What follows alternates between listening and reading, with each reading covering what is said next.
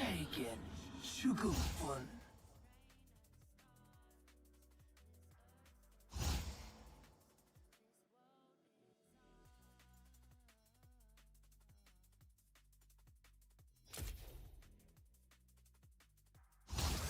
결국 모두 죽기 마련.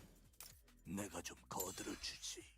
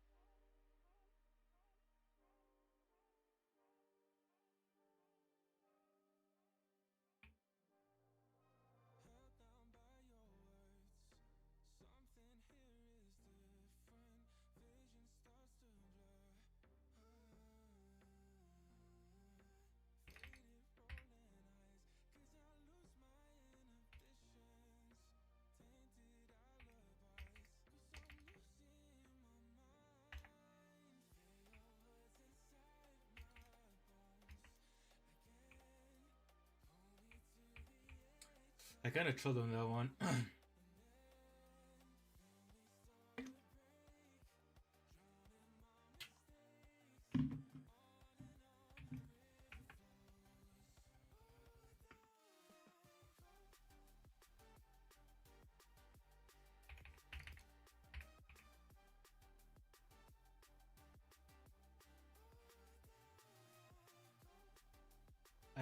I altered the other way. I mean, this is a bad first game.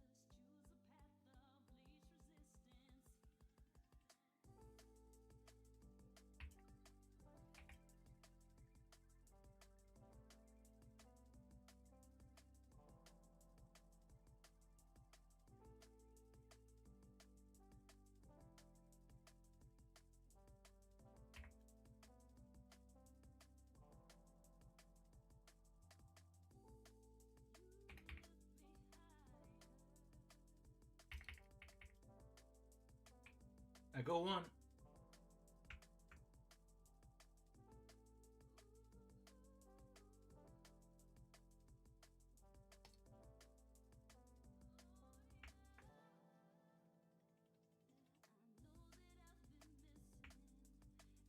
Oh, it's AP Malphite with Grasp.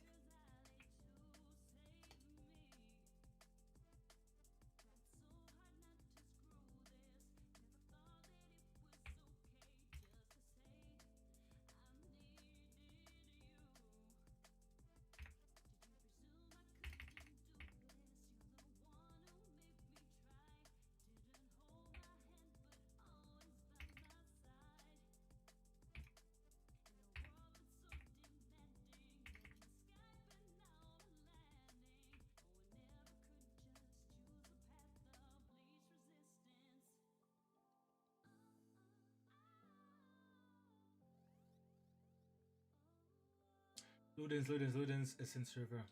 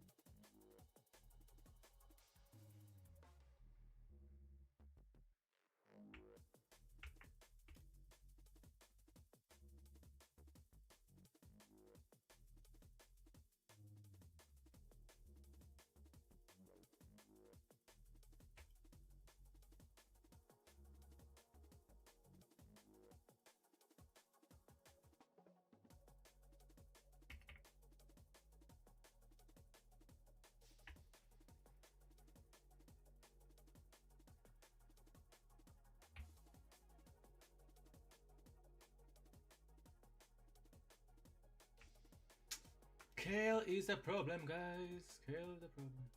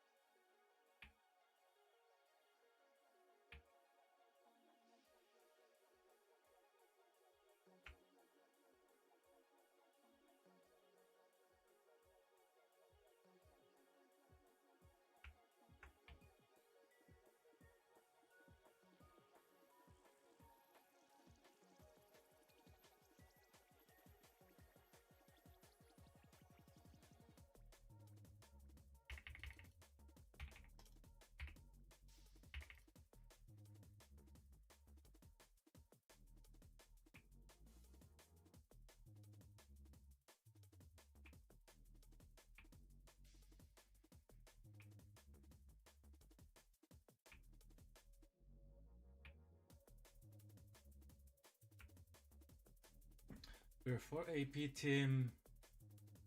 I'm the only AD team. This guy went to grasp Malphite. Like he went AP Malphite but the grasp rune.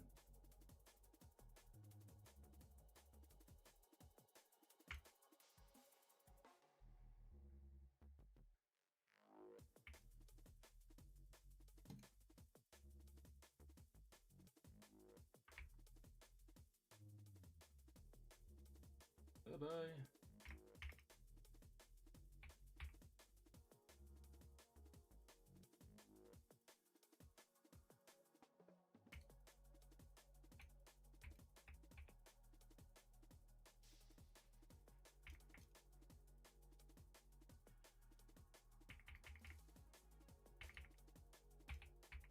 No!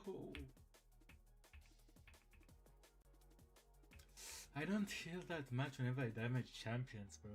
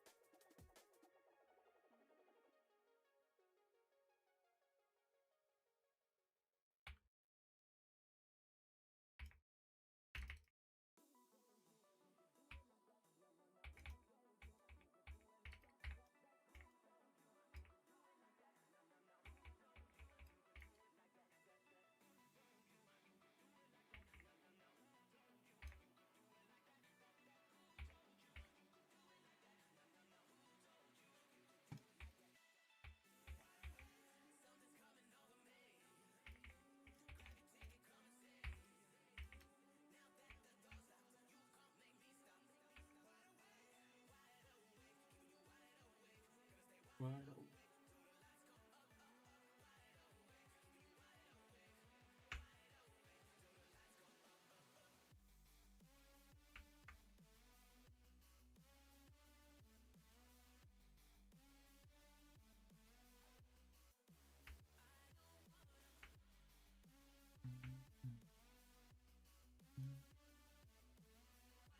Is he going collector? Because all of us were squishy.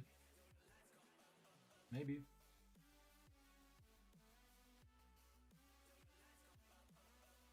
What is the plan as... No!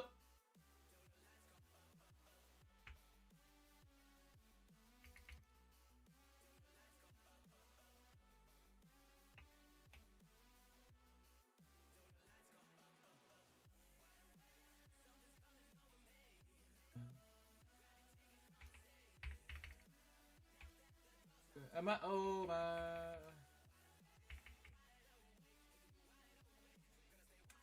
This is a bad matchup. You just... They scale very well. Compared to us.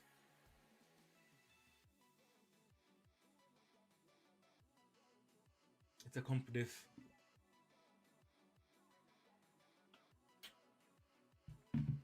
It's Kassadin, bro.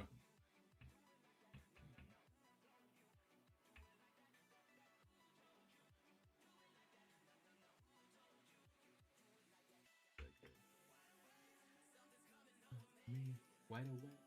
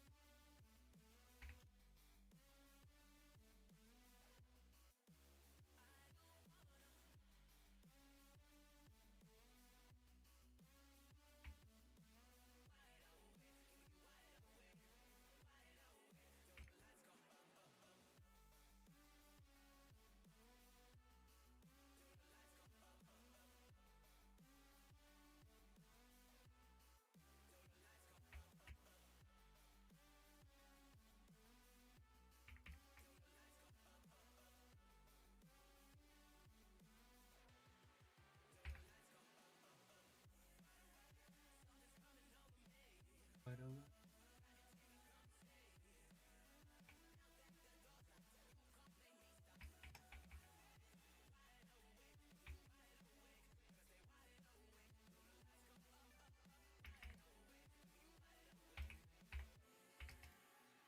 No.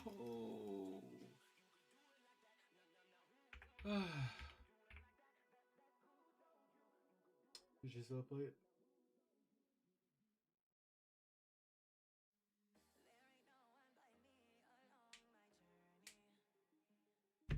This is a comp diff. Get out of here. Okay, guys. T1 versus DK starts in 1 hour. Until then, we're just chilling in here.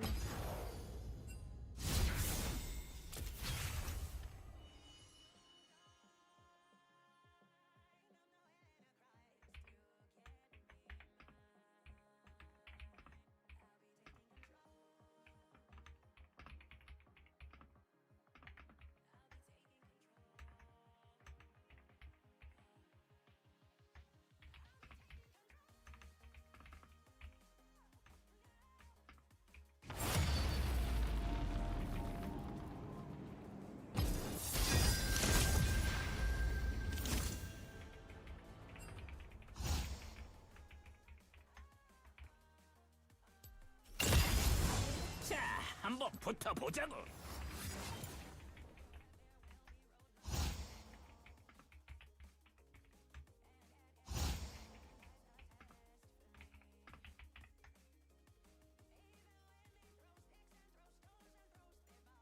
I love playing Rumble.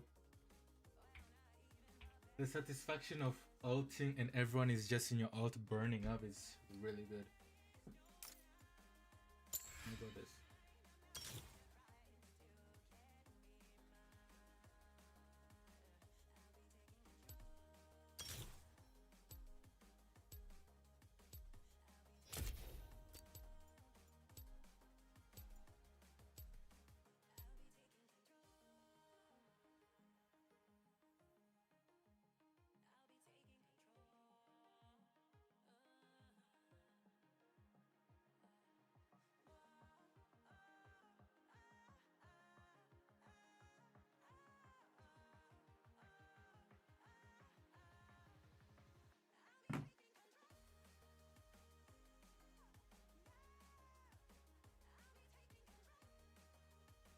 Oh, okay.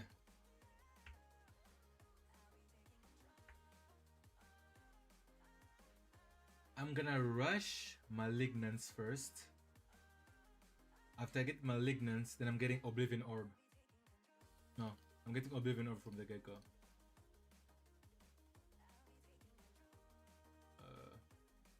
No. I'll rush. I want Bell any refilling potions. We go.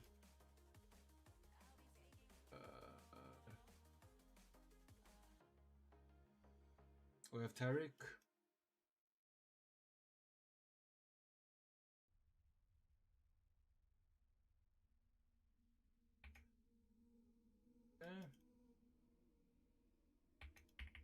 Haha, burn. Okay, that the.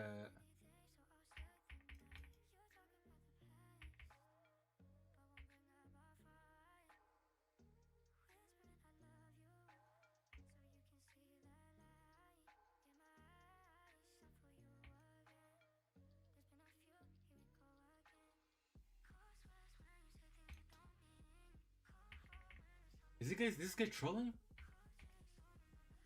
Hello? Doesn't he know how Tariq Rumble work?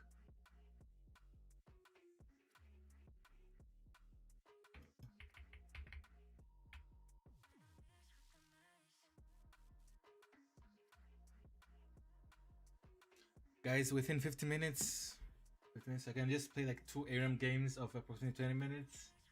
And then we're gonna hop on the LCK. So sit tight. Until then, enjoy some degeneracy gameplay.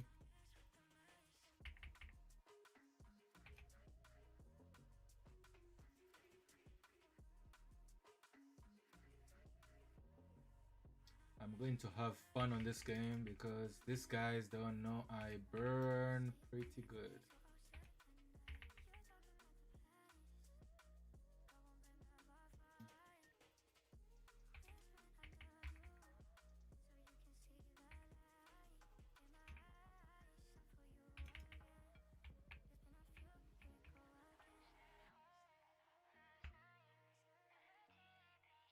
Okay, this guy is going. Okay. Janna's not going support. Soraka is going to the PTA Yon. Okay. It's ARAM, so people are testing out builds, but PTA Yon is troll. Absolute troll. Oh no, I think I'm troll. I think I'm. Okay, no. Oh no. Burn, burn, burn. Okay, we're losing. We're losing. I need to stop trolling. Okay, nice MF ult. Wow. But he's doing negative damage. Zero damage. Okay, I have level 6. Where you at? Oh no, I wanted to dodge that one.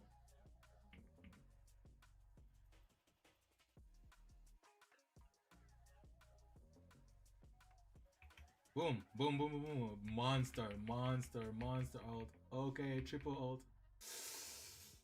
Ah, triple kill. That is the satisfaction that I want to never play Rumble. Everyone burning up in my ult.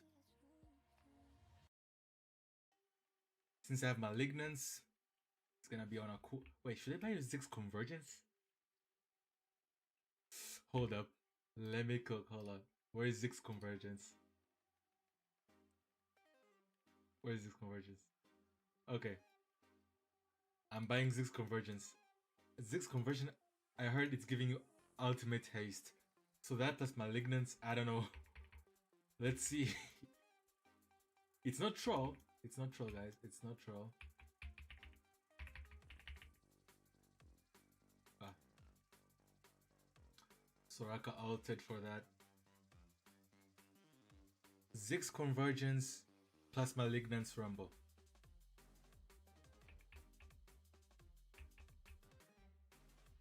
I don't understand Korean, but Ziggs Convergence, like there'll be some, I don't know, some storm around your ult, yada yada.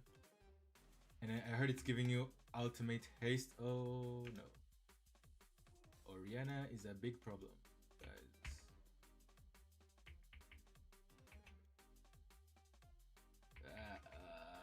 Orianna is a big problem.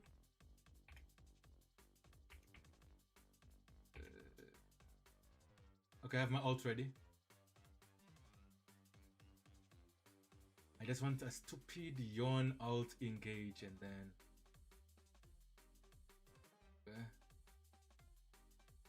PTA.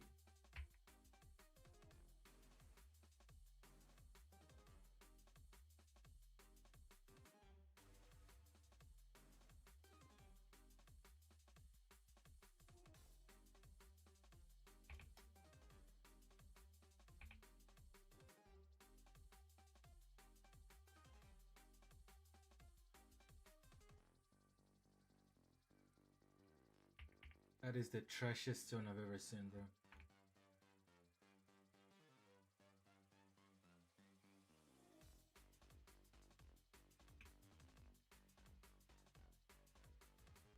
Let's focus on the Oriana.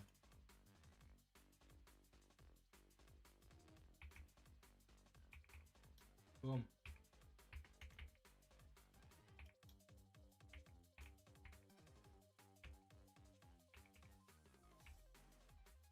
Six convergence from bro.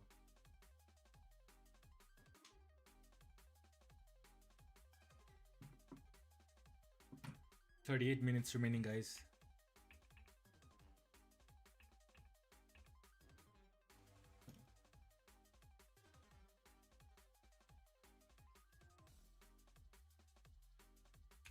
Look at this Oriana. This Oriana is a problem, guys. This Oriana is a problem.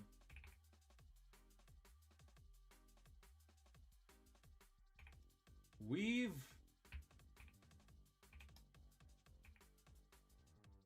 Okay, I'm out in 7 seconds. 6, 5, 4.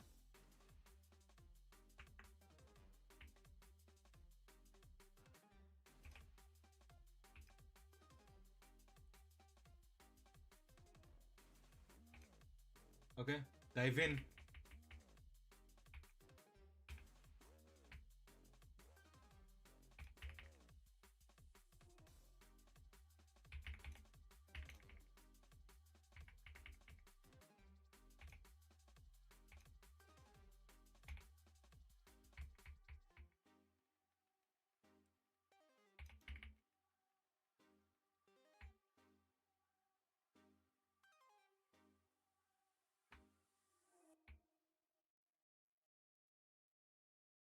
That Oriana is a problem.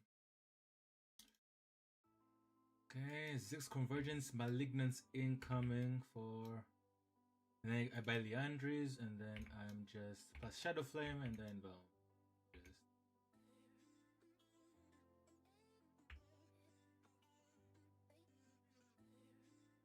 Okay, I have my ult up already.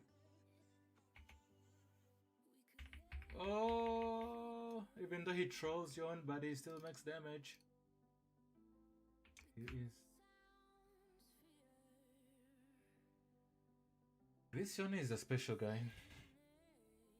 I never understand his build. Okay.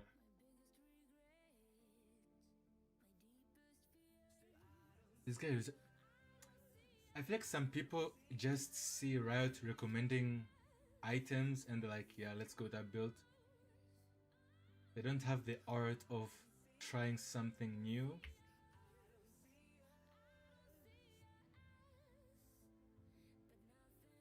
Okay, here comes the ult.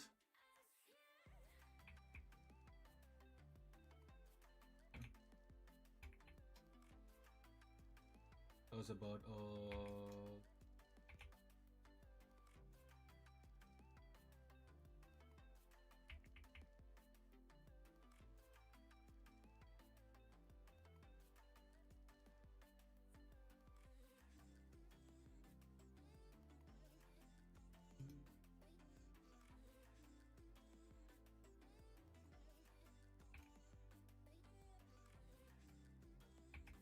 That Oriana is not dying.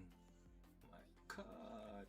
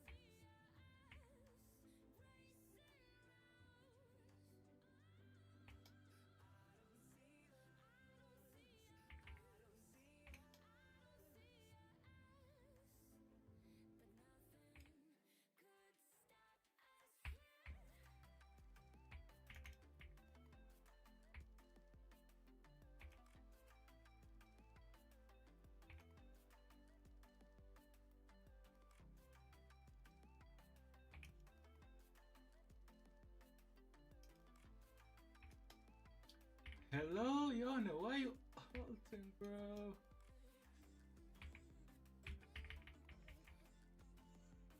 Uh,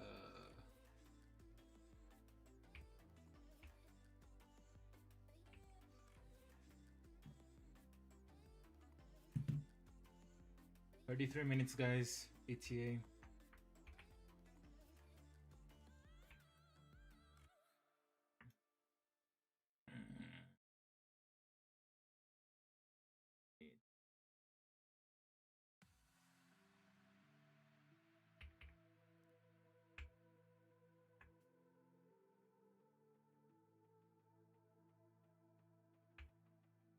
I don't think I'll have much damage, okay.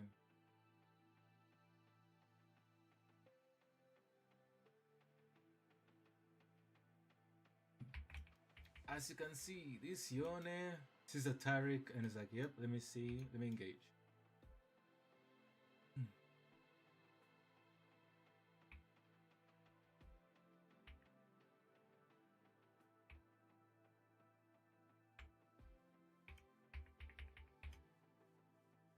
Yep, just kill the Oriana.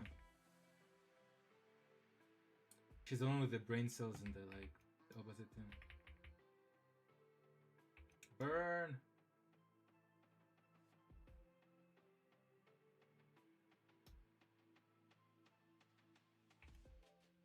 Come on, Yon.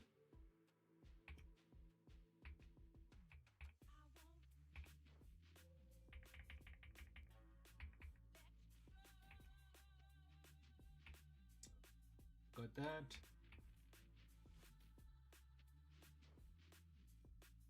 There you go, E.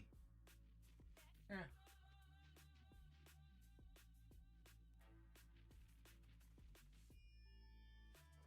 I think this 6 conversion is a little troll. A little bit. A little bit troll. But it's ARAM.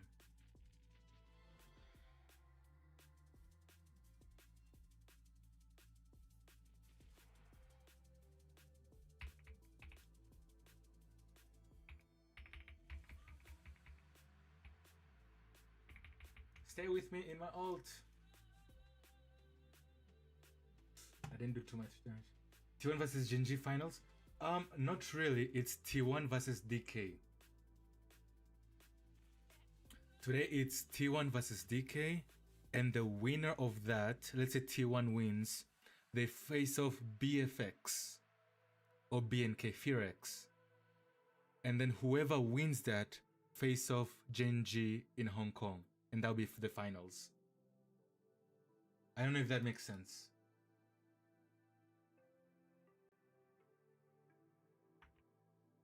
So today is T1 versus DK. Whoever wins faces off BFX, who lost against the Genji yesterday. Does that answer your question?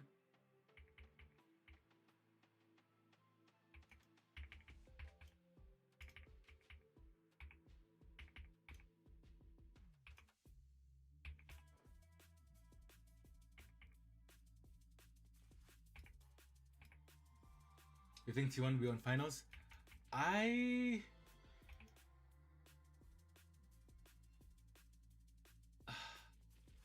Listen, Fearex gave me false hope, right, by beating T1 and then completely getting demolished by Genji. So anything might happen. I can listen to the game.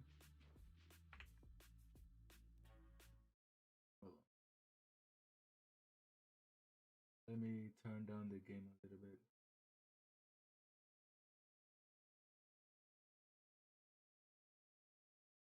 Okay, how about now? Is my voice clear? Hello, hello. Wait, why is this?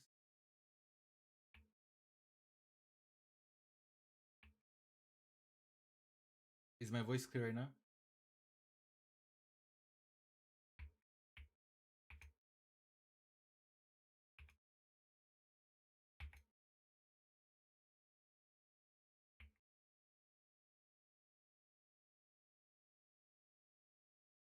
Okay, some people are just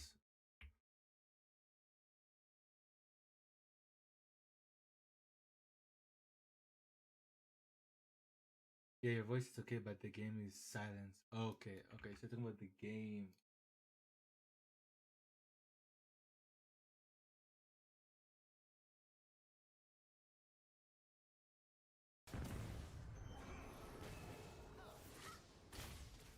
How about now? Okay, so to answer your question about is T1 like okay, BFX FearX gave me false hope by defeating T1.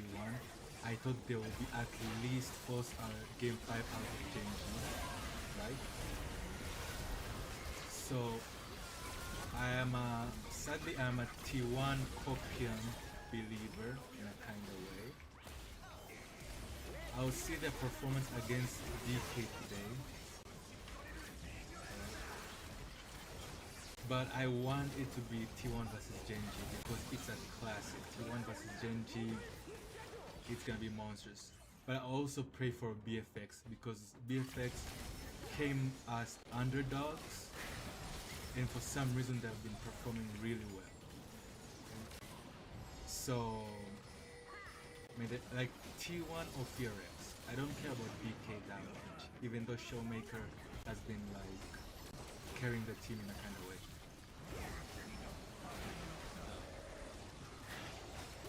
If T1 goes into the finals, classic T1 Genji, yada yada. If FearX goes, underdogs, well and good by the way. So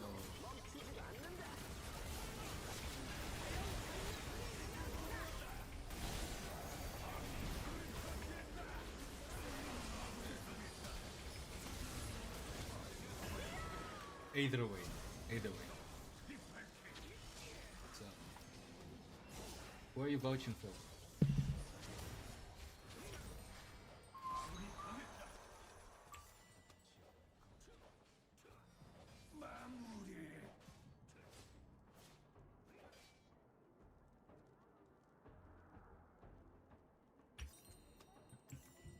Well, BFX is the new KT roster. I don't know, but I think BFX will be damaged by T1 if they advance. I mean, it depends though. I mean, if Dabo lock in, bro, the bot lane lock in, bro, I don't know, bro.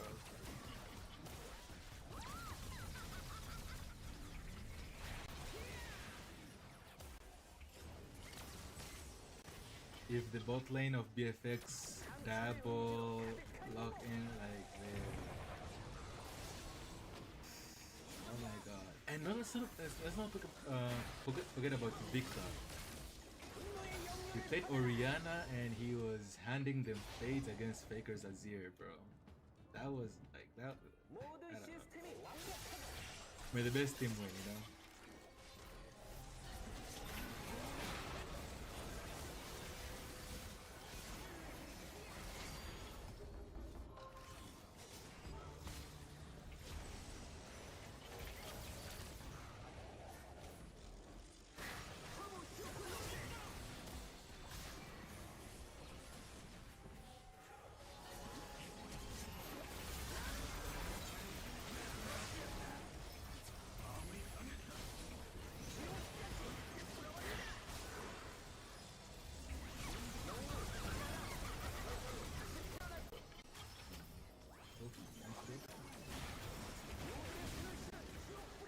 Oh!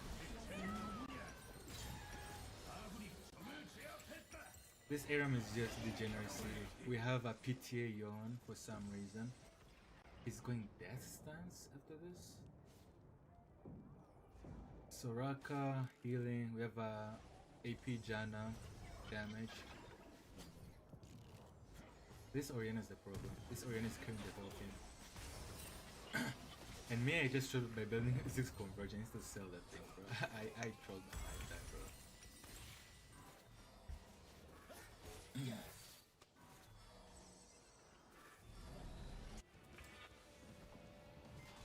And we have AP MF. Huh? I see that. See that.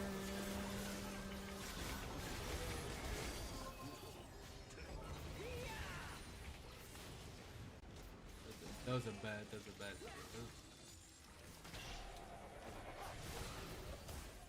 Oh no!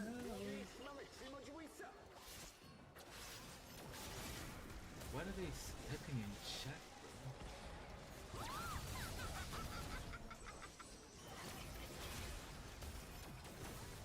My team is tilted, guys. If you not just press E.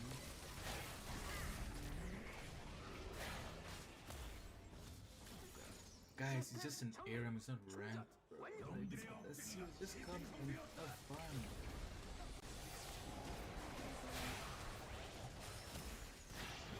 Did you guys hear about voice chat getting into League? I heard it's in the PB.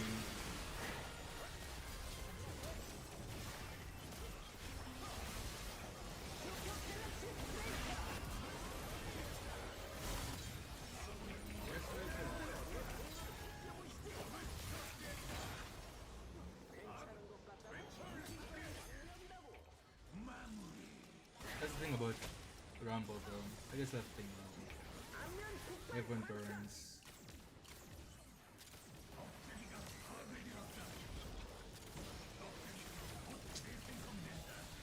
My ult is up already because I have malignance. Oh, this is GG's. Everything you're dropping.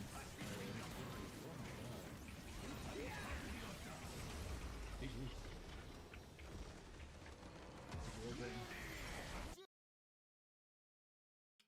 Okay. 20 minutes. Okay. What to do in 20 minutes? Because I already got a win in ARAM, even though my damage is quite lacking, to be honest. I expected a little bit more. I think I chose because I chose Ziggs Convergence. If I couldn't have taken Ziggs Convergence, I could have done more damage. Other than that, yeah. Right now,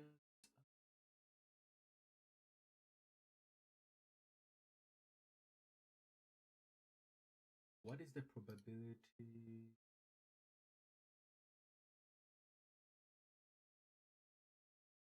Okay, it's not up yet. They normally start streaming in 20 minutes. Okay. What to do in 20 minutes? Oh yeah, I can show you the guys the game that I was playing yesterday. Mini Motor. 20 minutes. I have to entertain you guys for 20 minutes. What's up, Monarch? What up, what up, what up? How's your Elden Ring going? Did you get a lot of jump scares here and there?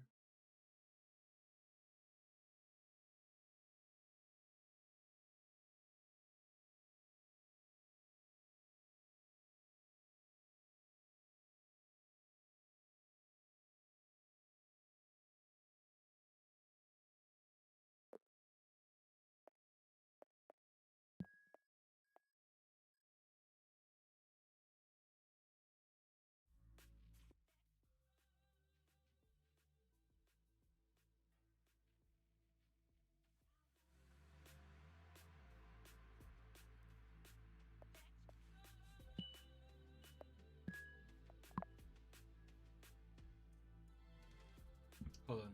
No. Hold on.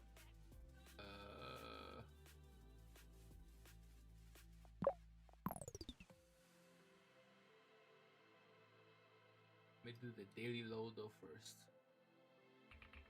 Load the left. Load the.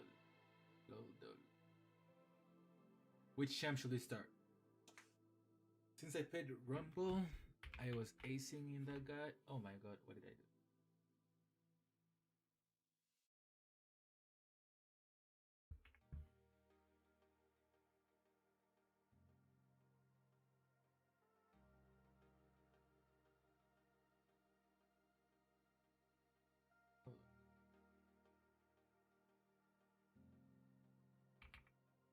Loadel.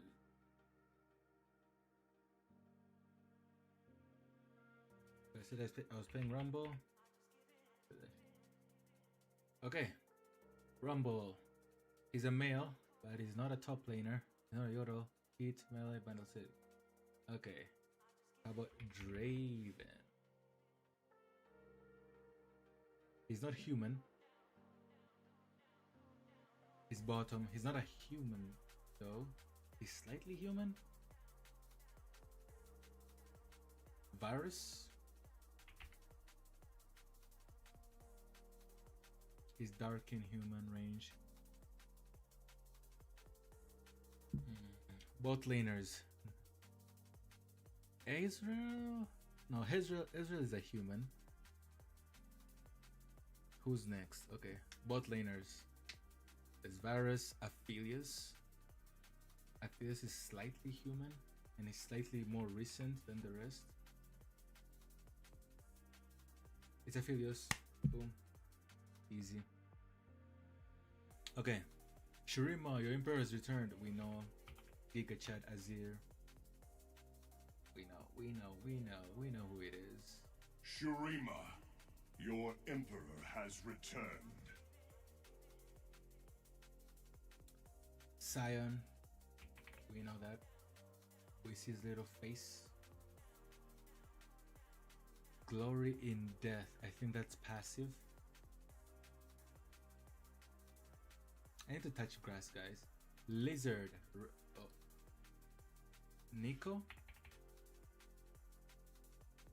Guys, I need to touch grass. I'm knowing too much. Okay, what skin? What skin? What skin? Give it to me. Trundle. I know that pose. I know that skin. Barbarian Trundle. Dragon Slayer, Esports, Fright Night, Junkyard Trundle. This like a traditional Trundle. Isn't this traditional Trundle? Quickest. I don't know much about Pokemon. I don't know much One Piece. Naruto, it's been a while. Can I just do Naruto, I guess? Guess with an eye? Whose eye is it today?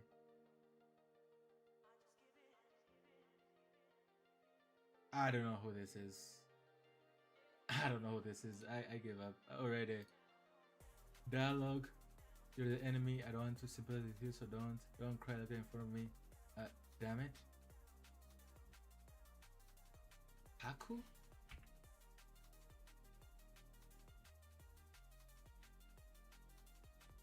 Naruto says this shit? Hinata?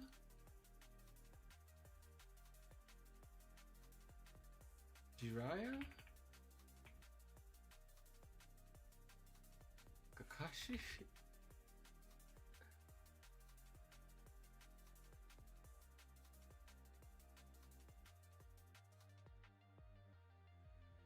Wait, Sakura?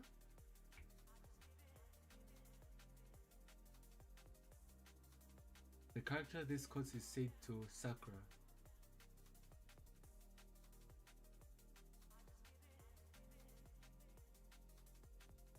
Any Naruto knowers? Anyone? I don't know, bro. Maybe one of the members of Akatsuki, Grandma Chio? Not Chio. Not Haku. Was it a female?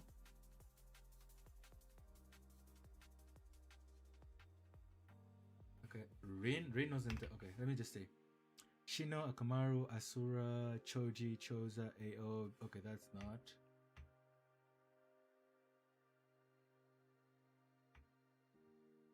B, Killer B, Black Zetsu, Baki. No, those people don't. Choza, those are allies. Deidara doesn't give a damn. He wants to blow some stuff. Ebisu, no. Fugaku Chia, no. Gara, Might Gara? Arts Club. Fourth Shinobi World War. Countdown. So, hold on. Is it Obito? How is it not Obito?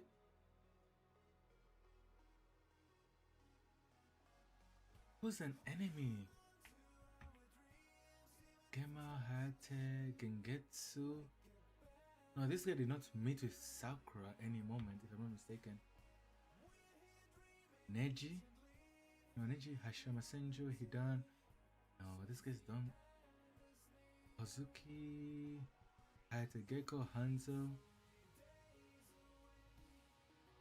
Okay, so anyway, Itachi, Iruka, Indra, no, Izuna, Kiba Ino, Inoichi, no. All these are good. Jugo? No. Kurama, Kaguya. Conan? Kabuto? No, Kabuto doesn't care. Turtle Karin?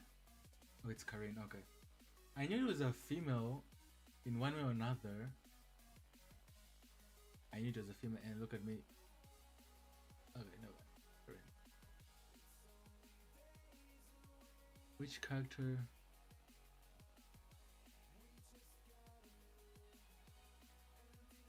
Is it Fang over Fang?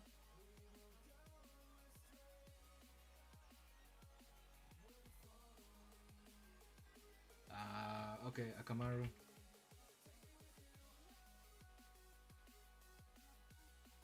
I can't see. Guess to this card. Okay, let me just see. Okay, classic. Sasuke. Boom.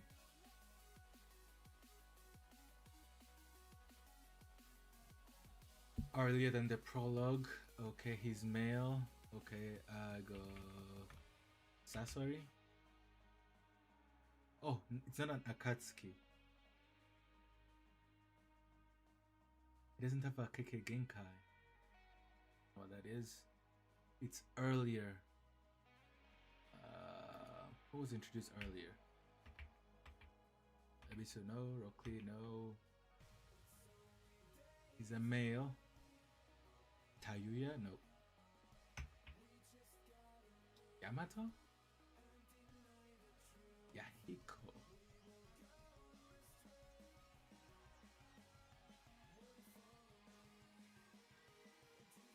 Ninjutsu, Taijutsu. I give up. Anyways, let's go back to my game.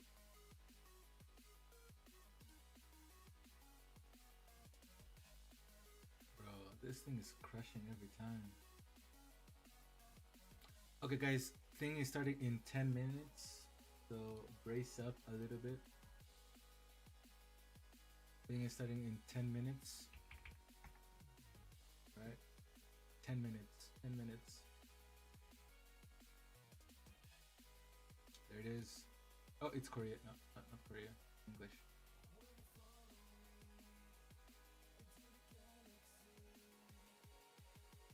Ten minutes, guys. 10 minutes. Let me turn the music. Oh no, let me leave the music up.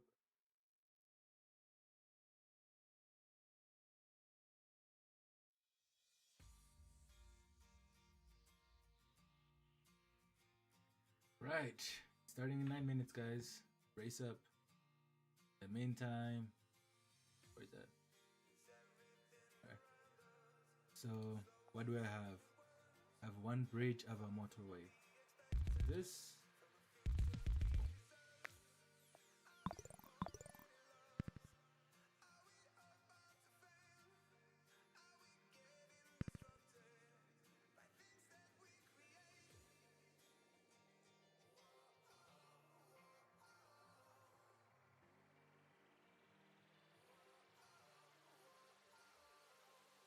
So it starts in 10 minutes, guys. If you wanna go grab water, if you're going to go and take a shit, if you wanna grab some popcorn, this is the time. Are we going to be placed with 5 game bangers? I do not know. Why is it over there? Ah.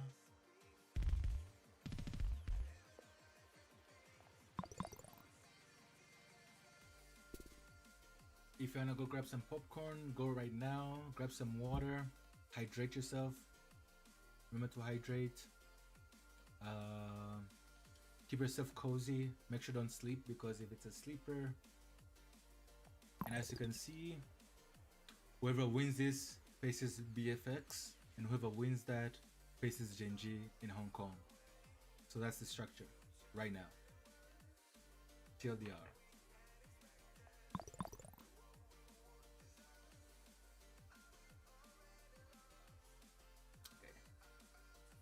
you're curious about this game is Mini Motorways. Faker plays it. I'm not sponsored, but it's a Giga Chat game. Wait, what? I have one roundabout? This thing got upgraded.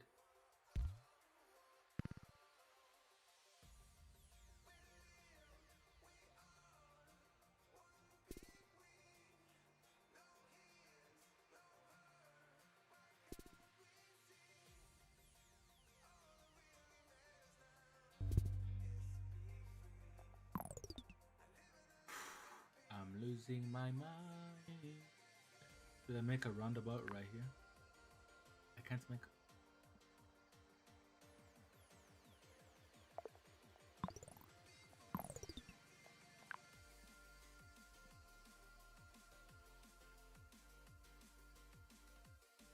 It doesn't make sense.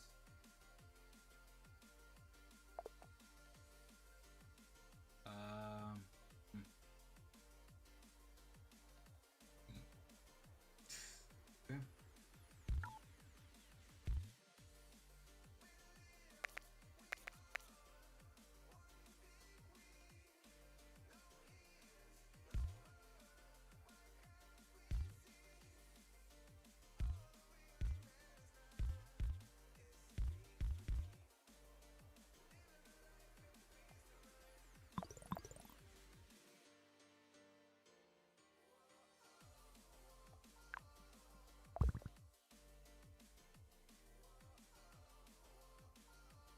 6 minutes.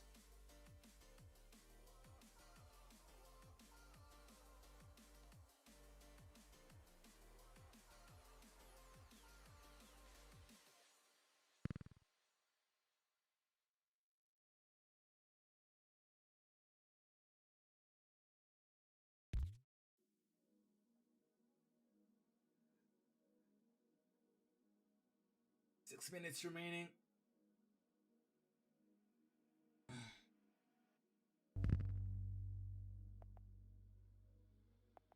No idea. I did try it. Okay. Can just connect this right over here.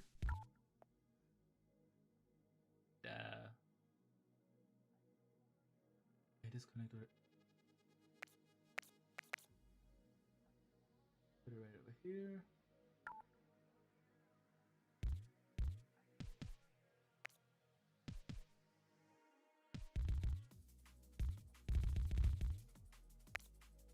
I'm just having fun right now.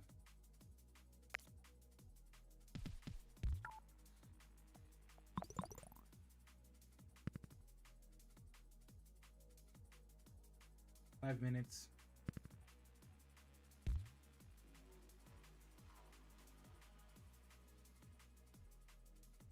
Five minutes remaining, guys. 5 minutes. Hydrate. Go to the toilet. Grab some popcorn or whatever. Get cozy.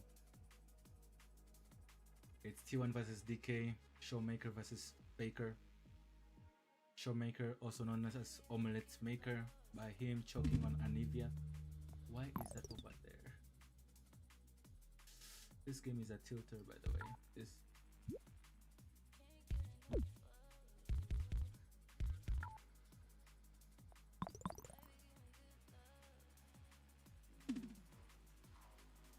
Whoever wins here faces Fear X, who got demolished by Gen G, and whoever wins that faces Gen G in the final.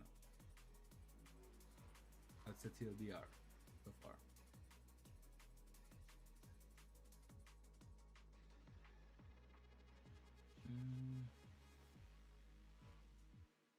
And to change my title. Hold on. This thing got upgraded. That's. Let me change my title real quick. I don't have an editor because I got no money.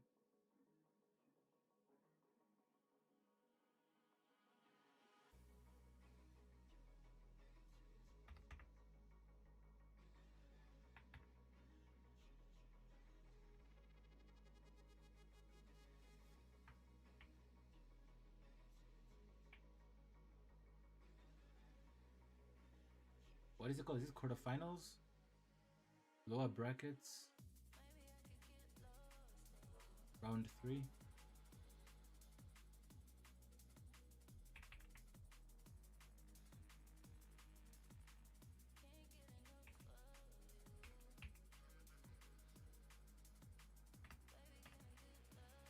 Okay, I'm gonna put a constraint.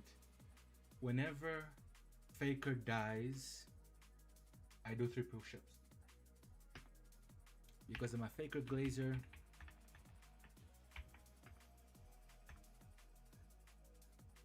One Faker death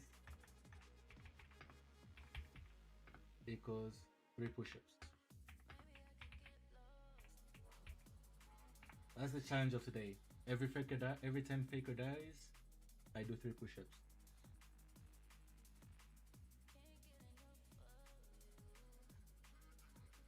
I think I've changed the title pretty good. Okay. 2 minutes. 2 minutes remaining, right? You haven't hydrated, go hydrate right now. If you're feeling something, you can go and pee, whatever, do it right now. Cause I won't promise a banger, but I want it to be a bang. Hopefully it becomes a banger. Banger series. Game 5 series with T1 winning, obviously, but we'll see. See who wins this.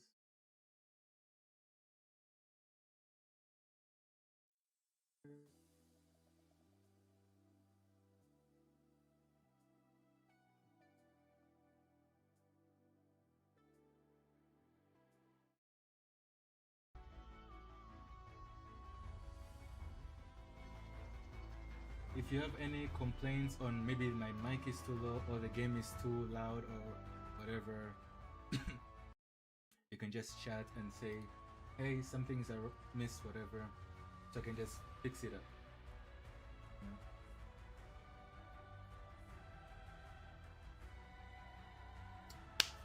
Okay.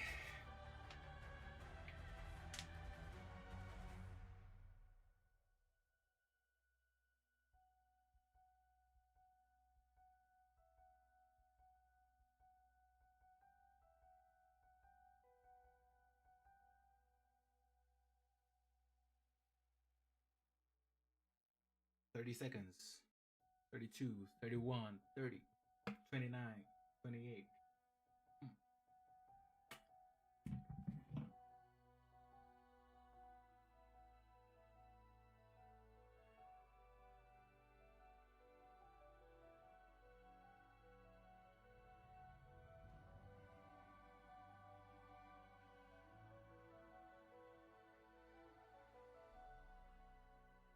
Okay, and it begins.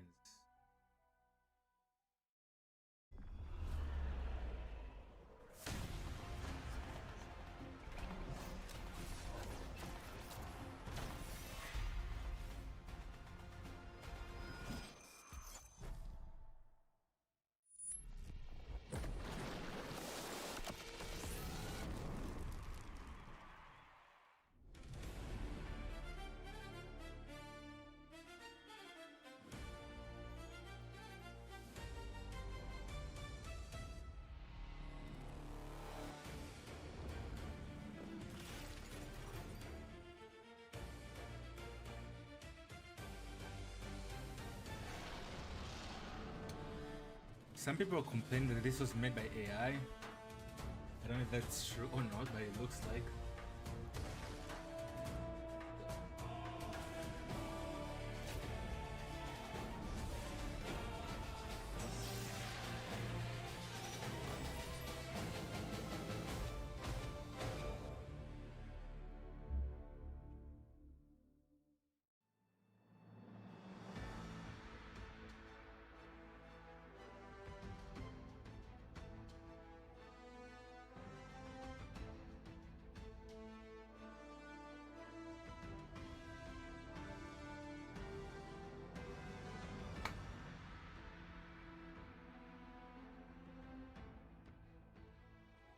Oh my god.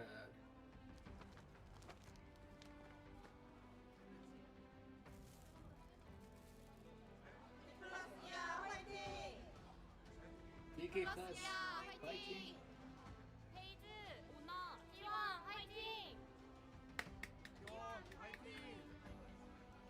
교원 화이팅!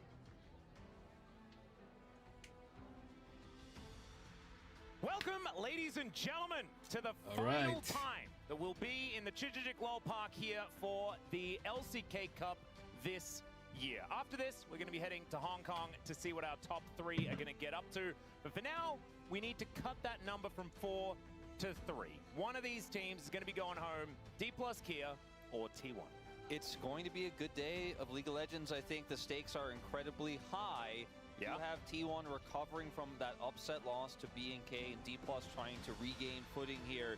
D+ started off the season great, looked great in Kespa Cup before LCK Cup as well. But I still think T1 are the favorites. They beat D+ 3-0 last time around. We'll see what the bottom lane matchup is looking like today, with Smash carrying D+ across the line their last matchup against DNS, whereas Peas had a bit of a rough day up against B&K. Yeah, and of course, they were up against Diablo. That guy looked absolutely fantastic yesterday, even if it was Ruler that ultimately was the AD carry that ranked supreme. It's actually kind of amazing, the pedigree of AD carry talent that we have in our top 4. Kind of sad that we have to say goodbye to either Pays or Smash here today, but I think we're in for a treat when it comes to that bottom side of the map, outside of perhaps the support matchup, which may be extraordinarily one-sided. DK, though, they did manage to get over the line against DNS. I think the only reason they dropped a game was because they ego-drafted the heck out of Game 3. And sometimes, you know, you've got CV Max as a coach. That's just the thing that's going to happen. Look at this, by the way. The Hong Kong skyline. It is incredible. I have spent a lot of time in Hong Kong myself. I actually remember that view, because isn't that from the top of the mountain thingy that you can go and see? Yeah, you can go up to the top. Yeah. You can take the ferry across. You know, there's two parts of Hong Kong, the main side and the Kowloon side, where we'll be here for the finals. Very exciting. Whoever loses goes home, so to speak, but more than that, it's not getting to go. Whoever loses stays home, Atlas, and doesn't get to go to Hong Kong. Yeah. If you look at the history between these two teams since 2019, the entry for Damwon Gaming, it has been T1 favored 9-3. Really only in that extremely dominant era for D+, or then Damwon and Damwon Kia. There they were winning in 2021. Do you see them take the big wins? They did win in the World's Qualifier round 1 as well. But in terms of series like this in playoffs, it has been very T1 favored. It certainly has. You saw 2020 was kind of omitted. That was when it was very much the D+ or Dom1 era at that point in time. And not very much a T1 era. Yeah, it wasn't very much of a T1 era. They did make their way back in 2021, and then from that point on, it was very, very red side favored as far as the colors of the teams, not the side of the rift. It's a little bit confusing there. As, yeah, this bottom lane is, I think, where a lot of people's eyes are going to be glued for positive and negative reasons on the D+ side. But let's have a look at our predictions. Yeah. And let's see how red it is. T1, T1. Pretty red. Wait, Jonah Strong. Oh my god. No, it's all red and a few 3-2s. G-Sun with a 3-2. D-Gon with a 3-2. Pony with a 3-2. I feel like 3-2 is a little bit crazy. I don't know whether T1 are going to throw away more than one game. I kind of thought that that was going to be the way that they do it. They do like to have a bit of a happy game every now and again. Are we thinking 90 plus here for T1? Or are you thinking 95 plus? 92.7 is probably where I'm at. Whoa, okay, never mind. The Korean side, definitely a few extra D+ fans. Yeah, look at this. 59 to 41. Only 76 here on the global side as well. A lot of D+ believers. All right. And I think part of this is that loss that T1 did recently take. And if you're just looking at recent results, obviously D+ had a positive and T1 had a negative result. But I do want to remind everyone what happened the last two times. The last time these two teams faced off, it was not close, and D+ could not make a dent. Yeah, and now it is time to hear from the coaches and what they have to say about this matchup. 여기서 감독을 하고 있는 CBMX 김대우라고 합니다. 재밌을 것 같고요. 좋은 경기 하고 있습니다. 이제 화면에 그림이 잡히는 대로 굉장히 이제 최적으로 되게 빠르게 판단해서 유연하게 잘하는 팀이라고 생각하고요. 저희도 이제 밀리지 않을 수 있게 뭐 이제 DK 방식대로 한번 잘 해보려고 합니다. 정글 바텀이 아닐까 싶습니다. 이제 게임을 진행하는데 개입도와 영향이 높아서 그게 오늘 좀 주요할 것 같아요. 오늘 한번 재밌게 잘 놀아보자. 3대1 예상하겠습니다. He expects 콩고 a 가고 3-1 win. 싶고요. 하면은 진짜 더 잘 준비해서 재밌는 경기 한번 해보겠습니다. 디플러스기야 화이팅! 안녕하세요. 티원 감독 꼬마 꼬마. 김정입니다. 왠지 DK 만날 것 같았었는데 이렇게 또 DK를 만나게 돼서 오늘 경기 꼭 승리해야 될 것 같습니다. 티어 정리와 운영, 교전 등을 반복해서 좀 연습했던 것 같습니다. DK 상대로는 모든 부분이 자신 있다고 생각하고 있습니다. 일단 오늘 경기 핵심 라인보다는 모든 라인이 중요할 것 같고 세트 끝나고 난 다음에 계속해서 방향성을 잘 잡는 게 가장 중요하다고 생각하고 있습니다. 이전 경기보다는 좀 디플러스 기아가 경기력이 더 올라왔다고 He's expecting a 생각하기 3-1. 때문에 So both teams are expecting at least one 오늘 game 경기 they 꼭 throw or 승리해서 something. 홍콩에서 경기하는 모습을 So- 팬분들에게 보여드리고 싶습니다. 티원 파이팅! T1 fighting, let's go. Man, I swear, CVMAX looked What? very nervous. Yeah, CVMAX did not have, that was not the pinnacle of a confident coach interview. No, I would say, and it reminds me of course, he was coaching Griffin back when they were I mean, it's okay to be unceremoniously nervous, guys, slaughtered by like, T1 in that we're 2019 still summer human. final. There have been quite some times where he's been on the receiving end of some pretty brutal losses against Coma and T1. So we'll see whether he has managed to bounce back from that one or whether those were nerves, you know, understanding Showmaker that, oh wait, versus Faker. I'm back here again and it doesn't feel great. But both of these teams, this is going to feel great as they are going to walk out into the Chijijik Lol Park here for the final time of the LCK Cup. We will be back here, obviously, for the LCK when it gets underway, but our last two matches here for the LCK Cup will be over in Hong Kong as we've been talking about. Very excited to head on over there, especially for the food. I just love a lot of the food in Hong Kong. Anyway, I want to get into this matchup in a more detailed way, talking about Are they overall gonna use the stakes here. toilet Obviously, strat? we've already gone into that. The Hong Kong ticket is on the line. Are they going to In use terms the of toilet what show right happened before to the game T1 starts? They in go their to the series toilet. against B&K. Because DK, I think I two think, things used it were last true, time. right? B&K came with a really strong strategy. They And for some reason, played they won that through game. their bottom lane. They were able to outplay Pays specifically, I think, a lot throughout that series and get him punished. Like, he was punished severely by the Pantheon. He was punished when he was trying to farm in mid lane. And B&K saw the weaknesses of T1. Now, T1 have had since a lot of time to think about what they did in those drafts. They've had a lot of time to readjust in terms of what Como was saying there, in terms of how they team fight.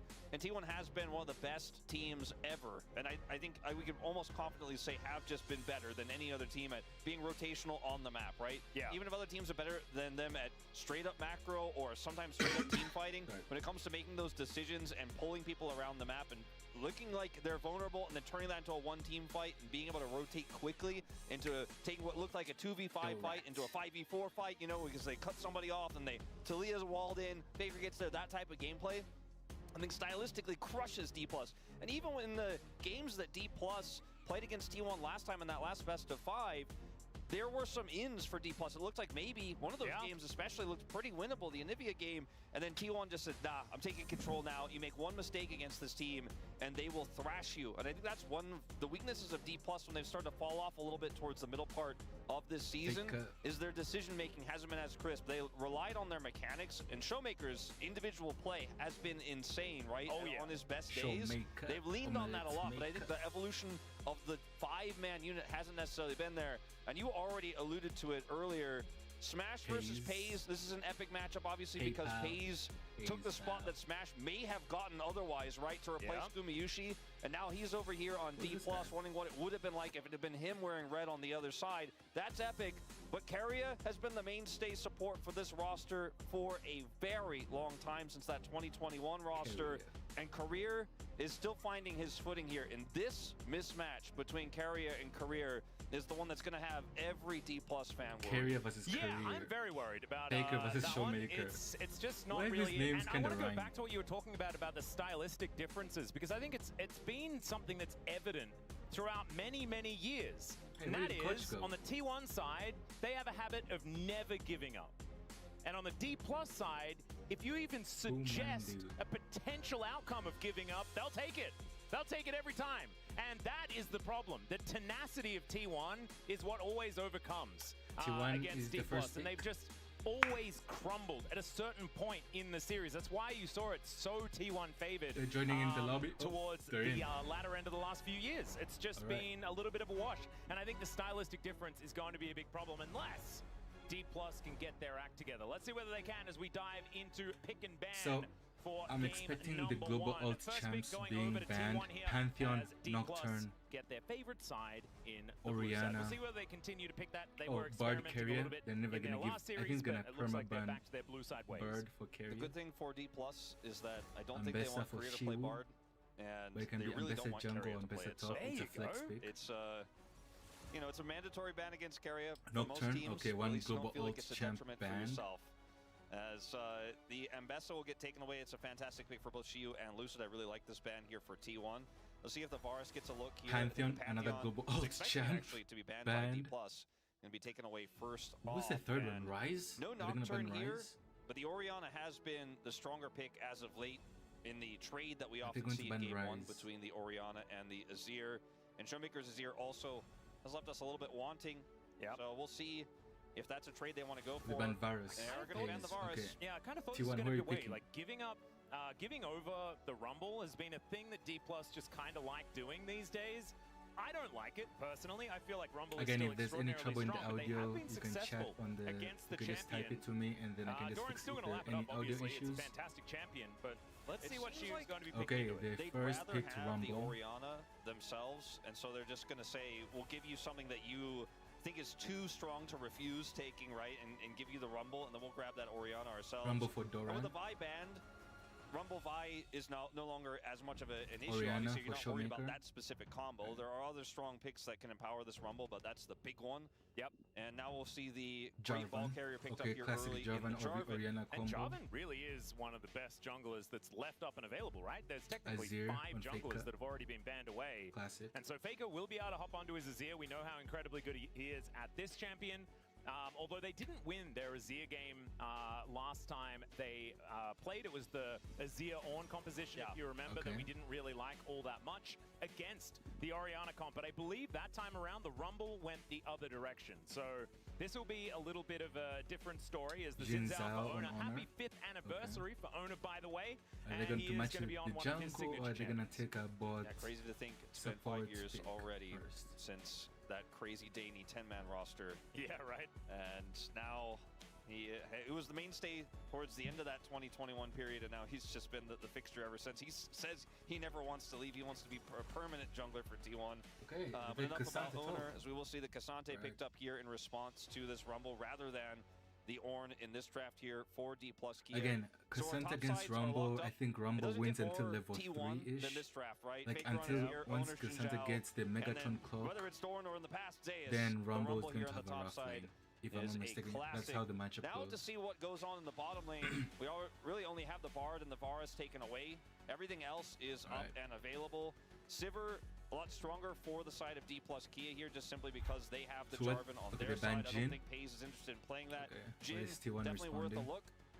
It's an interesting Are they one, gonna though, because I ban don't feel Karma like to design Jhin is the champion for either of these players. I think Nick- probably they more ban for Lulu. FaZe than it is for Smash, but it's an odd ban. Anyway, it's gonna Lulu ban to be Karma, taken no? away here does Ezreal cut down Karma a couple combo, of the hyper bot carries lane. as Yunara was still up and available. Yeah. No one decided to pick her up yet. Yeah, there's That Lulu is Yunara, going to hamstring that pick there's just Jinx. a little. I do think taking away a lot of Which those other range ADC? supports makes Sivir, playing the Yunara lane a lot Aphelios. easier. Just simply because you can, you can even play Alistar with it if you want to, if there's just no way to really pummel you in the lane. The Jhin is gone. We'll see if they ban. Okay, they're Nami, gonna ban Nami. I was gonna say just the deny Lucian the Lucian straight up Nami. could have been the other way to play this. Yeah, that's T1 And we may ban. end up having Corki versus Yunara, but the Sivir is still a strong possibility here for D+, because it gives you a We're lot going to of see wave clear, a lot of Ezreal's scaling, Karma combo and bot empowers lane. this composition, Question especially the mark? front line of it, incredibly well. Yeah, I wonder whether we are going to see a look at the Yunara regardless of all of these bans that have come through to a lot of the supports that she does like, and by a lot, I mean Bard, Lulu, those two being the ones. Nico is still up and available. That is a big deal. Maybe something that T1 Karma, could look at, but okay. instead the Karma going to be taken Big away. lane, Feels Ezreal like Karma we're looking combo. at a Corki Nico is up, lane Corki versus is a up, Yunara lane Yunara of is some up. type. Yeah, it could be the way, unless D+ Alistar, decide to Nautilus, lock away the Nico Iona. now, assuming that it is high enough priority to do so. You can always pick the BK, what are Alistar you into picking? it. It's something that Carrier has done in the past to a fair bit of success. And I don't know whether you'd want to just blind pick Alistair here, because I don't think that you're going to stand much of a chance in that lane regardless here for D+, but definitely not if you're taking a cow down there. It's so clear that Ash. this entire Are they gonna decision use that cringe is being Ash made by Seraphine Smash, combo? right? Like you Oh see the my camera God, shot, you see the bro. angles, you see CV Max trying to give him his take, Ash and Smash Seraphine ultimately is makes it's the a call. bad, oh He's my going to God, pull it's out a the bad Ash. lane for Now this doesn't T1, necessarily if I'm have to be Ash Seraphine, and Ash Seraphine will be gone for the rest of this series, so throwing the gauntlet down early here, but it sets up Orianna combos really well if you can hit anyone with an arrow. Yeah, obviously the Xin Zhao is going to absorb a lot of that pressure, but really any other target Zeri? here feels great. Zeri Wow! Yumi? Pulling out the Zeri straight up Zeri here Yumi? with a Okay. Yumi into a face-up Ash Seraphine. Zeri That Yumi just against Ash complete Seraphine. suicide? Okay, guys. It is definitely a huge risk, I would say. I'm not a in huge this fan of draft Yumi here, Chan because you play it's a with one hand. statement If you know, you know. from T1 to say Smash other is, than I mean, that, Smash basically 1v9 and Ash pull Seraphine. D+ across the line in their series against DNS to get here. And Paze and Carry are like, yeah, we like to just There it is. tangle with this guy. We think we're strong enough, we're better than him enough. That will actually make the bigger impact here in this first game.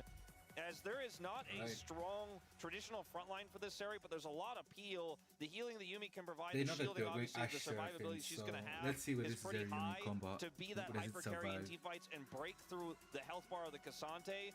And without a consistent damage dealer in the mid lane, and with Ash Alright, guys, Seraphine with here, that, game you're going to one be is reliant as D+. underway. It's setting up big charm combos. You have the ball With carrier these two here in the comps, Jarvan. You've got an insane front I line don't with this know. Who should I Cassante for the Ash to favor? play around. But if you don't kill Paze I'm just curious or on this Faker, Zeri they're two Yumi big lane. threats. And even the Equalizer can mess up your zoning and prevent you from actually getting that big combo off with the Encore to start off the fight and then look for that follow-up ball play.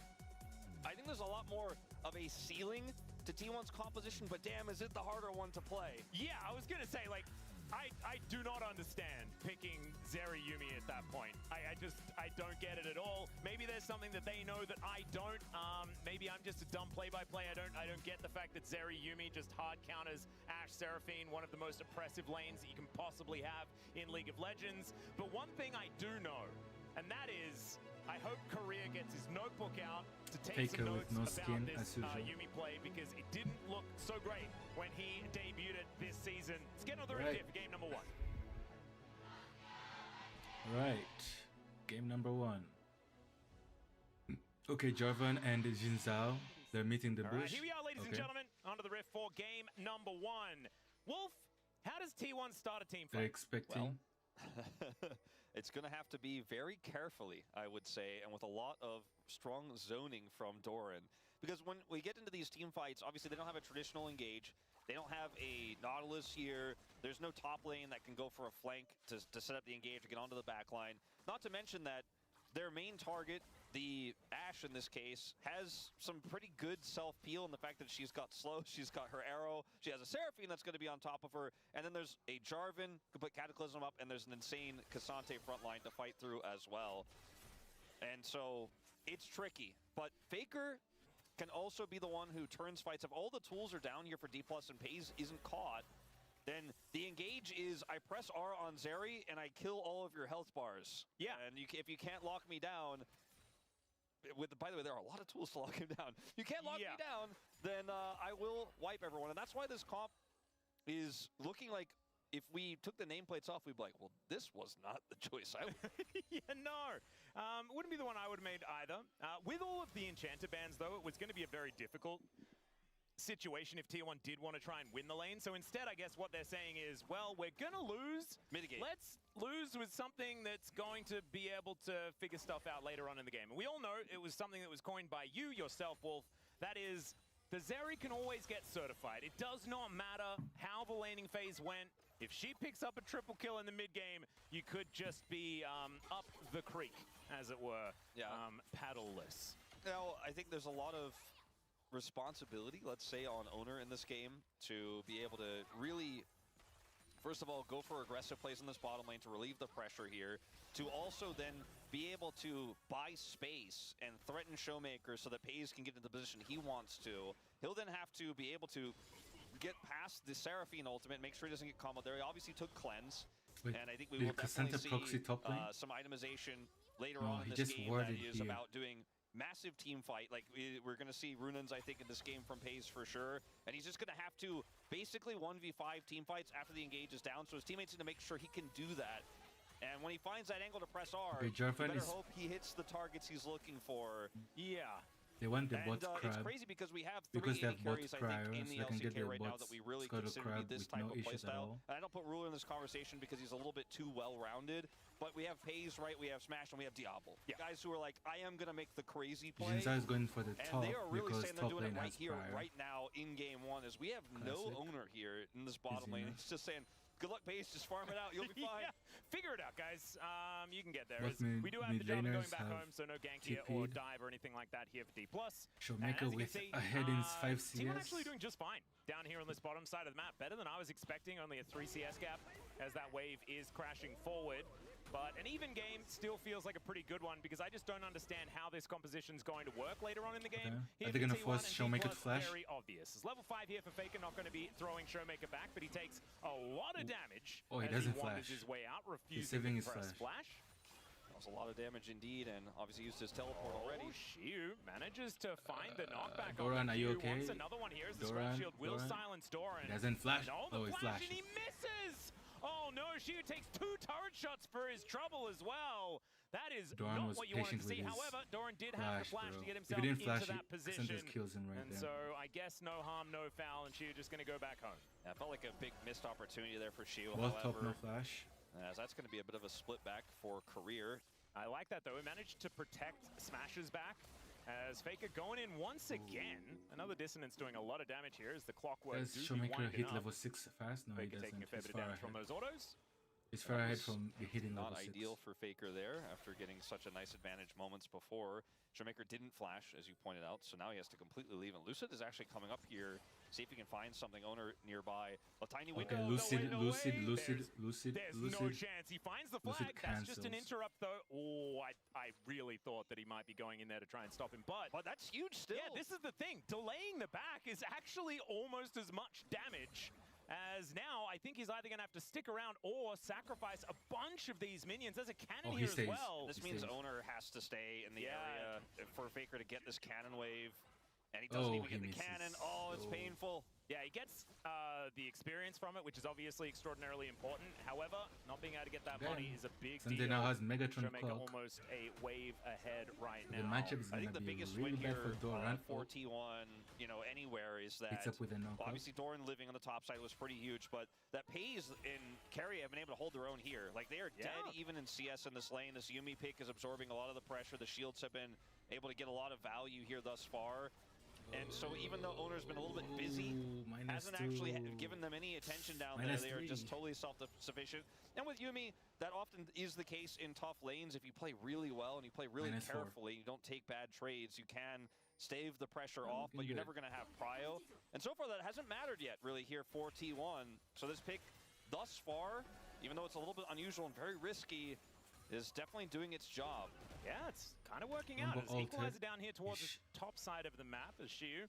Down to about I mean, 300. it's Cassandra but, out, he's got the guys. all out. Like, he might be He's, low in also HP, got a but job in, so he he's should be W all right in- here. Health advantage to Deals Doran means true it just damage. became a 2v2. Don't think it would be what she wants to see.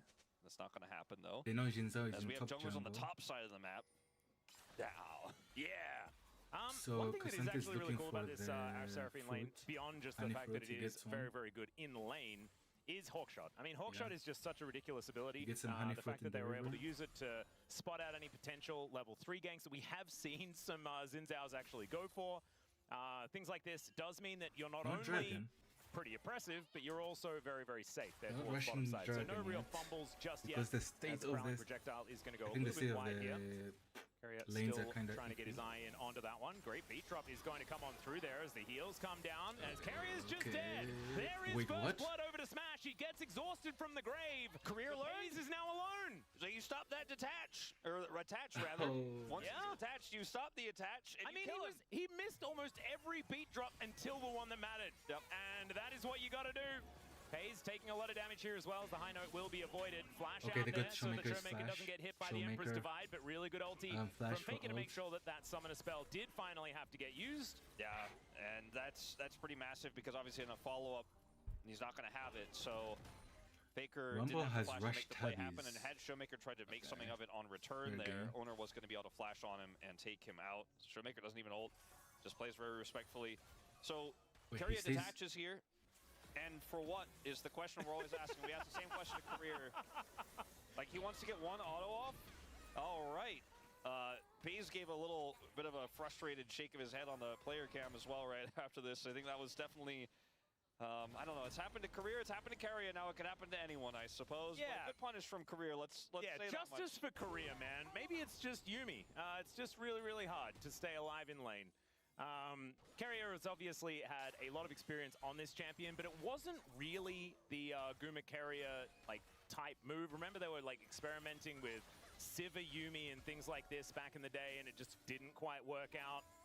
So it's never been so, like, oh god, Jin Yumi. Oh, Yeah, no. I shudder to think.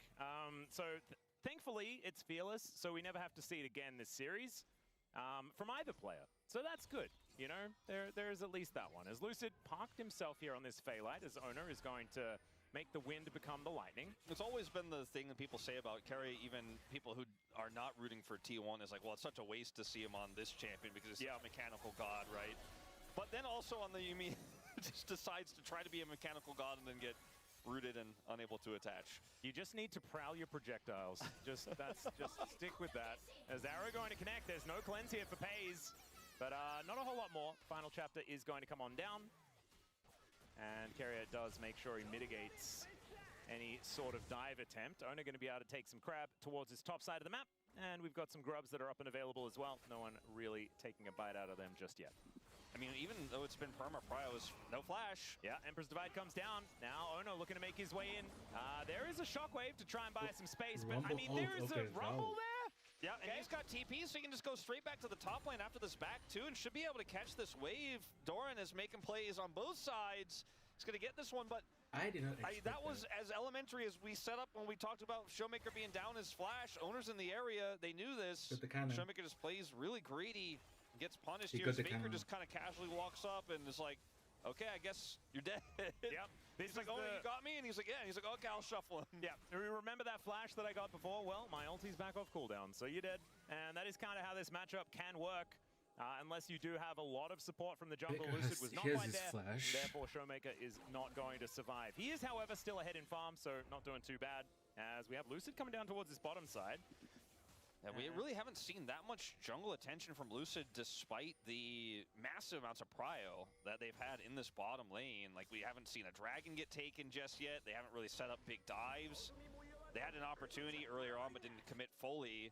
Now Owner has the time to come down here, and it's a chill there's a game lot of vision, so far. so they're No, not going to be able to get much punish here degeneracy. onto Smash and Career. We may have a delayed 3v3 here, but the fact that T1 are even in farm despite Yumi dying, despite the fact that playing into Ashe Seraphine means this pick is working out incredibly well so far for them. And just don't know if D+ have utilized this bottom lane as well as they would have liked to.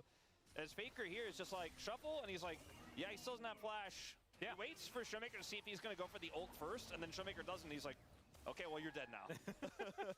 And it worked that way. It Yeah, was also Showmaker not able dies to press even dissonance in without time as Rumble well, ult. and so Faker got to Yes, I just think like he waddle dies. up to him and managed to throw him on over. So really nicely played But there. they- As there's an okay. all out here from Shiu. Let's see whether he can find Doran. Does have his flashback said. available, does have to use it.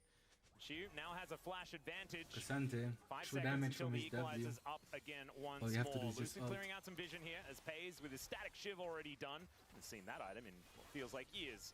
I mean, you need it in this early game to be able to clear waves, and Okay, we are going to see a bit of a scuffle here. Oriana says he's back Owner off. avoids the He's root. going They're mid in. lane. Yeah, gets the knock-up onto Lucid. Prowling projectile is Does going to Lucid connect do- as well, but he flags and drags, Okay. gets himself out of there, was holding onto that for quite some time, and they're just buying time for Showmaker to push down this mid lane. A little bit off tempo was T1, and they do suffer for it. As the big drop Showmaker was going to thinking land that once he's going again. to Arrow push up and mid available here lane. for Smash, but they want to hold onto it to make sure that they have that for So any they're potential leaving dragon the fight. dragon- the first dragon has been to started here by Owner, and it looks like DK have no real idea of going for it. Yeah, I mean, they just really can't. I think with the situation here for T1, the amount of damage they did in that initial salvo, Lucid taking so much means that they just can't contest, and if they tried to, they might be setting up that Zeri moment you were discussing earlier. Yeah. Walking into that, even in this early game, Zeri's skirmish power is really powerful. Speaking of, Okay, Yep, Zeri okay. looking for the angle as the cleanse cleanse. comes out. And flash closely, and the encore doesn't quite work out. Prowling projectile is going to miss though, and the flash out from Korea. Honor, cleans it up. It is clean up, Zins out time, and in he goes. Picks up a swift double with the 3 Talon Strike. He had a Talon Strike left over after that one. Pretty nasty stuff here in the bottom lane. D+. They thought, okay, well, we're going to give up the dragon, but maybe we'll be able to get a little bit more in the lane. And these angles for Paze, he was famous for it when he was on Genji on the pick.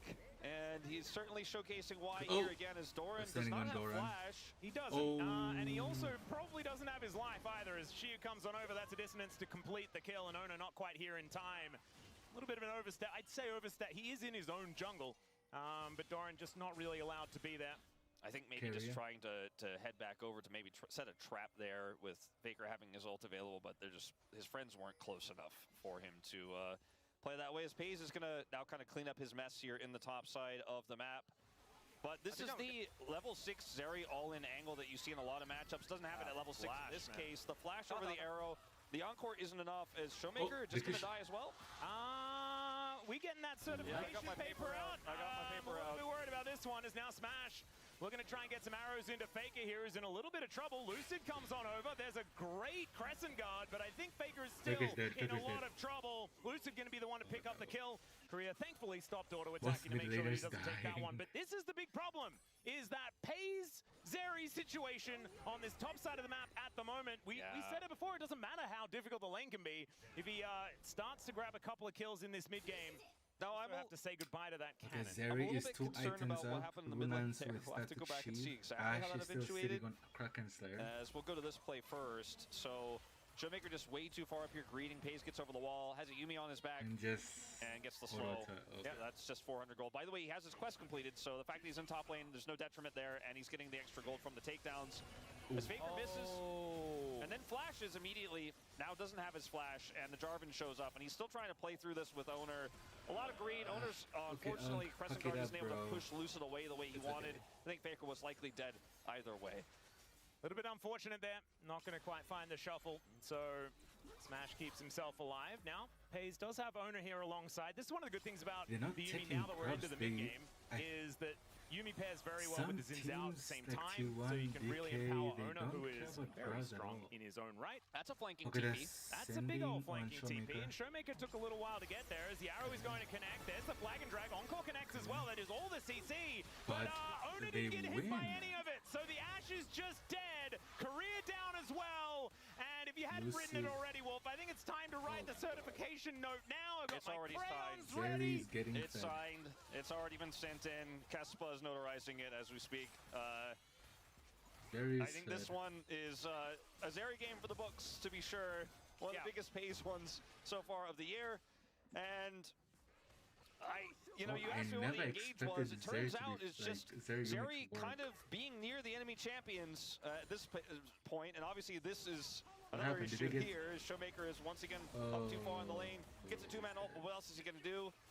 And then here, Owner is here, so this is a 3v3 fight. Obviously, the Yuumi gives you so much power here. So when they decide to go in on this arrow, look at this, he doesn't take damage. He's still not really taking damage. Oh, he's charmed. That's cute. He kills people. Yeah. And the enemy AD carry is dead, so there's no damage. And he just kills whoever's left. Lucid's like, can I do something here? He's like, no, you should leave. That hitbox from the Ashe ult is kind of iffy. Yeah, this is the thing. They did manage to get onto the Zeri, but like, that's a 2-0. It was a 2-0-1 Xin Zhao at the time. Like, you cannot ignore Owner. He has Runins now. He is ready to just make all the health bars disappear. Doran has outdamaged him so far in this game, so there's that. But he has been hitting a Cassante many, many times. And there's a big old shield to get through when it comes to that guy. As at least DK, I mean, they can defend this turret quite comfortably, things like that. We haven't seen a first brick just yet, but it's a 2.3k gold lead, and I just didn't expect T1 to be able to make it to this stage of the game with a minor deficit, let alone a lead. Like, it's kind of insane. So Paze now is just running amok on the map, and maybe you're exactly right. Maybe Paze is just the engage. Okay, there it is. There is an engage from Shiu as well, looking for an angle onto Doran. He is just dancing on the equalizer, though, as the Flame Spitter comes on down as well. Flash out there from Doran, and the flash from Shiu is not going to work. It's a solo kill. Nice play from Doran. Nice. Oh, he dodged Ash ult. Showmaker doesn't have ult. Oh, Showmaker has ult. Okay. Still trying to find it. Another Standing on Zeri. comes down, but the final chapter is still But there. Zeri Ulti from doesn't Paze. die. And look at this. It's Zeri basically doesn't 1 die. versus 2. Sorry, 1 versus 3 because it's a cat.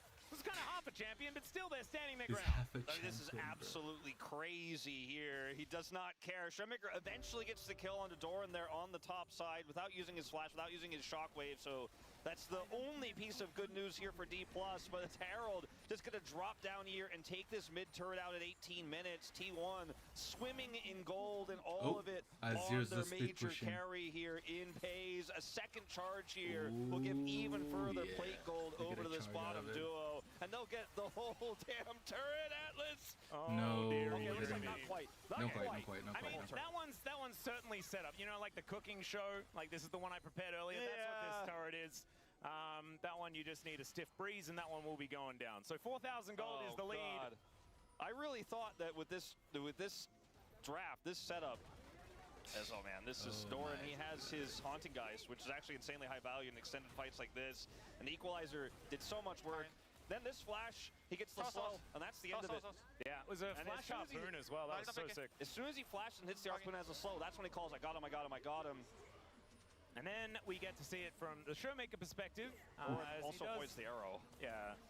Still, Showmaker is able to come on over here. Refuses to use the ult. As Doran just does his very best to light him on fire, but Doran it does not quite work. Gets like 3/4 of his health bar. He just needed the top lane. That's Showmaker's Rumble. probably not too happy about that either. Play him As on. another turret goes down.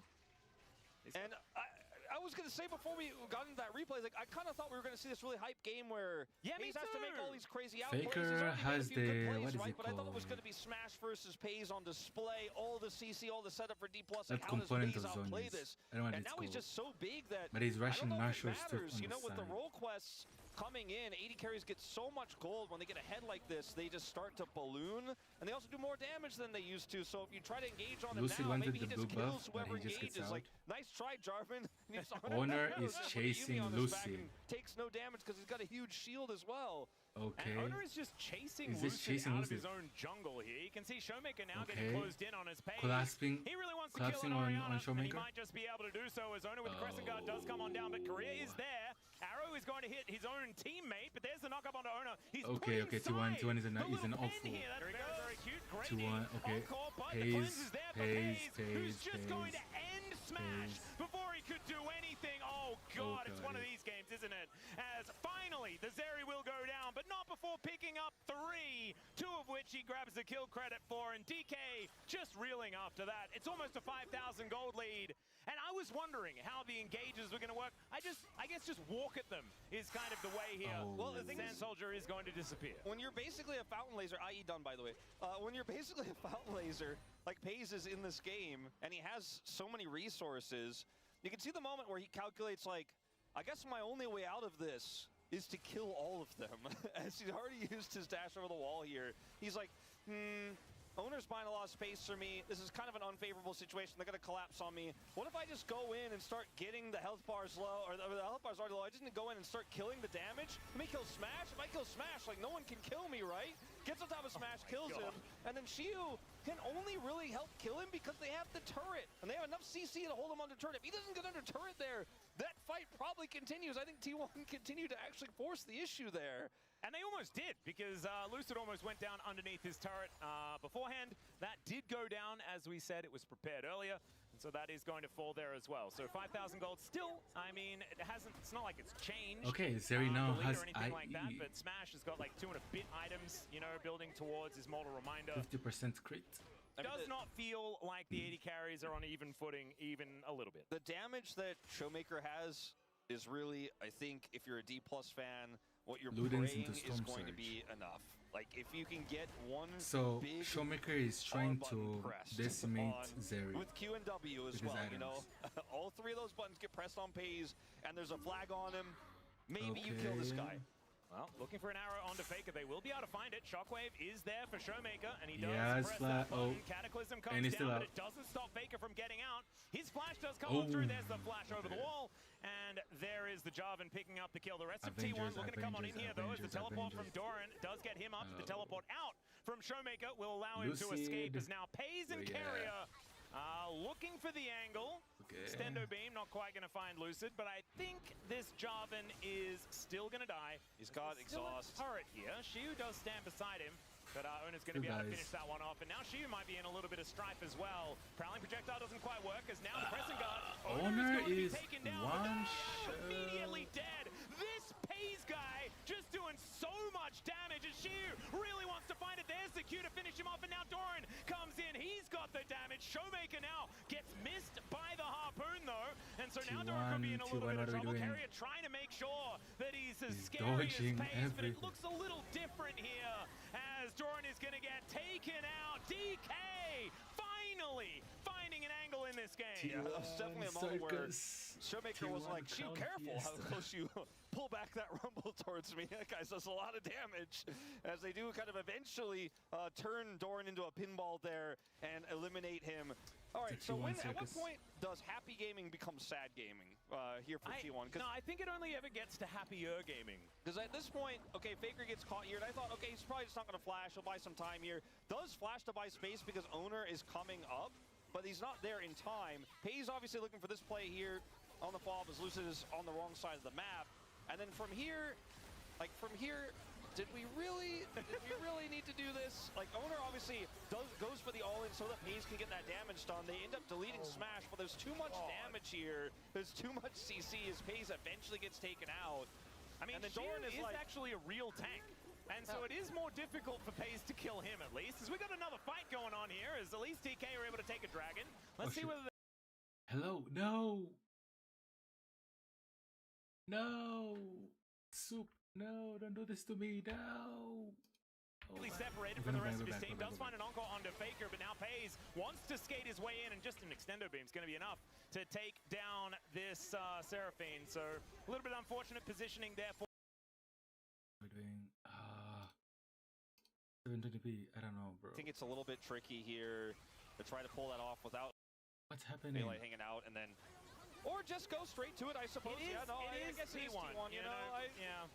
They have great turn here, right? When they do have Emperor's Divide, so there's that. It's lagging. Shiu's not going to be too worried about that one. Is now looking for an angle towards Owner as they go for the turn. There's a shockwave, but it's only onto the Xin Zhao. Is now Lucid in a lot of trouble. Shiu dive forward, is now Pays, possibly separated, or never mind, just in range to kill everyone. Owner somehow lives, and that is just 2 freebies here, as DK are just going to have to sacrifice the Baron now.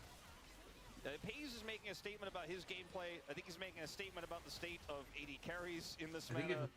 And with the Yumi on his back, he just says, well, if you guys want to come to Baron, so be it. Oh, man. This 1-1 and 12, by the way. Yeah, this is a...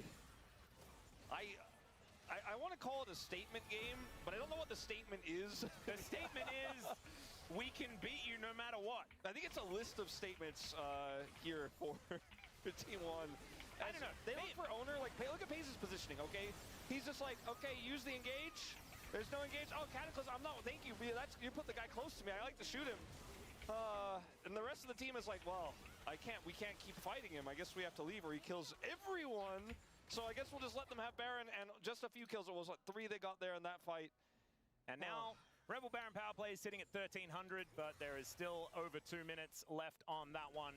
Inner turret still to go down here towards this bottom side of the map. There is one in the top lane there as well. And don't look at the numbers if you're a D+ fan. Don't look at the numbers. This Pays situation is getting out of hand. He's going to take down this turret very comfortably. 4 items now completed. His mortal reminder is done, as now Faker could be in a little bit of trouble. The Bash Bros moving on over, but Lucid decides he doesn't really feel like it. And they need to get to this bottom lane, otherwise they may just lose the game. Ace has cleanse, so how do you kill him? I mean, there's a Mikhail's there as well. He's got 2 cleanses. Yeah. How do you kill him? Let's see if D+ can solve the Faker doesn't have Zhonya's yet. Sometimes, you know, there's these riddles that seem impossible, but there is often a way. Is it a I trick just question? never know them. Is it a trick question, maybe? Well, Arrow is going to connect onto Faker once Bro, again. And Faker's he'll been- find a little bit of an angle. Can go all out here as well as they pull Faker back. But he goes golden, and now Pays has made his way in. Hayes, Empress Divide clean hits up the air as crew. Faker is going to get taken down by the volley. And now Pays is slowed up, takes a lot of damage there at the same time as Lucid. Looking to keep himself alive. Korea almost dies. As now Pays puts down the ulti. Doran gets in there with a flamethrower, but diving this turret is a little bit dangerous. Did Pays take What? damage before us? Never mind. The arrows do come on through, and Lucid gets through the base gate, and now without Pays, What was that, T1 Pays? should not be able to keep pushing forward. Owner and Doran there with their little kitty cat in tow, just gonna have to get out. Okay, so bit far on that one. Not able to get out. For Pays, he does end up getting taken out there, and a lot of money does go into the pockets of D+. There's still 7,000 gold behind. This But game is silly, Wolf. it is a little silly, but in T1's defense in this moment, like Faker obviously gets arrowed here, has his Zhonya so he can buy space. Because they don't have strong engage, they have to use the engage onto Faker as they're engaged. Like, that's a lot of CC down, that's a lot of cooldowns. Pays is like, okay, this is my moment. I think I could actually clean this up here. Goes a bit deep. Let's just say Doran also, like, we didn't have to do this. We have a wave coming through. There's crystalline overgrowth on the turret, and the Pays is unable to get over the wall here, which is the real crux of this, and that's the end of the push here for T1. So they do not actually break those inhibitor turrets. Had they played it slow, I think they absolutely do. But, you know, they don't have great engage, so they were like, look, let's just end the game now before any more shenanigans happen. Yeah, I feel like T1's engage is DK botching an engage. Yeah, that's kind of the way that they do it. That's kind of how it is when you get to be a comp like this that's pretty squishy. Has a Xin Zhao with GA now, so that's good for them. Totally healing and shielding. The Yuumi is like 10,000. surfing low. Oh, no! Oh, dear. Yeah, Carrier having a pretty good time, as we can see there. And I'm glad that we're seeing why this Yuumi was picked up earlier on in the tournament. It's looking like there is a good reason for it, because Carrier has made it look pretty good outside of that one death in the early laning phase. Hasn't really, he's taken that one in stride, let's just say that. As Arrow gonna connect on a he's just taking all of these arrows. Shockwave comes on down as well, and just barely survives. More shielding and healing power. I was gonna say that one's just gonna add to Carrier's stats there. Bro, as T1 why looking they for Soul aiming Point. Faker, bro? For Infernal Soul with his composition. Yep, and there's a teleport so Faker can get all of his health bar back and make his way back down again. Finally, I mean, the IE is he done looks like here he for doesn't Smash. mind. Man, I mean, if they had have got that kill, then it could have been 2 Drakes apiece. Faker has just been the you know, the arrow target, like he at the practice range. You know, Yeah, he's like Link's training. Yeah. But he doesn't actually have enough money to buy the Zhonya's outright just yet. I thought perhaps he did because he waited there in the base for a moment. So he doesn't have his Zhonya's back. There's still no stasis now, but didn't have to flash there. Didn't have to ult, so has both of those tools available. And it seems like we talked about how Faker could be one of the better types of engage here if this comp needs it, but him getting arrowed has been kind of the best thing for T1. Yeah, I mean, that's absorb the engage, and then that's the engage, you know? Yeah, I suppose that's how it's going to work when you have this much map control as T1. As Pays is engaged. There's the shockwave. They're going to try and blow him up as he pops down the ulti, and Lucid just doesn't have it. Finally, Pays is going to go down, and Lucid will survive. Now, Shoot, not Okay, what dancing are we on the doing, equalizer T1? this time, but not going to hit the T1, Q hello. as he's looking to try and take down Doran, putting that Iceborne Gauntlet to good use, and there it is. Solo Bolo in the bottom T1, lane. what are we And doing, Shiu bro? Sante's coming up big. Yeah, Faker is playing a bit aggressively down here towards this inner, and it looks like he has enough friends to get out. They're not going to be able to follow up on this after that kill onto Pays. They used gold everything up, there, bro, so Faker but knows he can actually push Pays that is one getting down. cold, But I'm starting to bro. feel like T1 are on a little bit of a timer here in this game because, like we said, circus. you know, Showmaker is huge. Look at the It's a healing that T1 comes through as circus. well, but there's so much damage. Even the empowered autos from Seraphine, like, you will get burst if you get caught by a combo as Pays at this stage in the game. Because before, you were so much bigger than everyone else that they just would never be able to kill you. And then you would just melt everyone. But now you're actually killable, so you got to be careful. Owner is just going to lose his GA. What is I'm starting going to wonder if on? T1 Why are are you ahead of the getting game. Is he going to cold? taxi out using Korea?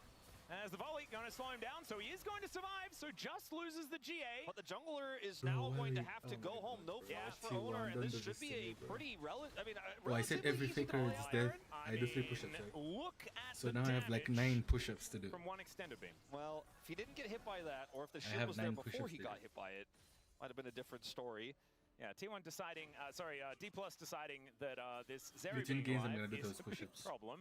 I'm Trust. trying to quantify the game state, and it's really just like a binary: is Pays alive or is Pays Faker is on dead? 3 death, Is kind so of the game that state. means If he's I have alive, 9 T1 push-ups are to winning do. the 3 game. times If 3 he's is 9. dead or nearly dead and not able to do damage, I can I still think do math. D Plus are winning the game.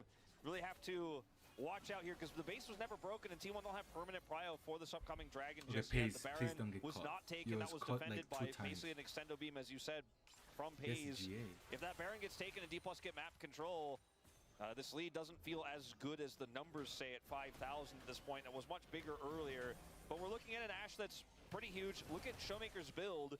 That is not what Pays likes Showmaker to is see. doing Rubber the downs. damage this game. This is definitely not one of those Seraph's Embrace type builds. This is, yeah, we are storm surging all over the place.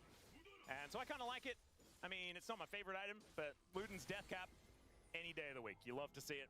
And he'll have a Void Staff or something like that, most likely coming up very, very soon. As Lucid keeping his eye on this Baron, making sure that T1 aren't just taking that one once again. And because this game has stagnated so much, that gold lead Lucid that is 2 T1 had levels is being below cut in half. Owner. It means very little, I think, when you look at the grand Because scheme it's of 50 things, CS because down. eventually everyone can kind of kill Pays when everybody gets big. Shu is close to get It's weird to level think about 19 Zui- because right now I think Zui. top laners can go Zeri- to level 20, Zeri right? and Yumi as kind of a snowballing win con. So Shu It is gonna that be a isn't level necessarily 19 the case, Cassandra, but with everyone hopefully. else getting so large in the burst and all of the engage tools we talked about, I mean, the that problem are is there. there's just no CC on T1's Yeah, side, they right? can't lock people down, so Pays has to survive till the end of the fight. Unless someone just overextends. Azir Faker's gets hit by an arrow once Faker. again. Oh, And will be after able to the 12 escape. push-ups Never now. you Oh. mind. She now looking for the angle though. He's as alive? Pays just dashes Okay, out never of the mind. way. Doran coming on forward and Never is mind, this he's the DK's out of engage? there. Is our engage type engage The hit Seraphine T1? also has the Diadem completed and Moonstone Renewer, and I mean, Smash is ready to fight. He's ready to almost go I toe-to-toe closed with my Pays. eyes They for have the 1 setup, second and and they have Faker the just okay, CC. okay. Oh, they are still looking for it here. As the equalizer is fantastic. Shiu able to soak it though as he goes all out looking for the angle. There is the golden flamethrower as Doran will try to help take GG's. down Shiu, and they will GG's. do it. And now Pays Ooh. finds his angle. Immediate double kill as he gets revenge on the bottom lane, and Showmaker is one dash away from dead. The little zaps onto the minions not going to be quite enough there though. So GG's. at least the Orianna can pirouette her way out of there. But Please, I Azir, think they're going to don't be die, pirouetting their bro. way I out have of to this do 9 game as push-ups because of T1 you. they find the angle and they will take down D Plus here in game one. Get a little bit impatient there, and the equalizer from Doran gives them enough space, and that is the end of it. Yep.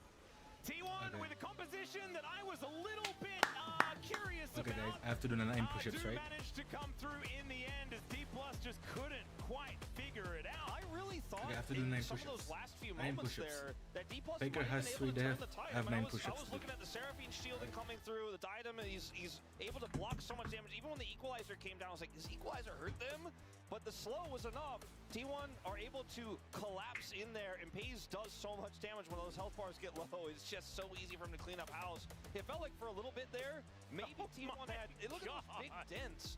But for a moment, it felt like maybe Pays was going to be killable. Maybe if they had the right tools, if the Showmaker ult hits just one time at the right moment, smash and clean up, they get map control, they get Baron, maybe they could win the game. But in that final moment, Doran just said, all right, well, All right. you guys went one step too far. Equalizer's down. 9 Game's push-ups. over. Game Pays one. does more than triple Faker's damage in this game. Faker was just the arrow absorber. He was. No, he was the engage. That's what I didn't quite understand from the beginning. The engage was Faker gets hit by an arrow, they overextend into Faker, and then Pays kills everyone. And honestly, it worked an absolute treat. D Plus gonna have to try and go back to the drawing board here and Okay. give us something a little different here in game number 2. The Ashe Seraphine now off the table, something that they have been relying upon definitely Right, in their how are we last one feeling? against the DN Supers. But now it is time for us to take a short break. When we get back to space, gonna break that one down, whatever that was, and then we'll have game number 2. See you soon.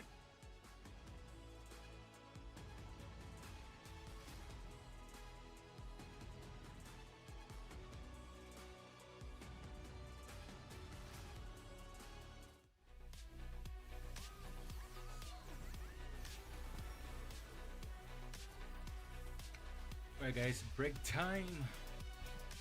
Go hydrate, go to the toilet. Game 2 is underway.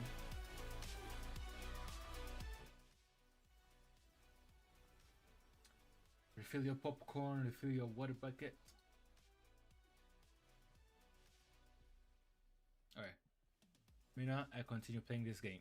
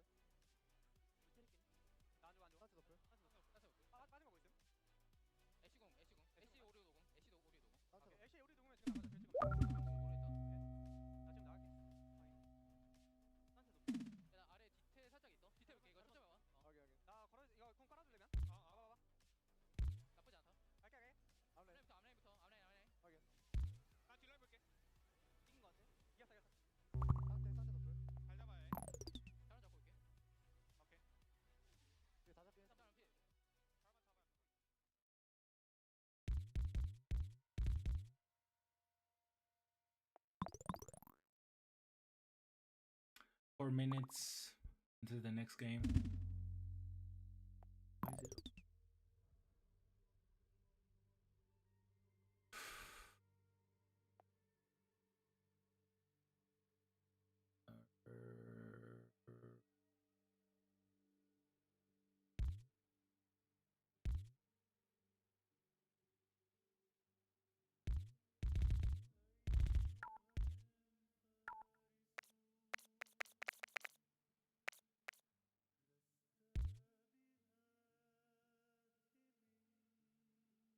Oh my god.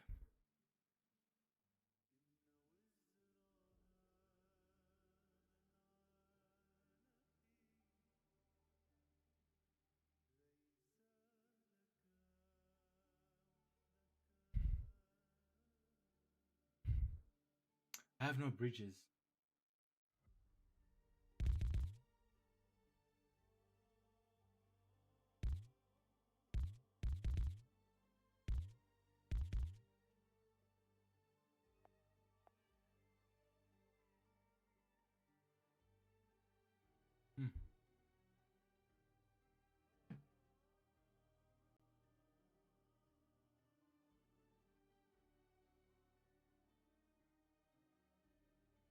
I got an idea.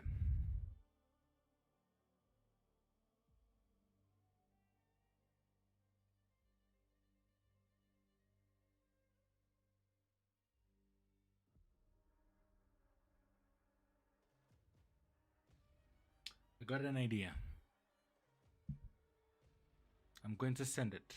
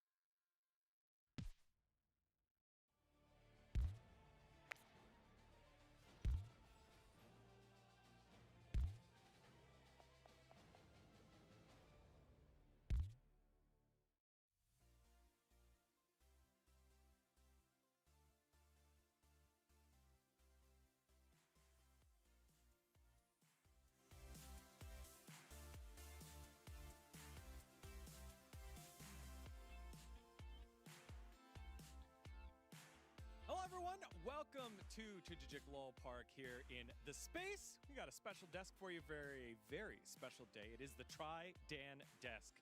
Myself, Daniel Gonzalez, also known as D-God. It's Daniel Ox Harrison, and of course, the Honorable Brendaniel Valdez. It is 1-0 T1 versus D plus Kia, obviously, just in case that you forgot, even though this is a momentous Try Dan desk occasion. And it started with a interesting draft that also had a Yuumi Zeri picked in game 1 and a Yuumi Oopsie, but this time, not from career. Yeah, I feel like T1 got a lot of really good picks for them in the start of the draft, right? They got the Rumble, the Azir, the Xin Zhao. This is just phenomenal for their top side. Then when the bot lane comes through, they're going into Ashe Seraphine, and they opt to go for this Zeri Yuumi. And you're going to be losing out in terms of lane prio. You're going to get bullied. You have some sustain into it, but it's also kind of a ticking time bomb. We've seen some lanes where you just get blown out and there's never any recourse. This is a situation where you have a lot of power at level 6 with the ultimate from the Zeri. You're running cleanse, you have Mikhail's that's going to be built by the Yuumi that can mitigate the ult pressure. And it's really on Korea to crush you in lane. And when we look at the stats, they weren't that ahead in CS at 10 minutes. They did have a kill because Carrier made a mistake, stepped outside, got rooted. And with the plates and that kill, there was a bit of a gold lead, but this is not a huge discrepancy we've seen in other games when we've had the Ashe Seraphine. And when I'm against Zeri Yuumi, and they're only this far behind, I'm a little worried. Yeah, it ended up being a pretty big issue when Paze just flashed over the arrow and just ulted them. And I think that it's a lot of confidence shown from Paze and from Keria. And this is exactly what happened, where they flashed over the arrow. You know, they could have, essentially killed them here, but also Owner came down at the perfect timing. And this is one way to just break out of the Ashe Seraphine lane and just face it in a more aggressive manner. And that's the thing, that one play completely destroyed that lead that had been built up over those 10 minutes. So, ended up being unfortunate. They went for Paze here because you had no cleanse available, but it just meant Owner had free reign to aggress on the spot lane who didn't have summoners, and it ends up turning around even worse. Double kill goes over to Paze, and not in a good spot from there. Yeah, and that was without Crescent Guard, right? The Xin Zhao just went straight onto the Ashe, and that was all she wrote. And you're thinking, oh, there it is, D+. They had their opportunity. There's their window. There's no way they could come back, right? Right? Well, T1 does tend to do this. I think their entire attitude with throughout this game was just, we are better than you, we are ahead, we're going to do whatever we want. And they did a little bit of that here in highlight number 2, where Faker gets caught. This is kind of standard as well. You know, Lucid uses a lot. They take down the Azir. And then T1's like, now we're going to press the go button and just kill you and get revenge. Yeah, and it just ends up being this really extended chase to get the Jarvan, which, you know, they do end up eventually getting the Jarvan, but it just keeps committing into more and more over the course of this. And I think it's just this mindset of we're super fed, we can do anything, and being a little bit disrespectful on the play. And Paze flashing in here into everyone. Doesn't have the cleanse, doesn't have a way, getting out the CC, and this Cassante being up in your face is actually a problem. You don't cut through him that quickly, and he does relevant damage when he has his ult popped. So disrespectful from T1, and this kind of gave a window for D+ to get back in the game and showed, even with that lead, even with that fed Zeri, if you just play with sort of reckless abandon, you will be punished. Yeah, and it wasn't the first or it wasn't the only time that happened, but it was the first time. And then after that, T1 get Baron. They try to push in the base. They kind of oopsie game there. Then on the bottom side of the map, they're trying to split push. They oopsie game there. So there were opportunities for D+ to come back into it. However, it was still a 5,000 gold lead where D+ think they get a decisive pick yet again onto Faker to start a catch. But he just does those magical things where he lives on 1 HP. Yeah, I mean, he gets away here, which is kind of insane. You can see basically 1 HP, he gets out, and you're thinking, okay, well, DK, they get a huge win in the fight, essentially, to start off, but you haven't solved the Zeri issue, and our casters talked about it. If FaZe is alive, any fight is takeable, or they're going to pull the trigger regardless, and they do exactly that here once again. I think you've already burned big tools, right? Shockwave is down, the Ashe Arrow is down. You see the Cassante goes in very aggressive and gets chunked out and taken out, and that gives Paze free reign to play aggressive like this. So many tools are being burned, and Zeri really flourishes in a scenario where those tools are unavailable and you can just sweep in and clean up. And I think D+, you didn't get the Azir, and they felt frustrated by that. They were like, we have a brief numbers advantage before the TP. Oh boy. but they just pushed in and held their position way too aggressively, and T1 immediately punished that. So there's definitely a lot to go over for the side of D plus Kia, but CV Max is livid after that game number 1. And I mean, you know, I think T1 were trying to make a statement with how aggressively they were playing, you know, whether it was happy gaming or whatever you want to call it. But it did feel like DK kind of just got blasted out of the arena in game 1. And as a coach, you're going to feel that emotionally. It's going to feel like you feel very vulnerable after a loss like that. Yeah, I mean, especially CV Max. He's known to be very passionate and have that dictate how his team plays, especially when you know how good they can be. Like, when you know that they've been able to come back from deficits before, when they've been able to be front runners and dictated through that man in the jungle and Lucid. But when you don't execute a composition that you wanted to run, and Max was saying, like, hey, I know how this composition runs later. T1 has to get an early lead, and you give it to him. You get upset because you're like, hey, we drafted our strategy here, but then you let Pays run all over us like that. Yeah, and I think even with the mistakes from T1, they haven't been super crisp, super clean. They're still a team who knows how to sort of bring a game back together, rein it in when things get a little messy. They're a team who are liable to do some of those shenanigans. We've seen them do it many times before, and I think Pays on these hyper carries, this is really what we saw him on when he debuted. You know, Zeri was such a big part of the meta when he was on that Genji lineup before. Yeah, well, again, we know that the stakes are high. A win here means that you continue on into the top 3, over to Hong Kong. A loss here ends your cup run. Let's get into game number 2. Thank you very much, gentlemen. And I was just ruminating on that. Did see that even after the time in the coach's booth where all of the players were there, Korea was there, and CV Max was having a chat to him, just making sure that they can get on the same page. But I think maybe the carrot could be the next thing, you know? Because I feel like CV Max for the last 7 years has been all about the stick. And I think maybe carrot from now on could be a good idea. I watched the last fight again, and I think you could really feel the frustration because you and I also felt that the draft for T1 was so risky. I think if you believe that you can win this series, which CV Max's coach interview before this best of 5 started out didn't really give me the utmost confidence. No. If you truly believe you can win this series, if you truly believe you can go to Hong Kong and do what B&K already did and defeat T1, you have to trust you could win with that draft against what T1 put together. And I think the win cons were there. The sloppiness for T1 through the beginning of that late game gave them some ins, but they just couldn't do it. And CV Max has got to be frustrated, but maybe he's trying to get them motivated because D Plus has been a team that, as you say, many, many times falls behind. If they lose momentum, they just do not play as well as they did in the previous games. Game it's 2. happening early in this series, and that is a demoralizing loss to take. Yeah. So the passion of CV Max. They're still banning Carrier's Bard. Perhaps warranted, but we'll see if he's said the right things as we move into Vi this and game 2 Ambessa. draft. Yeah, I think They don't want sometimes Lucid and Vi. encouragement They is don't a want little Shield bit to be better Ambessa. than, you know, hammering in your mistakes. But Nocturne what do I out. know? Are they gonna ban Pantheon? I am not a coach. I am just a commentator. Pantheon I do make a lot of Rise. mistakes myself, and maybe I'm projecting just a little bit. You know, We don't know what he said. It might have been aggressive encouragement. Yeah, you might have been aggressively saying, "I think you're an incredible player, and you can show so much better than this." He might have been saying that you can show so much better than this, and let's hope that they actually can. As we do have very similar bans this time around. Varus. Ambessa Okay, and the T1 Bard ban Nocturne, Varus this time. but instead it will be the Varus taken away here on the T1 side, and so freeing up a ban here for DK. We'll see what they do decide to take off the board. Probably Pantheon. Let's see. There's Pantheon, there's Rise. Where you banning? Strongest jungler on this Because T1 is patch. gonna first pick either way. In my mind. So do you want Fake on the Rise or on the Pantheon? Global impact. You give that pick to T1, it's like Anivia. okay. Well, we'll find out. We'll find out what happens if we give that to T1, won't we? Yeah, and banning the Anivia is so odd because I feel like they are then going for They're looking for the Rise pick, pickup, right? Pantheon. I think Faker's pretty good at Cassiopeia, like if they want to play something like that Or- instead.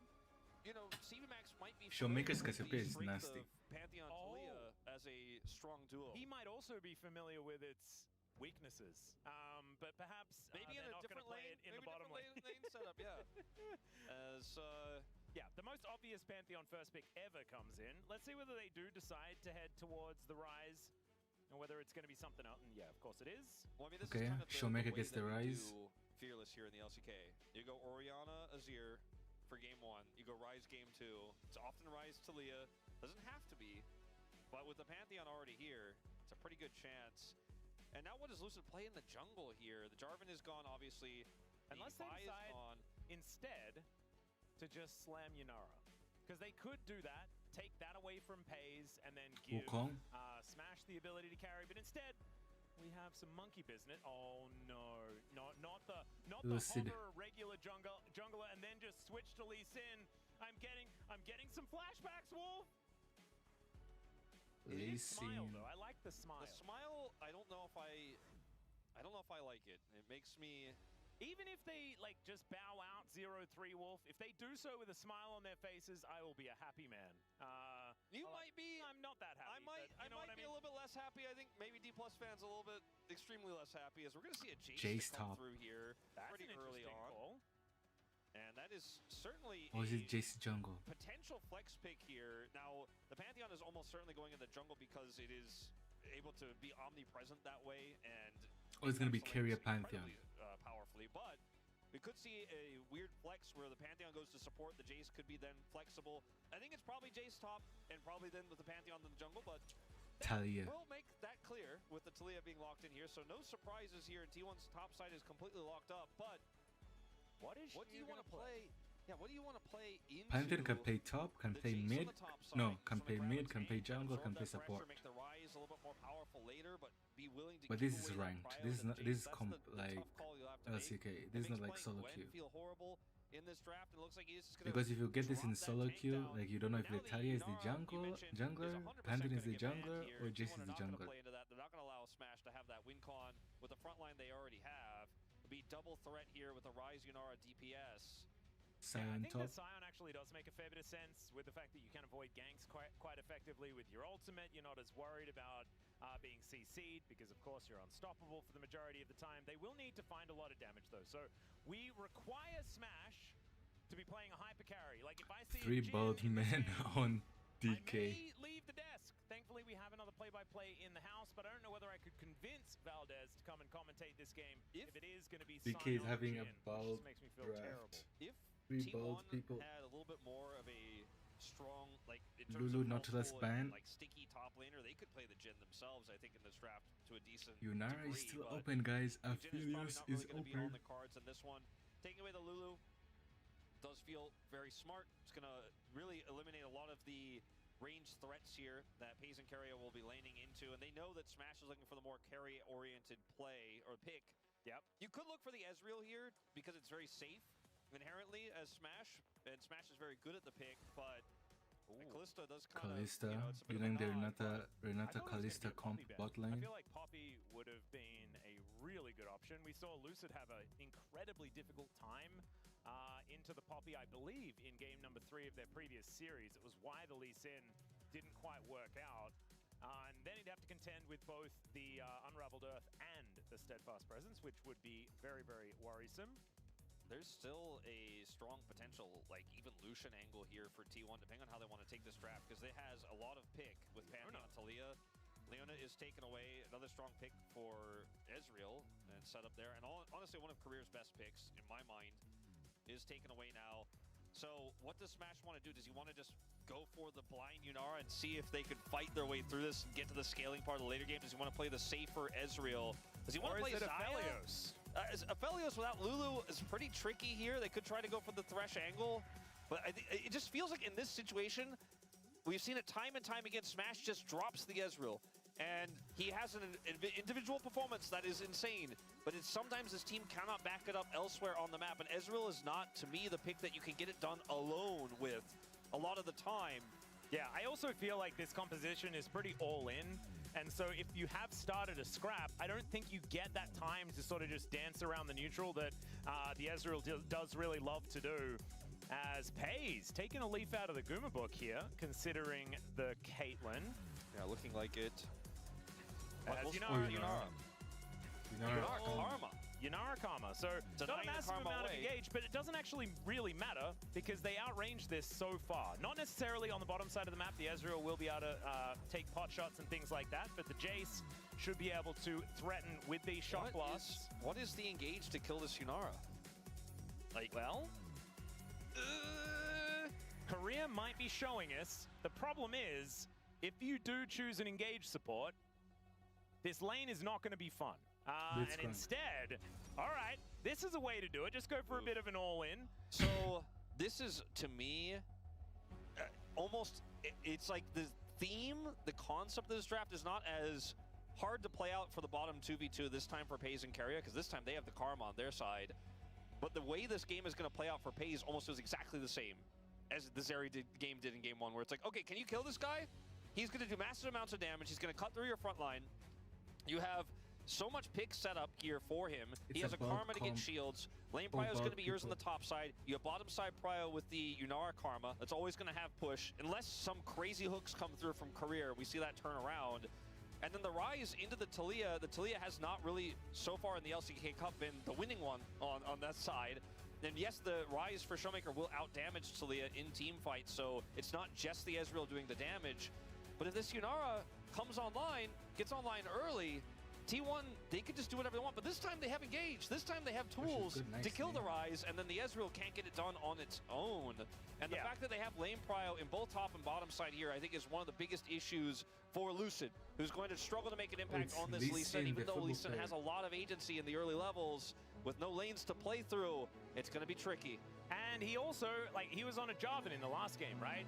And you have a lot of tools to get stuff done early. He got nothing done early. So we're going to have to see Lucid really make a turnaround here in game number 2 if D+ do want to even out the series. Let's get into it.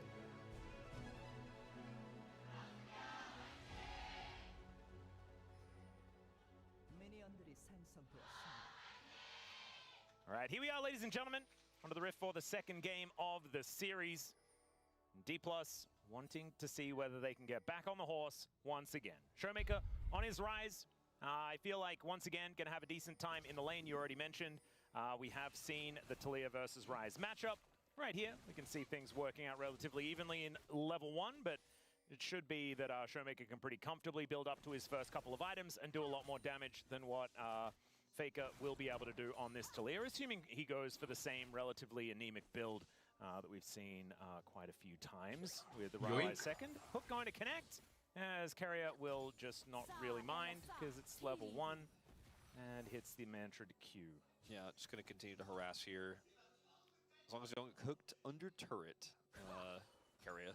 He's really standing close to... yep, standing close to a hook. Oh, and there it is! Not going to quite have level 2 just yet, so Pei's not going to get knocked up, but that could have been worse. Yeah. Invested the Ghost. I don't think it matters too much in this lane because you're like, okay, cool, now your hook's on cooldown and we're still Karma Yunara pushing into you, but didn't need to happen that way. No. And they do at least punish Korea with a mantra Q there. Like there is almost no champion. Like obviously Ashe Seraphine trumps all, but there's almost no champion in the game that warps lane like Karma does, where it's like, yeah, my AD carry did get hooked by Blitzcrank under turret and take a turret shot, and it means nothing. We're still winning, by the way. This wave is crashing through, and we're gonna. He just looks back and he's like, all right, I will mantra Q again. Oh, we had a little zoom. Jonas Strong was thinking that Korea might be going for it. Decides not to. We do have a Lee Sin in the area, as D+ will be considering a little bit of a recall, but doesn't actually come on through. As Doran and Shiu fighting against one another. I feel like no matter how the meta changes, we will always just have the odd Sion Jace game. Yeah, that's just how it goes. Chronicle always wished for a little bit more Malphite into Jace, but we never actually had the odd Malphite into Jace game. At least it's unstoppable something as his ultimate, you know? Yeah. There's that. Well, the Jace is going to win the matchup unless errors are made by Doran, and sometimes it can be a fun matchup if the Jace wants to play hyper-aggressive and, you know, the Sion gets some trades back once he has a few more levels in him. Oh. Lucid does discover Owner. Yeah, he just does come on through there. But Showmaker making his way over here as well. Has to deal with the rocks as at least the seismic shove does not quite connect. Vision everywhere though, so Korea not going to be able to find these cute little hooks from the Fog of War. Yeah, actually ends up being pretty good control here by D+ to grab that scuttle. Ooh, Smash not going to quite find the Essence Flux angle. Hayes does not have barrier, so making big outplays on his own is going to be pretty tricky here when he's alone. With the Karma there, he T1 left has the bot barrier, crab. Is feels like, obviously. Sound Doran is just going to say, all right, thanks for your TP and 4th your health bar. Yep. He had just made his way back to lane as Why well, just went and so electrocute? it's not exactly as bad as it could have been there for Shu, but still doesn't feel fantastic as Lucid makes his way towards the top side for his Gromp, but that does have vision on it, and so T1 know exactly what's going on. Good angle there as Faker throws a big old rock at Showmaker. Nothing else going to really come of it, as Showmaker does have a slight CS advantage. And Korea is moving up the mid lane, looking to poke his head in, see what Showmaker's up to as Smash will be able to collect this wave. It's not going to be end of the world. Should be able to even out things as far as CS are concerned across the board on that bottom side. Yeah, nothing crazy. The agency that T1 have early here hasn't, led to a massive lead. Speaking of agency. Yeah, there's the knock-up onto There's Faker. Faker flash to get Showmaker in a the- little bit of trouble, gets the heal as the flash comes out. Okay. Korea had already thrown the Faker hook though. flash. Still gets the flash that he was looking Are for. they gonna? Has to invest the heal. They know there's no Blitzcrank in the bottom lane, so FaZe can just continue to push this in and grab a plate. So it's not all for nothing here for T1 with that flash being expended for Faker. They do get the cross map on the bottom side. A small one. Yep. But one to be sure. Bit of extra money certainly feels good as now Doran dives on top of Shu. He is a Korean Jace player. Yeah. He is one of the ones that we have here in the LCK. Ooh, and actually Smash is taking teleport. Interesting one as the flash hook not going to quite connect there. You know that you're never really going to have the trade pattern to actually look for a barrier play into this composition, and cleanse feels relatively low value. And really you're only cleansing a Pantheon or maybe like a root from Keria on the leash. So it does make a lot of sense to go for TP, especially on the losing lane as Faker. Yeah, is going to try and shove back Lucid, who gets himself out of there. The Q is going to miss, though, and so Faker will survive. No flash, remember, that's why Lucid decided to go for it and waited for the rocks to be on cooldown as well, so that he could actually get in. As now Ona, not going to quite find the angle there, but will have a very deadly spear being lined up pretty soon. We haven't seen FaZe complete his first back yet. He's going to go ahead and take that now. See, with the small lead he has, just going to grab Greaves on first back, which is really high value for Yunara. Even grabs the extra longsword there, so a lot of money he had in his inventory. The lead that Showmaker has picked up here hasn't really amounted to too much just yet, but he grabs a plate now and is starting to build up a small CS advantage. Yep. And Doran, obviously on the top side, has a greater lead, but doesn't necessarily mean as much, well, not as much as like a small lead here for Showmaker. I don't want to compare the two of them. What I mean is, this lead isn't a huge one. Is Keria is going to be face tanking here, and down he will go. Lucid able to pick up first blood. True Shot Barrage helping out. There was a ward in the river. Sometimes you walk into Tribrush and you make it most of the way via a hook, you know? Yeah. Okay. Well, that's a big win. It is. Kill goes over to Lucid in the bottom lane.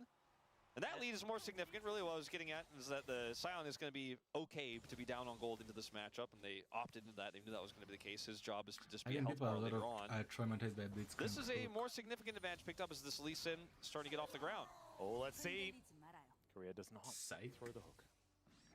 But remember, you miss every hook you don't take, so technically he just missed the hook. Sure. Okay. Let's get a ward on over.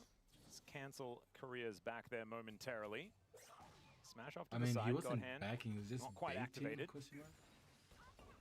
Seismic Shove also not going to quite connect here. So everyone is safe for the moment. Room Prison comes on through, but Showmaker still taking competitive damage back as the threaded volley is starting to hurt. We'll have to see what Faker's build is going to be. It looks like it is going to be a Seraph's, but we have seen other Talias go for second item. Leandri's, for example, with the Scion on the enemy team could be a decent option. Definitely going to be one of the options for him here. The thing I'm looking at in this game so far here for T1 is, we haven't seen as much of an impact from Owner in this game. Hasn't used his ultimate just yet. And it doesn't look like he's going to be using it here to affect this bottom lane. He also doesn't have insanely strong side laning champions to play through. Oftentimes with this Pantheon, you end up having a Azir to play through, for example, or a really strong pushing. Sometimes if you have like Pantheon Ryze, the Ryze has great wave clear. It can be a huge threat in sides, or even sometimes a Gwen. He has a Jace, which can do a lot if left alone, but is pretty fragile, so he can help defend the Jace, but it's also a Talia with Ghost, so I think he needs to do a little bit more early here. He does have a nice angle right now. He's unseen behind the enemy lines. Yeah, the problem as well is that it's Keria here on the Karma, so not going to be backing him up with too much extra. As now Owner and Faker Do find Showmaker, but he does move himself out of the way. You're going to connect there onto Owner as the kick. Let's see whether it does actually come on down.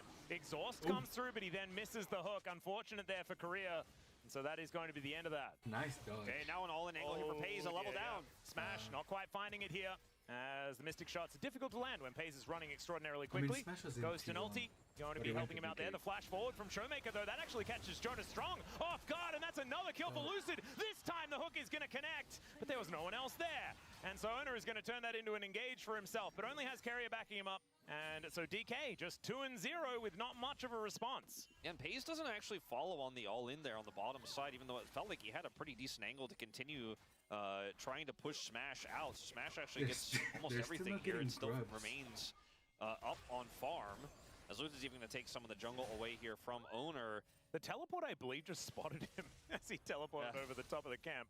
That was a cute one, but he is now going to be going back home. So Owner should be able to take the straight, though. They get the dragon here, but this is just D+ playing very proactively in the early game and punishing T1 quite heavily. And Lucid is the one that's the benefactor, right? We were asking him, like, Lucid, can you be more proactive? Well, he's 2-0 in this game. There are only 2 kills so far, so that is certainly looking good. Obviously, this was largely off the back of Showmaker with a great flash. Yeah, Showmaker gets the flash route, and now there's just no real play here for T1 on the follow. As Faker didn't have flash, has it now, but the Lee Sin here, we said he didn't really have lanes to play through, but he's found opportunities. As Shiu, I don't know if this is an opportunity. Oh, he gets a flash kind of as a freebie, and so you'll take those. And like Lucid is on the top side of the map. I don't know if they make something of this, he might be able to. Oh dear, Lucid going to be able to at least stop him from backing out of the way, but we know that there's no one coming. There's no teleport on this team, nothing at all, and so that is just going to be an easy one picked up here by the DK jungler. Make that 3-0 here for the Lee Sin. Well, D+ are really off to the races in this one, and T1 are really going to struggle to find their way back in. I mean, consider that this Jace does not have TP, now is going to find himself, even in CS, the Scion takes a lead as 2 plates are given over. And this Talia is going to take a long time before she can really start setting up plays. And Owner has felt invisible in this game, just behind the plays here from Lucid. Oh, speaking of 1,000 behind. Oh, another hook going to go wide here. This Pays doesn't have his Ghost back available just yet, but also hasn't had to use his flash at all this game. So feeling pretty comfortable on this Yunara. Oh, he's a sending looming it. threat, you could say, as that Realm Walk was optimistic at best, and Showmaker will be going down as T1 pick up their first kill of the game. That's a max range hook, very nicely done there, as Carrier's burning down, takes the Blitzcrank for a walk though, and he will get snared. And Korea looking a little worse for wear, but otherwise is going to be all right. Pays just able to offer so much damage back. Crazy amount of damage, and because there's no real follow-up here when you already used your buttons as Career, Pays can just walk up and know that he wins these exchanges because the Ezreal can't offer the same amount of damage back unless he gets everything. He's got sidesteps. Faker will also grab plate gold here in the mid lane. As finally, Owner makes a play. He's been looking for these plays all game long, but hasn't found the right one until just now, as he can stop the Realm Warp here from Showmaker and take him out. He's flashless. The kill goes over to the Pantheon. So finally on the board here, RT1, and with that play on the bottom side, they picked up a little bit more gold there too. So it's a close game. T1 have that first dragon. See if D+ can continue to be proactive here. It's hard to say which comp has a timer on it, like in terms of which comp scales better, because obviously with the Rise here on the side of D+ and this relatively safe Ezreal, they have a lot of this. Here comes the Talia wall. Yeah. T1 looking for an angle towards Korea. And there's the flash from Owner. Gets the flash out of Korea, but he's a little bit late on that one. Seismic shove going to push him back, and even through the ulti, he is very, very dead. And Faker just decided that Korea was gone. Yeah. And T1 have kind of decided they want to start using their globals. Well, Lucid has also decided that he wants to kick Doran into a Scion. That was beautifully played. Carry is going to be there, and everyone else is turning up as well. Lucid will break the tether and then safeguards away. Going to be able to take them on a merry jaunt through the jungle. As Showmaker getting some plates on the other side. Let's see whether Lucid can actually execute himself. He might actually be able to. Faker is able to get it, and there's even an assist over for Carrier. Yeah, did buy a bit of time. Unfortunately for him, he didn't quite get enough time there to get away.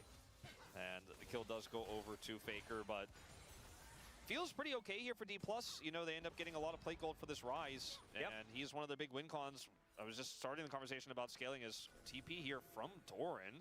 Yeah, it's going to bring him towards his bottom side of the map. He's spotted on that ward as Korea makes his way down. Does get the knock-up, but there's Korea here as well. Again. So Korea's just really dead. I'm not sure if where they saw him. There is that ward over the wall. I guess that's where they spotted him. There in the river. They also have that ward to the left of the Dragon Pit. So T1 were just like, all right, I think we collapse on Career. And there's nothing really Showmaker can do to help him out with a prio that pays. And Carrier is still having the mid lane. So just a really cool heads-up play from Doran. He's had quite a few of those teleport plays in this series already. The Rumble now on the Jace here, picking up a second kill onto Career. Yeah, a little bit unfortunate, though, because that is sort of 2 deaths in a row here for Korea. And the tempo that DK did have an advantage in, just kind of slipping away, right? And so now we have Rod of Ages completed here for Showmaker. That is going to be starting to stack up, you know, 25 minutes or something like that. And he will have that one completely done. And looking to get that tier transformed into his Seraphs next. Yeah, eventually we'll get that actualizer and then be a real damage dealer. But for now, like, speaking of real things, well, real damage dealers, I'm looking at Pays, absolutely. Yes. But on the other side, it is going to be Showmaker and to a lesser extent, I think Smash in this game. I think it's a little bit more difficult just because if Smash is ever sort of even slightly in range of Pays just kind of 3 hits him and he dies. Exactly. So that's the thing, like, Ezreal can avoid a lot of the engage, but it's a little bit tougher for Rise. And if Rise the second dies, game, they are not prioritizing grabs even a little bit. Anyone, they don't care about grabs. Yeah, if he gets hooked by Career, he's like, I will kill Career. Not as worried about a hook that is now on cooldown. Pantheon ult. Yeah, we have Chemtech Soul, as there is the ulti out of Ona, like you were talking about. They just decided to kill Smash. This is kind of what we were talking about, as the eye, I think, is not going to get picked up. It's a double here for Pays, as Lucid going to be able to take the Rise exit.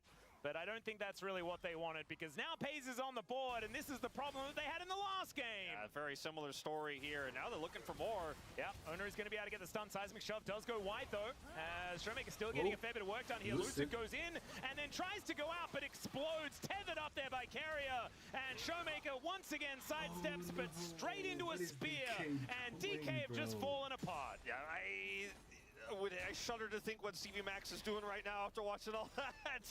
Oh, Atlas, it was looking so good at the start of this game. It's like a house of cards every time, isn't it, Wolf? They get Dragon, they come over here for the contest using the Pantheon Global, right? And this Weaver's Wall also perfectly placed here from Faker. Not only does it really deny Showmaker entry, but it prevents the retreat. It's such a perfect wall. And then the Realm Warp comes down here. Lucid is able to get out miraculously.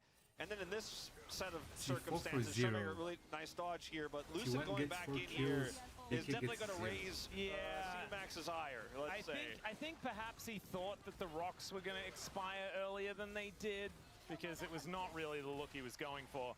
It was already a bit rough. Oh, Showmaker is able to get the phase rush now, so should be able to catch up to Faker momentarily. Let's see whether he gets in range, as no flash. Lucid's here. Yeah, Lucid is going to try and make something happen. Seismic Shove now on cooldown, as there's the mini stun into the wall, and Lucid is able to lock down that kill. So there's a little bit back here for DK. Redemption, yeah. All right, feeling better about this one. This also could be a freebie. Yeah, the flash in from Doran as he looks to just eviscerate Showmaker, and that absolutely works, as now Smash tries to arcane shift himself out of the way, and there is the knock-up onto Pays. In the meantime, those Lucid outplays, finds the angle onto Doran, and the gank in the mid lane does not quite work out. So maybe we were signing the obituary for DK a little early. I don't know why. I mean, Lucid is also going to die slowly again, it looks like. Don't think he'll be able to get the execute, but I think he will, because I don't think he's been touched for quite some time. I just don't know if he gets there in time. Yeah, he needs to die ASAP. As Pays, let's see whether he hits him with something. No, Slurkle doesn't land, and Lucid is going to dictate his own fate here. Danny will go to a minion. All right, well, that ends up buying a lot of extra time there as well. Surprised Pays didn't flash for it, but I guess he decided that losing his flash for potential gold there was just not worth it. So decided not to go for it, wanted to go for the arc instead, and did not get the kill. So Faker dies ultimately here, as we do end up seeing this. You know, he runs away for a really long time, but Lucid does come over.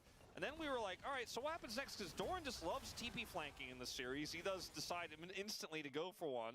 up here to the top side. He's all about vengeance today.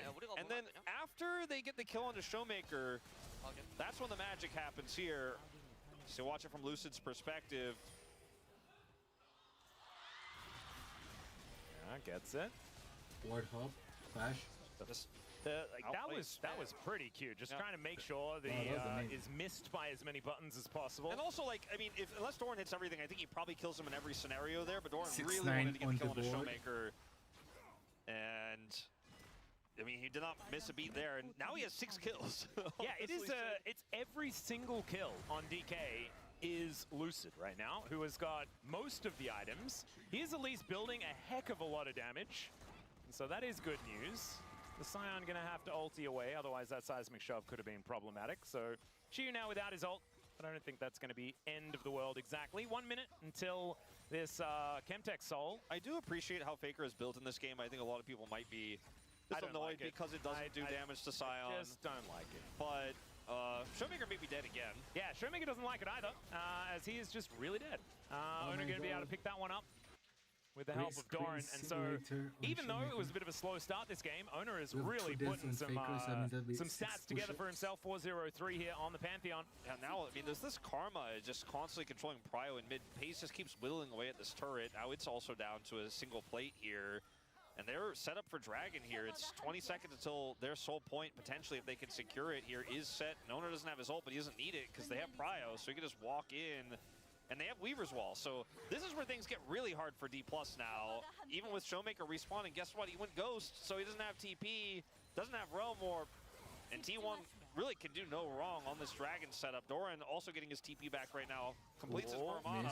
Yeah, Korea, unfortunately, not going to quite find that hook as, oh god, the Arc of Ruin is just too scary. And Korea punished immediately. As soon as that hook's on cooldown, he is just not really able to do much of anything at all, as Paze still has a bit of ulti running.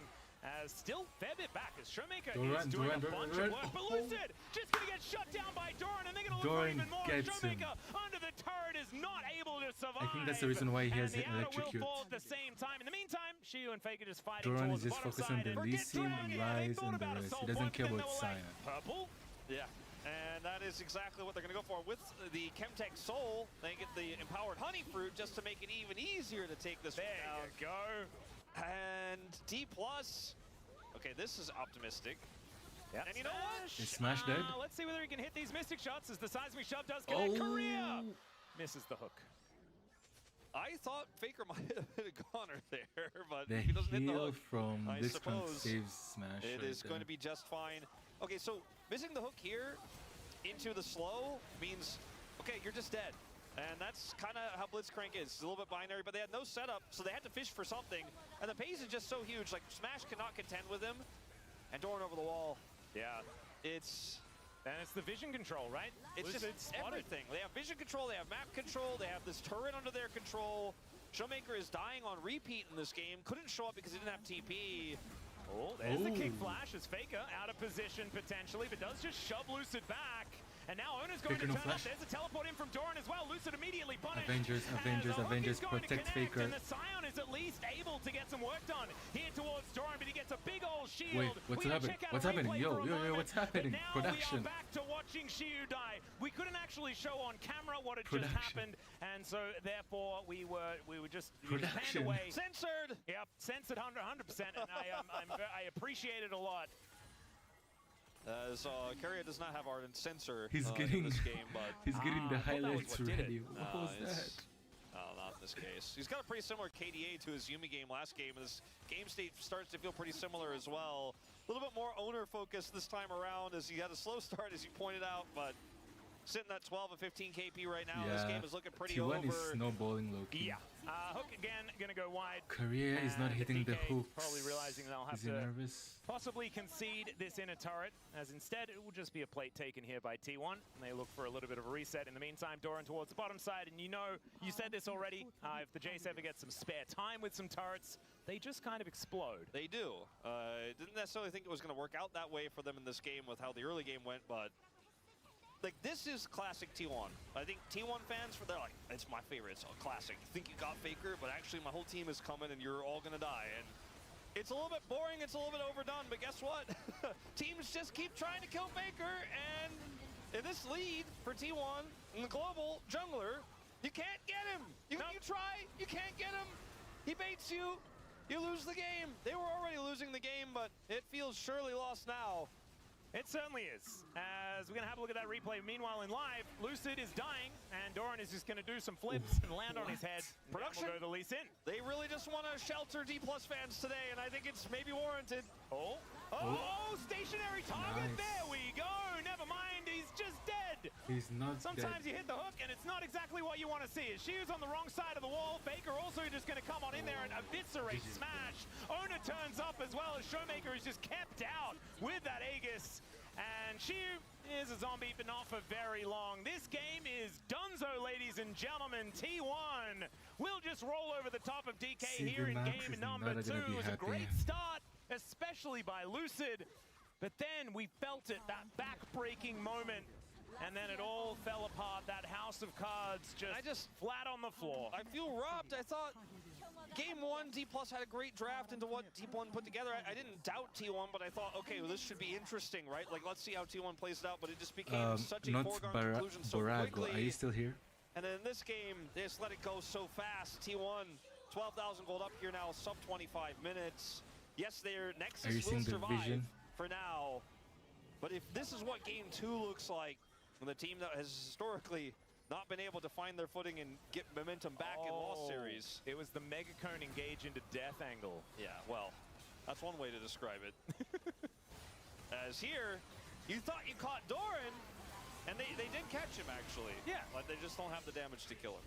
Yeah. And then Faker, this is the hilarious. Faker's just like, I don't like that Smash guy anymore. He left us. What? Like, Faker just is like, I'm going to kill him. You guys Wrong keep pushing jersey now, buddy. Oh, no, it's a tragedy on the Rift.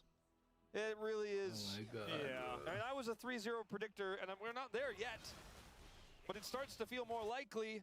I wanted more. These two teams, we had the history of them together, right? It's a massive win for T1, 9-3. But it's still 32-18 games, and a lot of these series have been pretty interesting, especially in the Damwon and D+ Kia early days era of, you know, them playing T1 close, right? And taking a finals against them, but ended up being pretty one-sided in the last time they met up against each other earlier this year.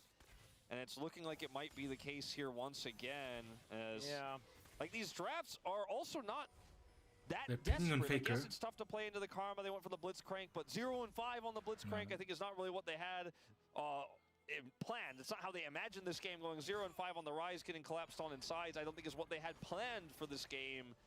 And sure, Lucid got a lot done, but he was the only one who was able to pick up gold, and T1 were just able to out-macro. Wait, Lucid has the most skills, right? He only has 9k damage. It could just impact everywhere. Dalia's Weaver's Walls from Faker have been so good this game, too, and it just feels like now you're thinking about your Game 3 draft more than anything else, and maybe Max won't pick blue side this time. Yeah, let's hope so. I want to see like some second pick options, maybe get some counter pick angles in there, although I guess they had that for the last couple of games. Never mind. I don't know. I don't know what the...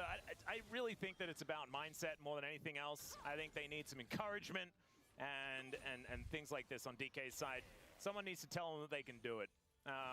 Because right now it looks like they do not believe that they can.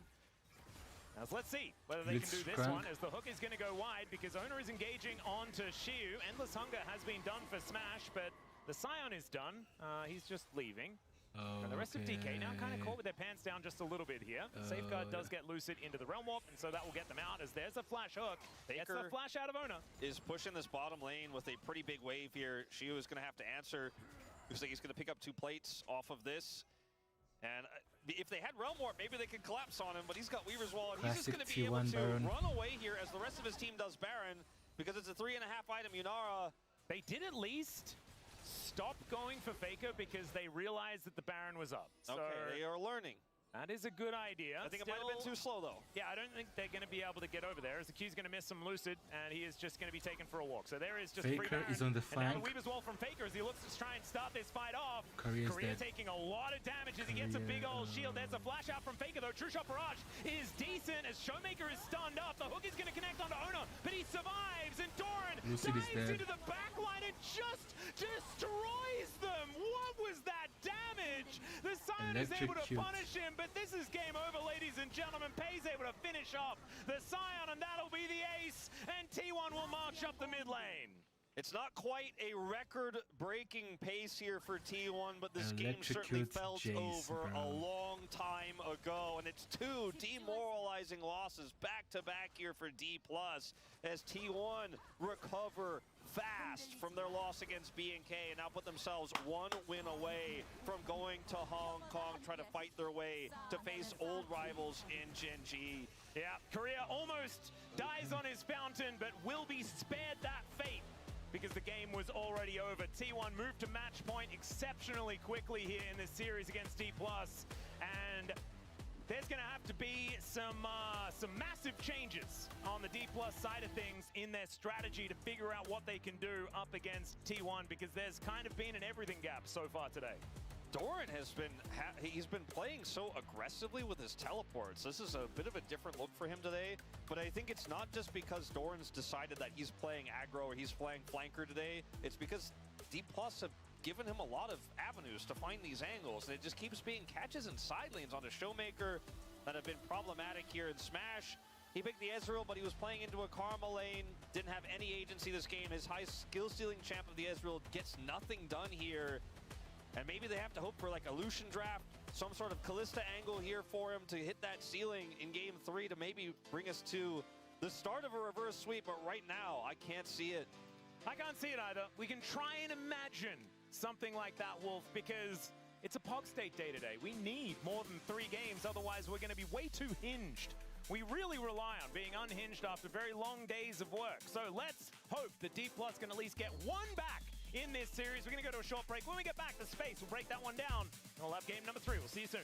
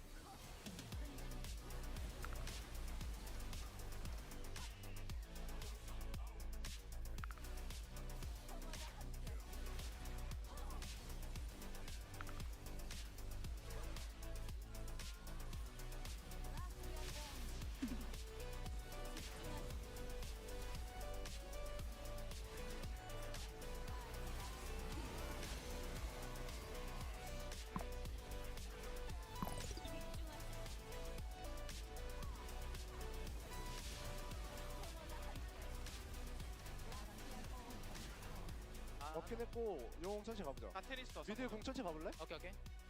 공 박았어 그냥. 얘 불치 맞췄어. 안 짧긴 한데 공 박았어. 불치 노플이야. 불치 볼게. 이신 노플. 라이즈 왔어. 가자. 나 괜찮아. 나 가인이야. 이지 봤어. 정면 좋아. 더블 피 끝내줄게. 나 좋아. 사이언 노플.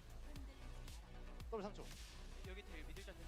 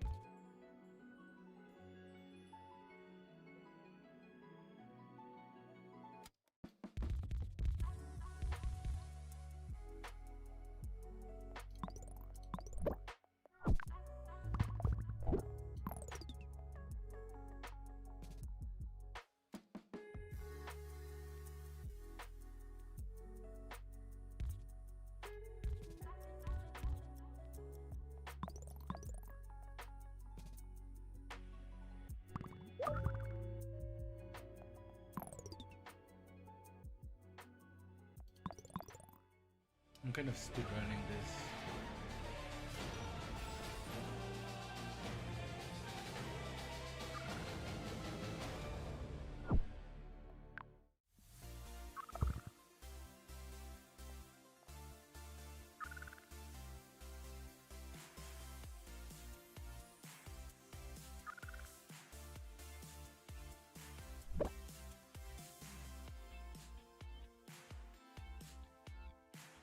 It's looking like classic T1 here. They are doing everything they want en route to the 2-0 lead they have over D+ Kia.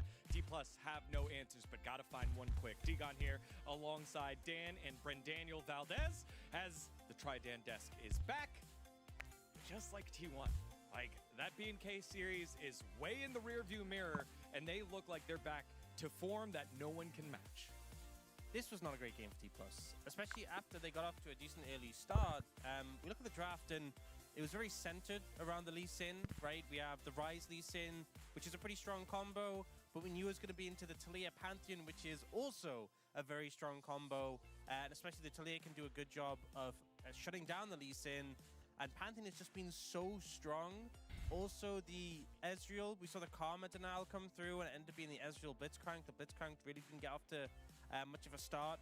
It is a Lee Sin with setup in all three lanes, and it did give some early ground to D+, but it just felt like in the team fights, the composition of T1 had so much more power. Yeah, I just feel like it's a little bit like what we saw in Game 1, where, you know, you have Ash Seraphine, you're looking to win the lane, you're looking to get ahead through that, and we had that with the Lee Sin once again, but T1, once the game opens up at all, they're just like, no, we're just better than you, we're just gonna make plays, and as we were talking about in this draft with the Taliyah Pantheon, and even the Jace, like, you just have so much setup to make plays, as it started off pretty good here for DK, though. Yeah, that was the thing, right? You wanted to get Lucid going, have him dictate the game. Not 1 kill, not 2 kills, but 3 kills. He was rolling on Lee Sin. This is exactly what you want. Yeah, it's kind of similar to how Gen G had that Nidalee draft, where you had setup in all 3 lanes. In a similar vein, where you want to have setup for the Lee Sin, lanes that can provide that CC so you land the skill shot. But you know, this comp just wasn't going to snowball as hard, and even though Lucid did get a massive advantage, getting another kill here onto the Jace, it just felt so much more difficult to push it from there on out. Yeah, I mean, the game plan was get Lucid ahead, get your team ahead, win a bunch of the lanes, and essentially snowball through the mid game. But they only did the first part of this plan. You know, 3 kills came through, Lucid's really fed, all your gold is on the Lee Sin, and then what? T1 are just like, nah, we're just better than you. I mean, DK, they showed some really good play in early to mid against Gen G. They were able to take 1 game, but I don't even see that happening tonight so far. No, definitely not. And the next point here, D+ trying to now transition that lead into an objective over at the Herald, but Pantheon, strong pick, shows why right here. Yeah, immediately gets onto the Ezreal. They blow the Ezreal up. It was a great wall to cut off from Faker. The Herald does get secured by D+, but both the bot lane are gone. And this is, it's bad, especially Inara getting the kills, not the end of the world, but then Showmaker pushes up for the wave. T1 move in to punish, and then Lucid ends up going in. Sonic waves over the Unraveled Earth, and it goes from being just 2 kills to being 4 kills, and now it's just really bad. The early lead on Lucid has kind of been thrown away, and it shows that, like, in the structured team fights, it's T1 who have all the edges. Yeah, and I feel like D+ Kia, you can feel a little bit of this urgency from them, where they're like, we're behind, we are behind in the series as well, we want to make plays, we want to control the tempo, as CV Max is telling us to, or at least it looks that way. But they're just stretching, they're too desperate. Like, some of these plays are just a little bit too much from behind, and they're getting punished every single time. Yeah, and then this one, I mean, the game already shifted hands of who was in the lead, and this is just more to show how dominant T1 has been. They've got the lead, they know how to start the fight on their own terms here, even though D+, again, they're fishing, they're trying to use the Blitzcrank, but when you miss, you are so useless. I think we've had so many Blitzcrank games which have really had just taken over. You know, Dura's had plenty where he's just massively taken over the game. This is kind of the other side of it. If the Blitzcrank isn't hitting the hooks, if you just don't have the pressure, the pick just feels useless. And not only do we see the Blitzcrank go down after missing that grab, but then Doran comes in on a great angle. They take out Lucid. They clean up Showmaker, get the mid tower, straighten the Baron. Everything just crumbles from there, and the game is basically over. And I think the problem is, even though you got that early lead, the Blitzcrank never got off the ground. I think the Blitzcrank pick felt a little bit out of sorts. And I think it was just a situation when the 5v5, it was just really hard to execute. Also, the Lee Sin felt suffocated by the Talia. I think giving over Pantheon, also a big mistake in the situation. Oner had a pretty phenomenal game on this pick. Yeah, I think he's gearing up for a POM tonight, playing the Xinjiao and the Pantheon. He's just controlling the entire pace of these games. As, once again, not feeling good in the booth for D plus Kia. I also feel like, you know, things are getting started for them. Showmaker, he's struggled against Chovy. He's now struggling against Faker. Like, he's setting up some plays, but he's not having the impact we need to see from a key player here of D plus Kia, especially the main veteran of the squad. Yeah, well, again, one win away is T1 from going to Hong Kong. They will have their opportunity to make it to the grand finals through the lower bracket. And, you know, one win away also for our friend on the desk, Wolf, who, you know, earlier this week, a couple pre-shows ago, him and Wadid made that coffee bet with the Korean side broadcast where they were going to buy coffee for everyone, all the talent, and the production on that side, because they thought D Plus would be the ones that make it on through. Well, D Plus need to start doing some winning to help out Wolf and Wadid. Let's see if they're able to do so in game number 3. 3 deaths, right? Hold on. Wasn't that Dagon that did that? Well, I mean, they kind of persuaded me into doing it. It was Wadid more than anybody else. But I, at the time, did feel confident. That was a while ago that D Plus were stronger than B&K. I do not feel that way as much anymore. And even though I was hoping that maybe an upset would happen to save me from buying a lot of coffee, I did predict T1 to win 3-0. And so far, it's looking like we are headed in that direction. So it might just be a lot of coffee for those knowers before I became a knower. Like, I am now a knower. I was not. I was younger back then. Okay, Faker died 2 times. Younger, and I should have been a little bit more cautious. You were there on the Pog State, man. I already told you. This B&K team, we're better. However, it's only transitive properties that we have because D Plus haven't actually faced off against B&K at all. So maybe your argument could be we actually don't know which team is better out of those two. We just know that T1 can always demolish DK these days because they just have a mental advantage over the team, and that is looking like it is continuing here as they are moving to 5-0 in the matchup as far as the last couple of best of 5s are concerned. Isn't it crazy that we talk about the play, the individual play, the Blitzcrank wasn't great, but they gave Oner both the Xinjiao, which again in this meta, that is going to happen, right? But also the Pantheon. Yeah. They gave him that. And then he was like, well, guess I'll win. Well, I mean, the priority picks have been just kind of absurd. The T1 have been able to get their hands on it. And the Pantheon can really warp games regardless of what he's with. The Rumble is a very similar thing, all and global T1 got both of those both times. Out. Second game, they managed Rise to get Yunara as well. That has been a very coveted pick. Pantheon is out. D Plus are going to ban away a Nautilus. I think this makes me feel like Smash wants to play a hyper carry, and I want to see that as well. He's been on Ezreal and Ashe duty so far, and I feel like the release date's really been holding him back as far as those two champions are concerned. They did go first pick. I don't know if you want to first pick Lucian, if that's the way they want to play this, or go for a more late game scaling carry like you're talking about. Nautilus definitely much stronger into the Yunara and the Zeri, which are both fearlessly banned here. Yeah. And now the Lulu is gone, which could have been a pick to empower some of the remaining carries like Aphelios or Jinx in that bottom lane. I think that's a really smart ban from T1. And our big prio mid lane picks are gone. Orianna, Ryze, Azir, and Talia. So maybe Aurora first pick with the flexibility it has could be where we're going here as D+. Yeah, we have seen that before from them. Let's see what they do want to do. Hovering over Showmaker for now, but we are really waiting until the... Okay, we're just going to remake the draft. Not entirely sure why. Something may have gone wrong, but we're going to be diving back into it. Thankfully, we didn't have a lot that was already locked in, so it's going to take us a little bit of a shorter amount of time to get back into the draft. Yeah, just looking at the players' faces, like this is completely my speculation.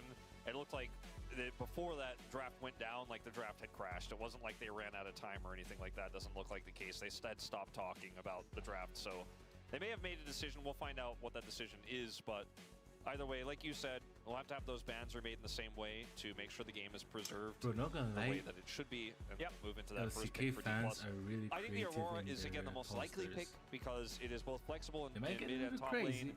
but And it's a great pick for Shiu. He's had a lot of success on it in the past, and it is one of the top tier mid laners that's left. Also, Faker enjoys it quite a bit, even though he didn't win on it last time against B&K.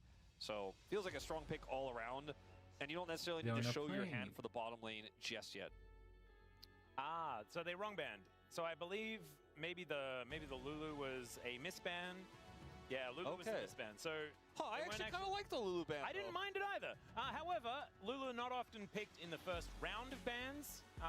Sorry, the first round of picks. So maybe that's what should have clued us in there a little bit. Could have But been I didn't mind it. I'm thinking about picks they could be thinking of instead, and like Lucian. Lucian is the one that comes to mind, right? If they misclick that there and we're typing that blue in, that certainly could have been what was being considered, because that was the other first pick I thought about. We saw Diablo get a ton of value out of the first pick Lucian against T1, and he was empowered by the Milio there and had a great game. Is this gonna be Hayes did not, 3-0, unfortunately, on or the is it gonna T1 side, be but I RDK wonder gonna if that's force what we'll see something instead, for but Goethe? these bans will be repeated with the exception of the Bard Lulu. ban, Yep. Nocturne So ban. Bard, Varus, Nocturne Vi going to be coming through first, and then we're going to see Nautilus into probably Lucian, I guess. Nocturne. Just because that is right next to the Lulu button. Nautilus, We'll see Vi, what okay. does actually get locked away. I've already crossed out the Lulu on my little sheet. So, Oh, it's a Mundo. Mundo. Okay. Obviously, the other champion that starts with Lu. Mundo has been really Mundo. kind of exclusively played recently with the Seraphine. Yeah. Surprised to see this be banned here. Well, now they can go for the first pick, Lulu. Instead, the Ambassador is going to be coming on through. We've seen this But ban it's a throughout flex. most of the tournament. Can be top, sorry, can most be of the series. jungle. And so Shiu will get his hands on it, or Lucid will. And I think that Lulu T1 is just go Aphelios. Aphelios Lulu, Yes. Yeah. Take that away No. from the Diablo Ambassa Aphelios And is the this better. Lulu lane. This But is I the don't third time that Pays is just on a hyper carry that he can carry the game on by himself. And I love it. It's exactly what's been working here for T1. It's how and T1 they're won not Kespa straying Cup. from it. Yeah. Lulu You know, Aphelios. like, we walked out of Kespa Cup being like, okay, Pays is back in a big way. He hasn't even really practiced with his team yet, and he's having flashy individual plays. And he is going to have a Lulu in his lane here now, and We is it need, just like- Jinx Thresh as a return Yeah, here? it's either Lucian Nami or it's like Lucian Corki Nami. Nami or something like that if they want to be able to stand any sort of chance into this. But I still think that, yes, Lucian is better in the early to mid game, Lucian Nami. and the Lucian But we Nami don't has know if always the been Ambassador is jungle powerful. or top. But you don't have the same kind of late game carry threat that an Aphelios has. I think you could just go Aurora here as T1, hold the flex. They'll go Renekton Bring instead. it to the Tom. Don't mind that one either. They can protect it in the second ban phase, so it's not that risky, and it's one of the strongest picks on the patch, and just shutting down a single target. Not to mention the fact that you can slice dice your way in there. Wild Growth can then make you feel We're a little bit banning mid tankier. laners. And if you just get We're on top of banning the Lucian Anivia, or Showmaker and Cassiopeia. set him and get Wild Showmaker Growth on and top of the Cassiopeia Lucian, is nasty. Aphelios is shooting at the Lucian dies, his comp falls apart. I think There's Renekton has been one of the Cassiopeia, there's Anivia, biggest who else is benefactors of. He's benefited the Akali? most from the extra levels that top lane gets, the extra farm that top lane Showmaker gets. He doesn't has say just been Akali, right? one of our big Malzahar? bruiser Aurora. champs that is just so difficult to deal with in sides. And like Renekton in the past, he gets to a It's certain point, you're like, Ahri, okay, we can deal with him now. Anivia, But he doesn't really hit that break point Cassiopeia. anymore, as the Aurora will be banned by T1 here instead with Zed. this setup. I don't mind it. Shocker. Faker hasn't been having a whole lot of fun with Aurora more recently, so it's not really too detrimental for T1 to Oh, ban there's that one away. Silas. And now a couple of bans to come through here for D+. They are making sure that they take as long as Wukong. they can, but it will be the Wukong eventually. Actually really like that, the bouncy castle that you can get with Wild Growth Wild Cyclones. Growth, yeah, very annoying. What if it's Aatrox? See what What they if decide to owner ban plays here. Aatrox jungle or Darius Could just be a jungle? Gnar ban. And But they're take that playing the away from previous Shiu patch, so if there's they're jungle afraid still of weak. this Ambessa being there's the Aatrox jungle pick and the jungle. counter pick to the Renekton coming through. Or a cannon, similar idea. Okay, Gnar they choose the ban. Gnar. That makes sense. The cannon could still be a threat, but getting So is it the Ambassador cannon to a jungle? place to get on top of this The fact that Aphelios they're is banning easier said than top done, or especially with how these Sejuani? games have been looking. Sejuani, interesting. It's an old owner favorite and works well with the Renekton setup top side. But, Is it Nidalee? We saw it yesterday, and it was kind of fun. TF. Instead, Ooh. Twisted Fate here for Faker. It's been quite a while. since we've been talking about him playing TF, but he did certainly used to be a big fan, and it also takes it away from Showmaker. This has been something that Showmaker has lent on largely in games 3 through 5, right? To get towards a TF game, make stuff happen that way. So let's pick away.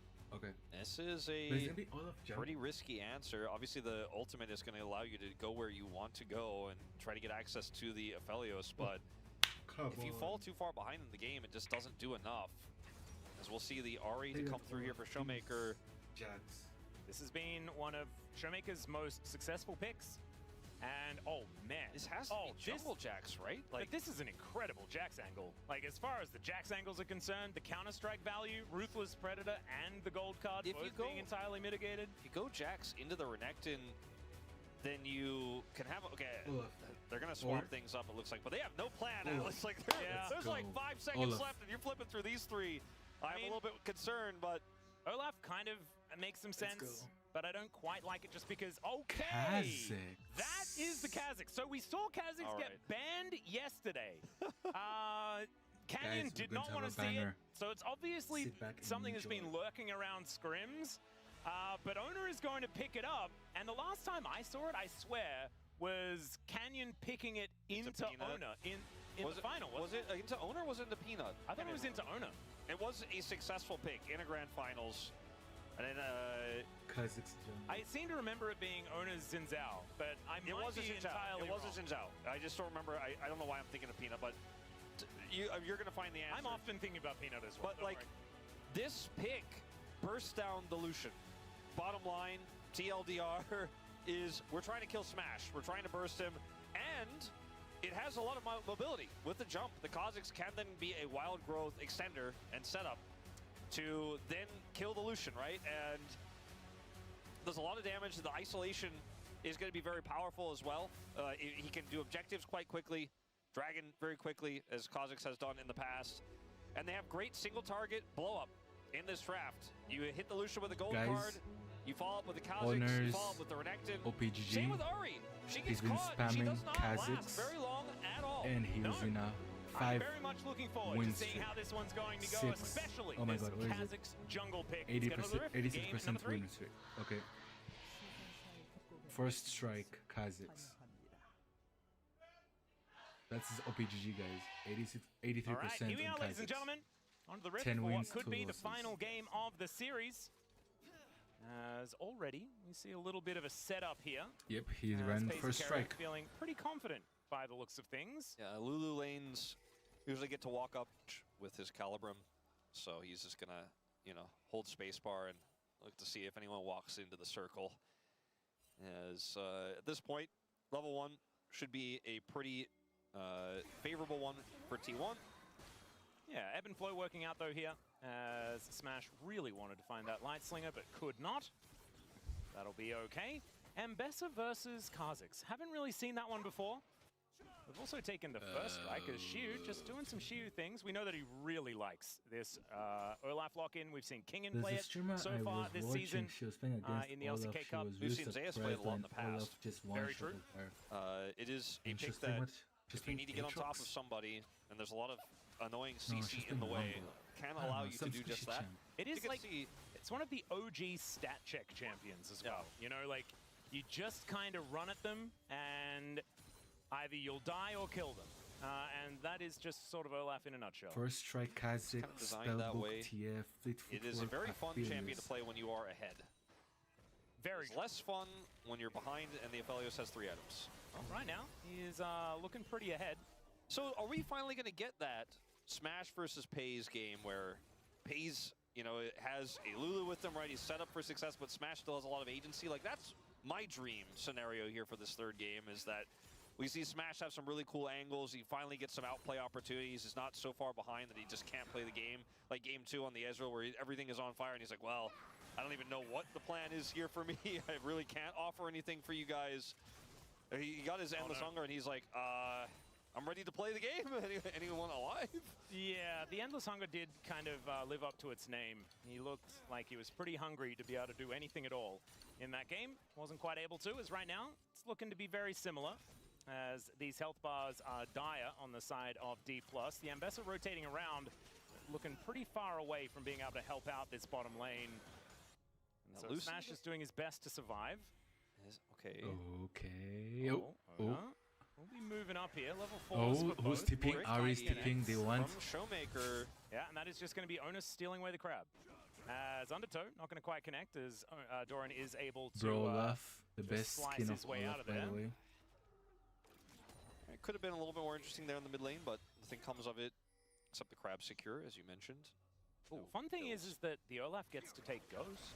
That's a bit of something. That's make it just somewhat throws out fun. a charm. Pretty good for Olaf to be able to close the gap on people when he has his slows coming through. But at the same time, Showmaker didn't play Faker's skin. Yeah, I'd say so. +1. So Faker clears out that 0. wave pretty comfortably. And Faker all is looking pretty CSing tied up very in well. that mid lane, outside of the stack deck, which will allow Faker to just make more money, as we can see is happening. Again, There's for every been, Faker's death, I do 3 few push-ups so games far. where... Okay, hold up. Oh, Showmaker charm, does he get charm. Yeah, Oh, tries to find it, doesn't quite pick the juke. wow. Faker still takes a lot of Foxfire damage though, and is getting zoned away from the wave a little bit. We've had now basically 3 games where the bottom lane was won pretty significantly. In the first game, Paze and Keria stemmed the bleeding really well. In the second game, Career tried to make some stuff happen with his hooks, didn't work out. In this game, Are we gonna have a we're chance to starting see to see after Smash this and Career 200 get through the years toughest worth parts of of damage? this. We'll stabilize a little bit here. Nice bubble. What is that hip dog? Very nice bubble. Didn't he dodge it? At least something connecting there as Lucid rotating around Faker with full information as to where the enemy jungler is, but Ona does have now an isolated target to dive on top of. Yeah, he likes someone there alone. Yeah. Pause. Lucid doesn't seem too worried about it though, as remember, Spirit Rush not quite there, so Showmaker cannot get over that wall unless he has a flash. Lucid not able to press that smite button before Ona does. Taste their fear plus smite is a lot of damage. Now, first strike on the Kha'Zix as well will start to build up some money. He's got a serrated Dirk. Mbessa is pretty durable, you know, in the early levels compared to a lot of other junglers. So with his mobility, Lucid can kind of just go in and see what he can find, and then there's no way for Owner to really follow up. If he gets that burst damage, he just walks away for now. So I like the idea of kind of fishing for that type of play. The bottom side of the map, control regained for a moment for Smash and Career. They'll get their synced back, whereas it's a split back here. -0. Rip. Oh, -1, A sorry. little bit sad there, -1's in chat. As Doran looking to try and stop some backs, but looks like he is just going to go back to clearing out this wave. He has TP, and Shiu does not, so if he can mess up some of these back timings, keep the wave right here. It's very annoying for Shiu. Yep. But he got the cannon, He's just going to so have to it's run worth. back as fast as possible. And, well, not ghost back. It's not that desperate, but still pretty good position here for Doran to even up the CS and keep himself in a safe spot. As now we're going to put the attention Twisted on Fate this is the dragon same here, as bottom side. Kassadin. Like whatever And runes it's going work to be for a them. pretty big fight Electrocute, potentially for this first dragon. Faker does have his Conqueror ultimate is join on at a one, moment's Kassadin, notice. but spellbook. One thing I do want to see is DK Summoning actually up the Airy, amount of pressure that Arcane they Comet, have in the early stage of the game. even Actually Phase fight Rush. for the first Drake or two, because they've just been giving them up, and I feel like it's given away so much of Run, their Honor. tempo in this series. As Lucid will be able to at least get a crab, so that's going to help give him a little bit of extra control around that area. There's a lot Drake, though, is very tanky. Yeah, there's a lot of burst damage on both sides. As Doran. He's level 6. Yep. There's the game. As we're going to need to throw out the Ragnarok. Let's see whether this kill can actually come through. The Undertow, not enough. And first blood goes to Doran with the help of Faker. And there's He'll just run you no down for quick some reason, response he'll here just from D+. one-shot you. Like, they have an Ahri that's just going to get plates and trade, and they can't make a play bottom side. Obviously, the Ahri can't follow here, so just going to be a little bit of plate gold on the other side of things here for Showmaker, and it's just not equivalent. Remember, Shiu, again, does not have teleport.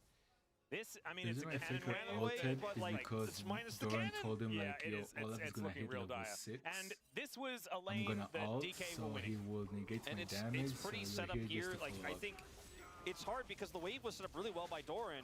Like, what do you do as Shiu when you see Doran's like, got his Fury ready for an empowered W, and Faker's missing? Well, in the Okay, meantime, Red White Paze Guns is here for Paze, running it.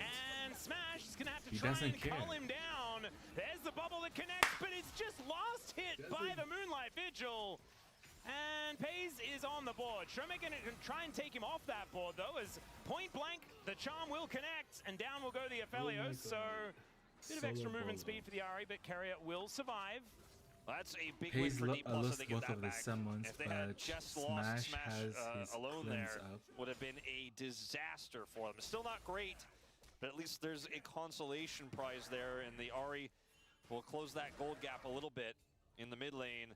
A very fiery early start to this game suddenly, with Faker making that play top side. Shiu gets caught, waves in an awkward spot, can't get the kill. Bottom side, they make the all-in happen with the level 6 advantage. It's played brilliantly by Pays, gets the ult up before the bubble goes down, secures the kill there. They almost get career as well. Wait, hold on, go top lane. As it watch this from his perspective, he hits level 6, goes in for it. Oh, meanwhile, there's more stuff happening in live, but flashes after, last hits with the ulti. And in live, we're just going to be backing away. Yeah, in live, looking like Red-White still set up here for Pays with no ult and no Psalms. He has to be very careful. Doesn't have a lot of Severum left, but I think he'll be okay with that. As Ona will be able to help clear out some vision. First Drake still hasn't gone down. As Lucid looking to dash around this fight. Ona gets a lot of damage taken, and the ulti follows him. Smashed to the ground by Lucid. Once again, having a good time here in this game number 2 in the early game, and they might be able to turn that into a dragon. I was a bit greedy there from the side of T1, especially from Owner. As Lucid just says, all right, well, wait for my opportunity. Pays doesn't have that Severum anymore. He's going to try to push them out of this bottom lane so they cannot get the dragon for free, but Lucid is already well and truly working on it here. Faker with ult at the ready. This is going to get potentially a bit messy around dragon.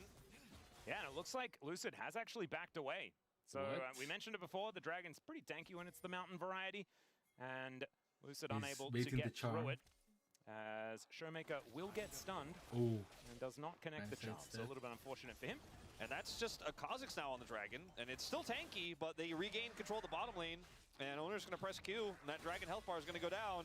Yeah, and it's on a fresh back as well. Like, he comes back with more items, isolates the dragon, and we'll be able to take that one down. So once again, it is first Drake going over to T1. It's like one step forward, 2 steps back here for D+, and Faker has so much control over this mid lane now. Top side obviously massively favoring Doran at this stage. Going back to this setup here, Owner gets a lot of damage done initially, but they cannot follow the play. And all it takes is a ult follow here from Lucid. And that's the end of that. Curry has to flash his way out of there as Smash was ready for more. Yeah, that was beautifully played by Lucid. Unfortunately, it was the map movement afterwards that left a little to be desired. Unable to actually finalize that dragon. It's still 1,000 gold lead here for T1, even with the kills being pretty even. So hoping to see a better a better mid game out of DK, hoping to actually translate some of the advantage that Lucid has built here in the jungle to something more, and allow Shiu to just run at Pays and kill him in some of these fights. Can those stat checks actually come through, and can he even pass them? As Pays does just walk away from Smash, engage, and find too much. Malignant's done here for Showmaker. That's first item, that feels good. Owner is going to start these grubs here. Okay. And Showmaker's on the back. Should it be a relatively safe grub take here with Lucid on the other side of the map? One day, Lucid's going to help actually secure a neutral objective. One day, maybe in the LCK season. Yeah. He did manage to steal away a dragon, but that was the third one. I'm talking more about in this early stage of the game. Yeah, he has up with a little bit of tempo. Unfortunately, T1's tempo and their ability to make these calls quickly has been so good. It's been the shot calling for T1 that has been what they've been known for forever. As Doran is going to look to stop it back. And maybe look for more. Yeah, as Ragnarok actually going to be used here. Let's see whether Doran actually wins out on this fight, as into the brush he goes. There's the flash to follow. Will he have it? No, he does not. Doran just ends the Viking, and down he falls once again. And Showmaker also may be in trouble. Yeah, looking for an angle himself, as now the charm is going to miss. Good footwork there from Faker to make sure that he survives. Actually, did not realize that was Lucid there in the brush. It's Owner on the bottom side, and he is going to continue to allow his team to put pressure down in this bottom lane as the solo kill goes over on the top side. And Atlas, I was hoping for a game here, and it's still possibly going to be a game. Smash wants it to be a game. Yeah, he's going to call. Pays takes a bit of damage here, but just not really looking like they can follow up too much, and there is Owner in the vicinity as well. DK needs to be careful. Owner really playing this one patiently. Champion. It's crazy how it seems like how little credit Doran will get for this series, but he's had an amazing one as oh boy. Yeah, there is the Destiny. They're sanding it. They're sanding it. Is gonna cleanse and does make himself, does get himself out of there. Lucid over here as well. They have full information as to the rotations here for DK as Faker with that gold card will connect it on to Lucid, but He does dash his way out of there. Smash ended up avoiding a lot of the damage there, so it's not like they can just get the free win afterwards. Smash, it's not like Smash lived with like 10% health. Can't join the fight. They have to be careful. In fact, they're going to try to push for more here. I like this call from D+. They don't have a lot of summoners left on this Lucian. And Pays does have both of his still available, so they do need to be a little careful of that. Lucifer is now back in the mid lane. On a good angle here, and he has flash. They can try to make this work. Let's see whether it does work out as the bubble is going to connect. That means that the public execution comes down. It's fantastic as Carrier will be able to take one back as now Lucid looking for it on a Pays. He has red-white, but it is not enough. The Ambessa will reign supreme as Owner just finds the angle, and he's looking to taste even more fear as Lucid dashes, and the smite comes down to make sure that it's Pays that grabs the kill. Oh boy, that was Lucid's smite there at the end. Pays gets the kill. So the ult on the Ambassadors, we're going to go back to this play here where Faker was able to sidestep his way out. Oh my god, actually insanely impressive. Smart pings. But here, the ult from Lucid doesn't... I want to watch so this it hits Carrier. Yeah, it hits Carrier, right? Yeah, because Carrier flashed into it. Yeah, that's what crazy. An absolute gamer, man. Like, I still can't even almost quantify that really happened. I mean, Lucid had the bubble set up, and then Owner here gets on top of Smash. And then what are you going to do? Yeah, Smash is like, I'm playing some... Oh, no, never mind. Tries to smite Owner to buy some space. Yeah, so still goes over like, the if there was enough time that had actually passed, then he would have, he could have potentially got an execute. Unfortunately, once again, Lucid unable to quite have enough time to get be out of combat. And that was almost such a good punish, right? It was almost such a good punish. I mean, the gold lead is less than it was, so it's now closer in the game. So that's good. The Drake has just spawned. It's a Hextech Dragon, so the souls, you know, could be a little dicey. Showmaker has, you know, not been able to Destiny around the map, so he's got some extra money in his pockets. He has the most gold in the game. Maybe he can carry on this Ahri. I mean, that's another win con here. Is I don't know about tussling with this Renekton, especially when he gets his empowered W on you before you can hold. Oh, Carrier gonna get culled momentarily. Executioners. I don't know if he really minds it. Nope. He probably minds the 4 people that were bearing down upon him. This might just be a free dragon here. TP. Yeah, Showmaker does have his teleport available as well. As they do steal away the dragon, so that's straight number 2 going on over to D+. As there's the charm connecting. Great wild growth to keep Doran alive. Oh my god, Doran! And he'll cut up Smash! He'll finally go down, but the damage is being done as Lucid off on the backline. The slow is fantastic from that undertow to make sure the disengage comes through. And it's actually D+ that come out ahead. They do come out ahead. Okay, they want Lucid. For now. It looks pretty scary. It still looks scary here. Yep, Lucid, wild cards connecting there as he's looking to try and dash his way out. Faker doesn't quite have another gold card just yet, as the wild cards are not going to quite land. And nicely done there from Lucid to survive. Bottom side is in complete shambles here. Yeah, ignore the rubble around the map. It's otherwise okay for Minimap here, it looks like Faker just was not able to set up a gold card to stop this TP, so he TPs in way later, which is the main problem here. The charm is phenomenal, but the wild growth buys space here. Doran gets the empowered Q, takes Smash out of the fight, so they chase deeper here. Unfortunately, the rest of the members are unable to join, and Lucid is able to have a great ult there to escape, as well as help heal. That one axe, man, that one undertow was such high value. Yeah. Oh wow, they could have really lost a whole lot more from that one if that hadn't landed. If Faker also interrupts the TP from Showmaker, we didn't have view of what exactly happened there on the top side. Might have just been out of range, might not have gold card cooldown available, but if he can't join, that fight would not have been a fight at all. So a big play there from Showmaker, who picks up a second kill this game. The only lead here for D+. Oh dear. Well, Thorin is just going to combo Shiu here for a little bit, as the Craggy Ice not really doing too much here for Doran. Doran is, yeah, he's just not partaking today. He's certainly not. And, you know, still in a game state where Smash has 2 items, okay. Yeah. A Dark Seal is in Showmaker's inventory, which is usually a good sign. Okay. For D+. It's this Ambessa is large. Yeah. It is rapid fire cannon instead of the quick blades. I kind of like the quick blades on the Lucian. I like it for follow-up on the Ahri charms, just because of the game state. But I agree with you in terms of what Lucian does overall. Oh no, looking for an angle onto Lucid. Doran trying to get on over here as well. The dashes do come on out as Korea will be able to save his jungler for now. It's a lot of first strike cold over to Owner. So Owner has Zambessa is really just not very tanky into these lethality items here that Owner has put together. Lethality junglers are so gold efficient. When you have first strike as well, you're just flying through the item buys, and it feels like you're cheating. And also you get to buy Umbral Glaive as well, which is such a ridiculous item on junglers, just because you get to clear out so much enemy vision. And it used to be even better. Yeah. It's very strong. As Owner's actually going to enjoy this mountain or Infernal Soul.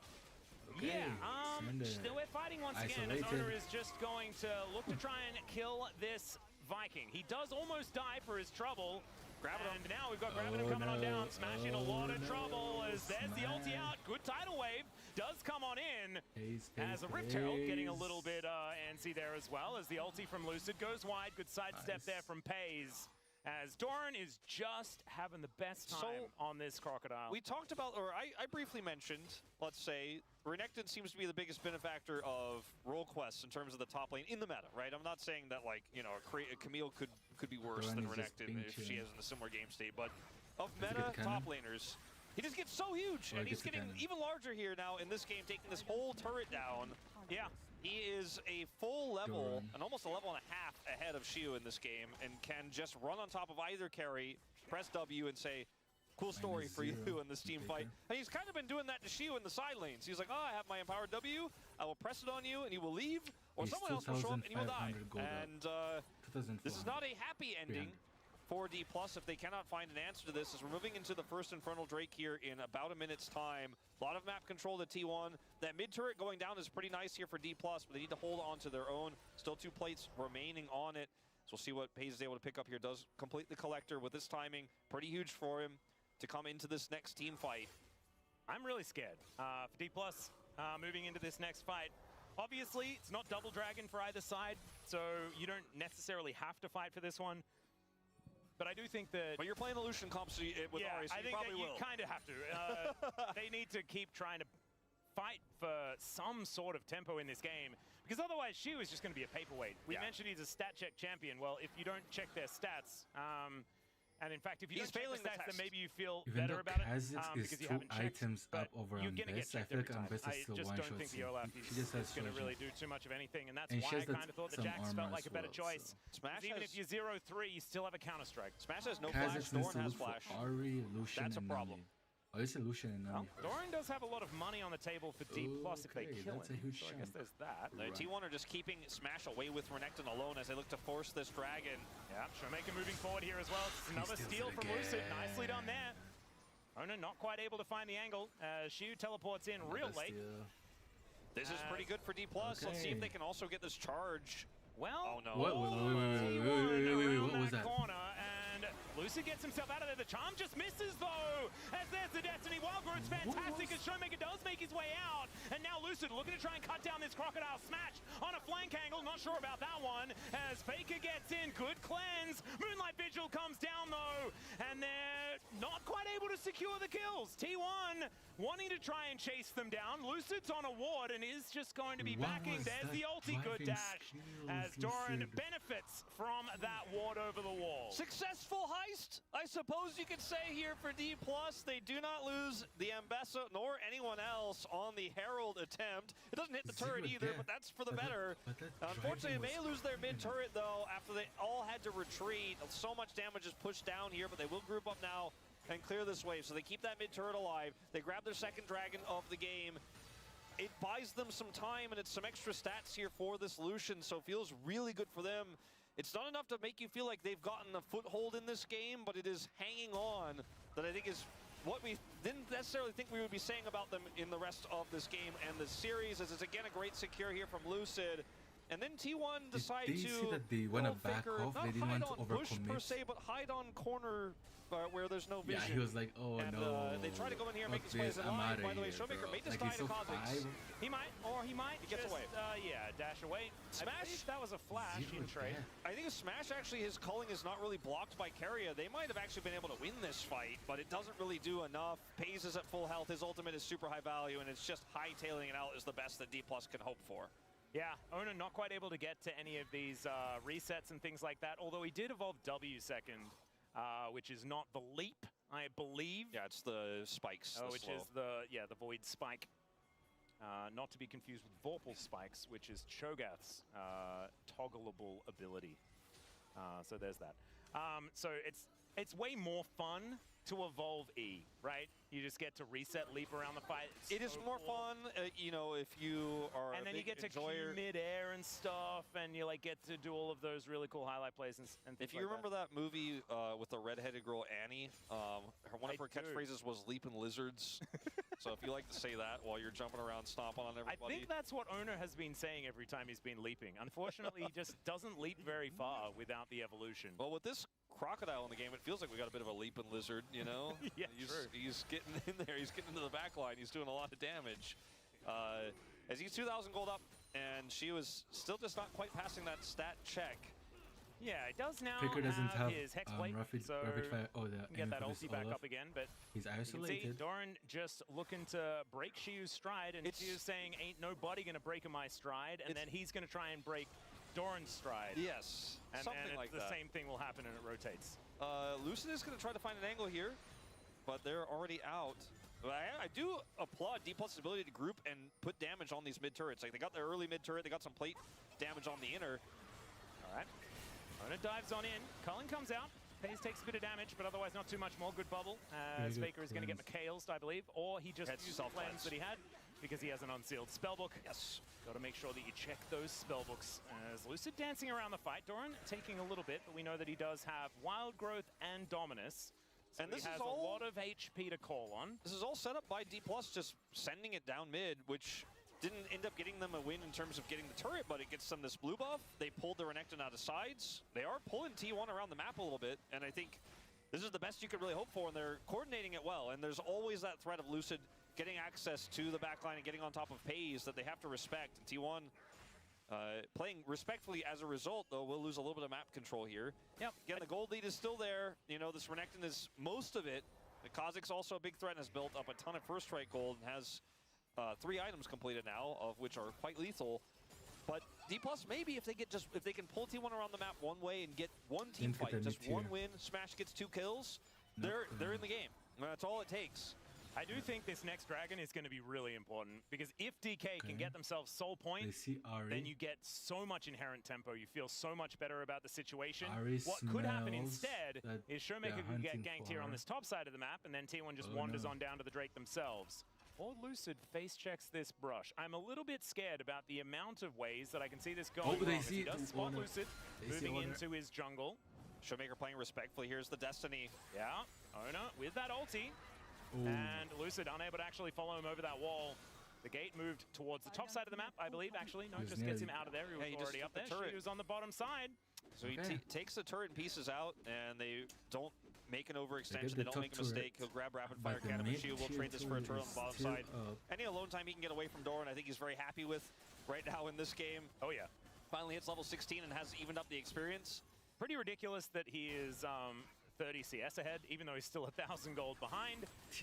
This 0-3 Olaf is not, you know, it's not the worst. I am starting to feel like T1 are going to have to make a really aggressive call. I thought that what they were trying to do, because they had red-white with Pays, was bait D+ into this extended skirmish where they could win the fight and grab Baron, but D+ just didn't fall for it. They grouped, but they didn't overextend. Lucid was hanging out on the edge going, I see what you guys are trying to do.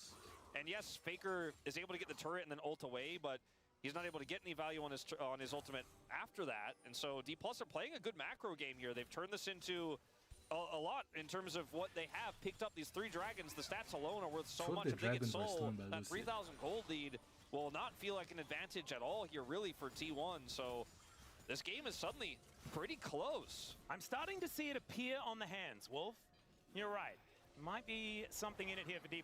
Still, it is a 3,000 gold lead. We cannot let that one drift away. But like you were saying, that Infinity Edge is now done. Okay, looks like that's and even though there are a lot of blue numbers in favor of T1, there are some win conditions here for D+, especially with that dragon. On 3 items. Even though Lucian took trying to set up that same type of fight here with Doran having TP in the bottom lane.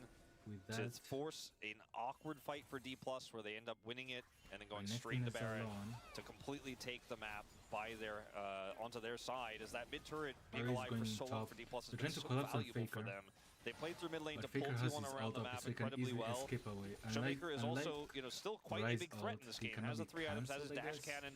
Yeah, the Shadow Flame was If you just can- completed as well, so decent little spike to be hit, especially against the champions that don't have as much magic resist. Faker does He have sold the the Doran's upgraded Merc Treads though, Yeah. so he's feeling relatively comfortable. Faker They have hasn't died Mikhail's yet, so for there's Pace, no who doesn't have push being cleanse. made by me. But, you've got to be very 1v1. careful about getting caught by the Sari. Follow-up damage from Smash. You can't cleanse his big burst. He has IE, so Ari has I Shadow really Flame, do think this game is on a Malignance, knife's edge. and One Crocodile. mistake could determine Oh, everything. they're sending That's it. a Moonlight Vigilist. They're Pace sending takes it a on lot of Smash. damage in return. Oh, Smash. And Smash just cleanses the gold card and moves away. Still, that is a bigger investment than Faker's Q. And So with not going to be too worried about it. the time that was given to Shiu, he no longer just gets dunked on by Doran and sides here, and D+ just have a lot of map control. They have Showmaker on this flank angle. Oh god, this turret is not lasting very long. Well, Okay, there's who's a TPing? teleport in. The Renekton trying to make something happen. His career in Smash maybe in a little bit of trouble. It's the double TP. The flash forward as Smash does get Mikhail's and then just dashes away. And so T1 unable to quite get that one to work out as Showmaker thinks he may have found an angle onto Ona. But Ona just takes half of his They're health gonna bar call it and for then they will Baron back call. away. But T1 are like, wait, but we're here, guys. Oh we no, should probably T1 do the out. Baron. Shiu Am I does have his right? teleport now, and I think he's going to have to use it. Yep, Showmaker looks for the Orb of Deception as now Smash gets a lot of damage onto Doran. This Lucian is very scary as Lucid. Can you do it again? That's the question. Never The answer's mind. absolutely not. He's not even able to get Run, into the pit. T1. As now T1, can you escape? Oh, they're not As Doran escaping. gets They're in gonna there fight with it. them, and now the Olaf thinks that it's his time to shine. Goes in, immediately goes out. As now Pays gets on forward. That's the public execution, and Faker gets smashed down to the ground. Smash now looking for an angle himself as over the wall he goes. But it looks like just one for the moment as T1, they are walking the wrong direction. Trying to keep their Baron alive as Lucid, the only one without gets fear by the looks of things. Pays is at full health and Lucid's just dead. There is the Dominus, but the bubble is going to be Okay, good. like, oh my god, Showmaker finds Showmaker. the angle to shut down T1.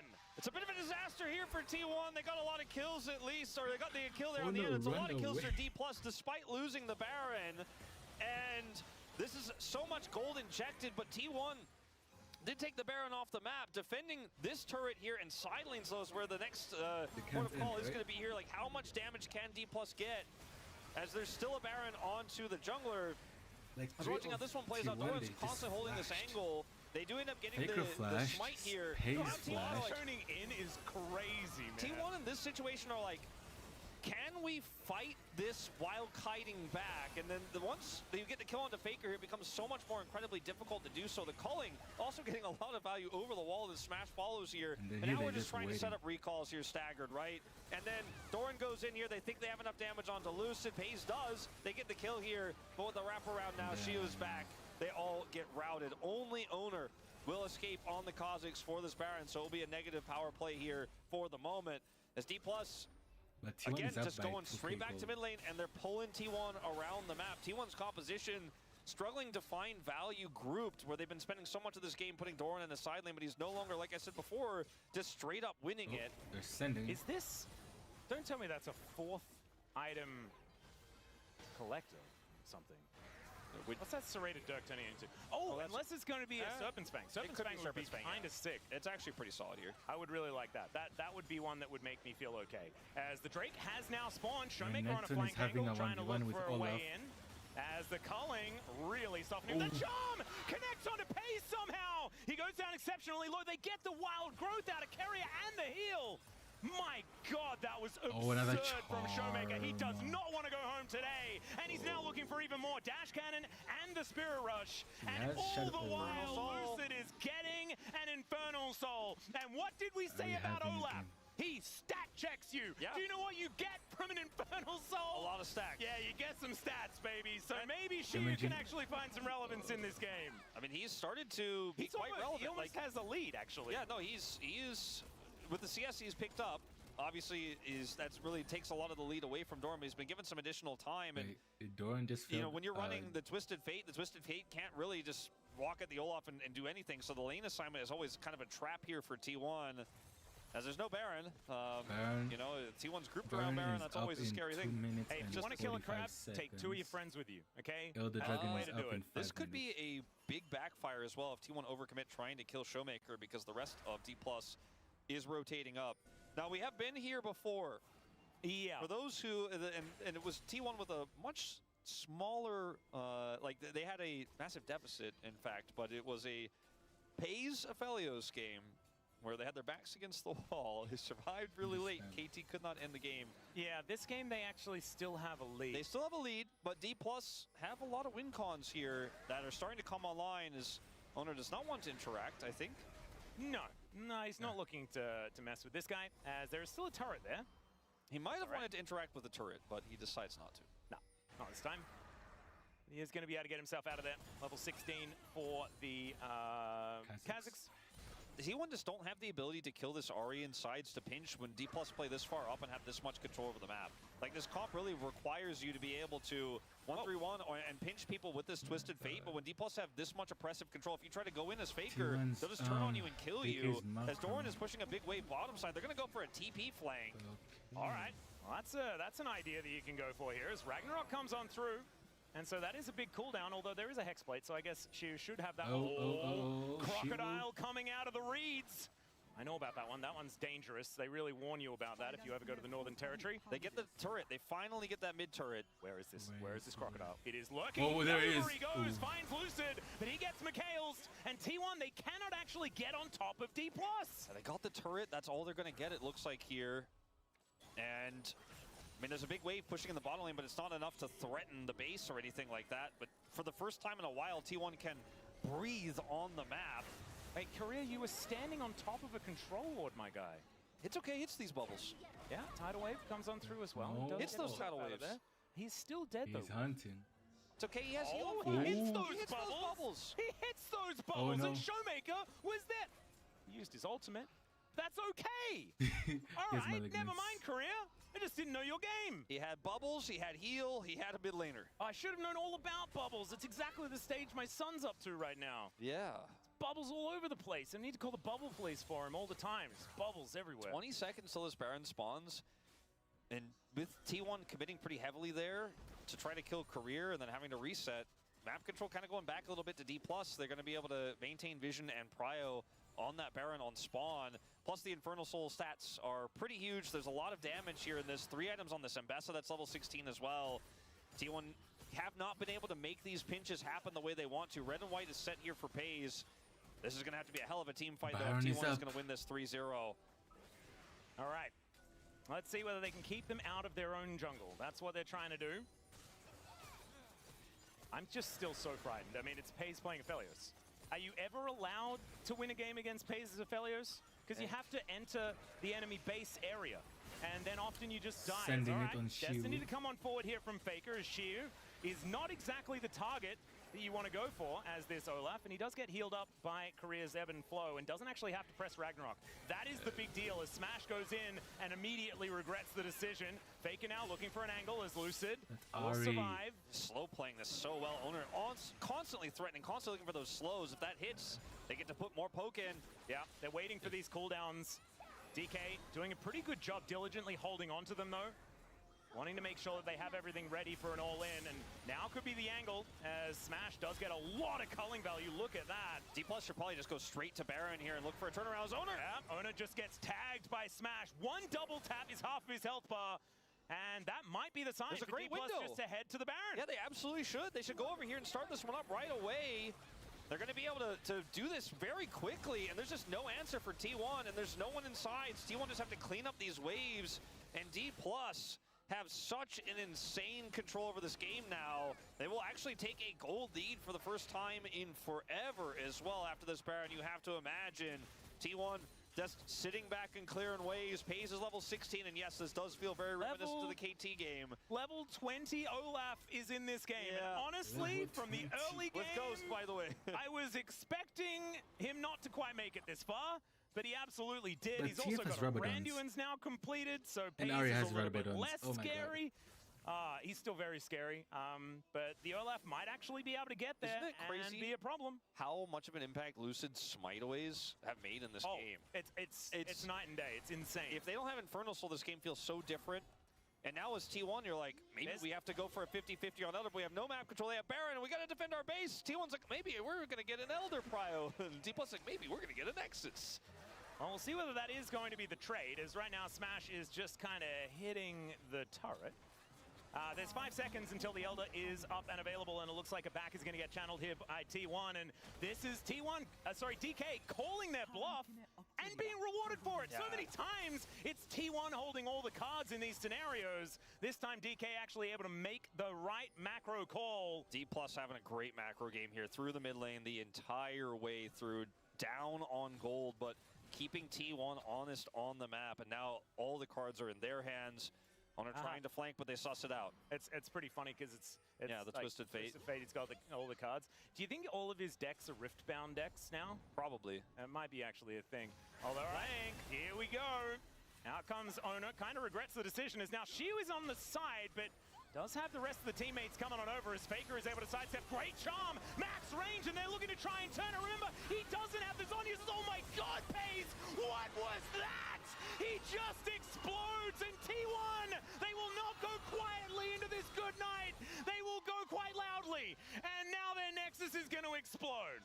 All right, D+, pull it off. Well played, in the DK. end, better macro. They push T1 into such an uncomfortable position they have to make an all-in play. It doesn't work. Paze tries for the hero play, but he goes splat. I loved it though. The gusto, the idea, it straight up didn't work, but sometimes the face plants are as entertaining as the other things.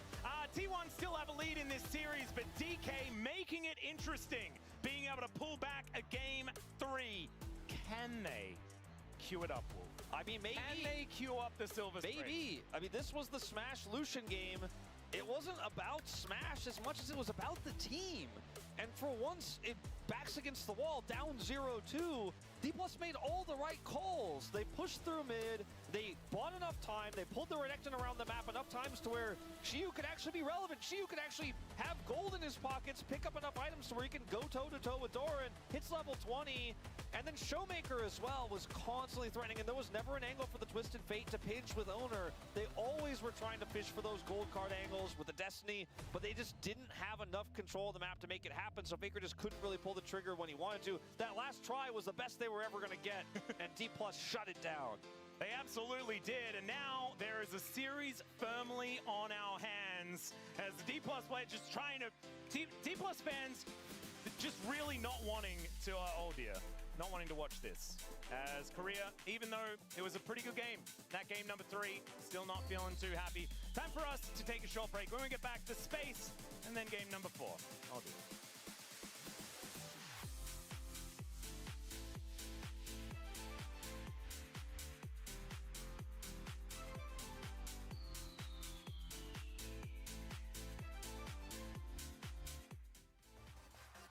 All right. Let me do Beijing.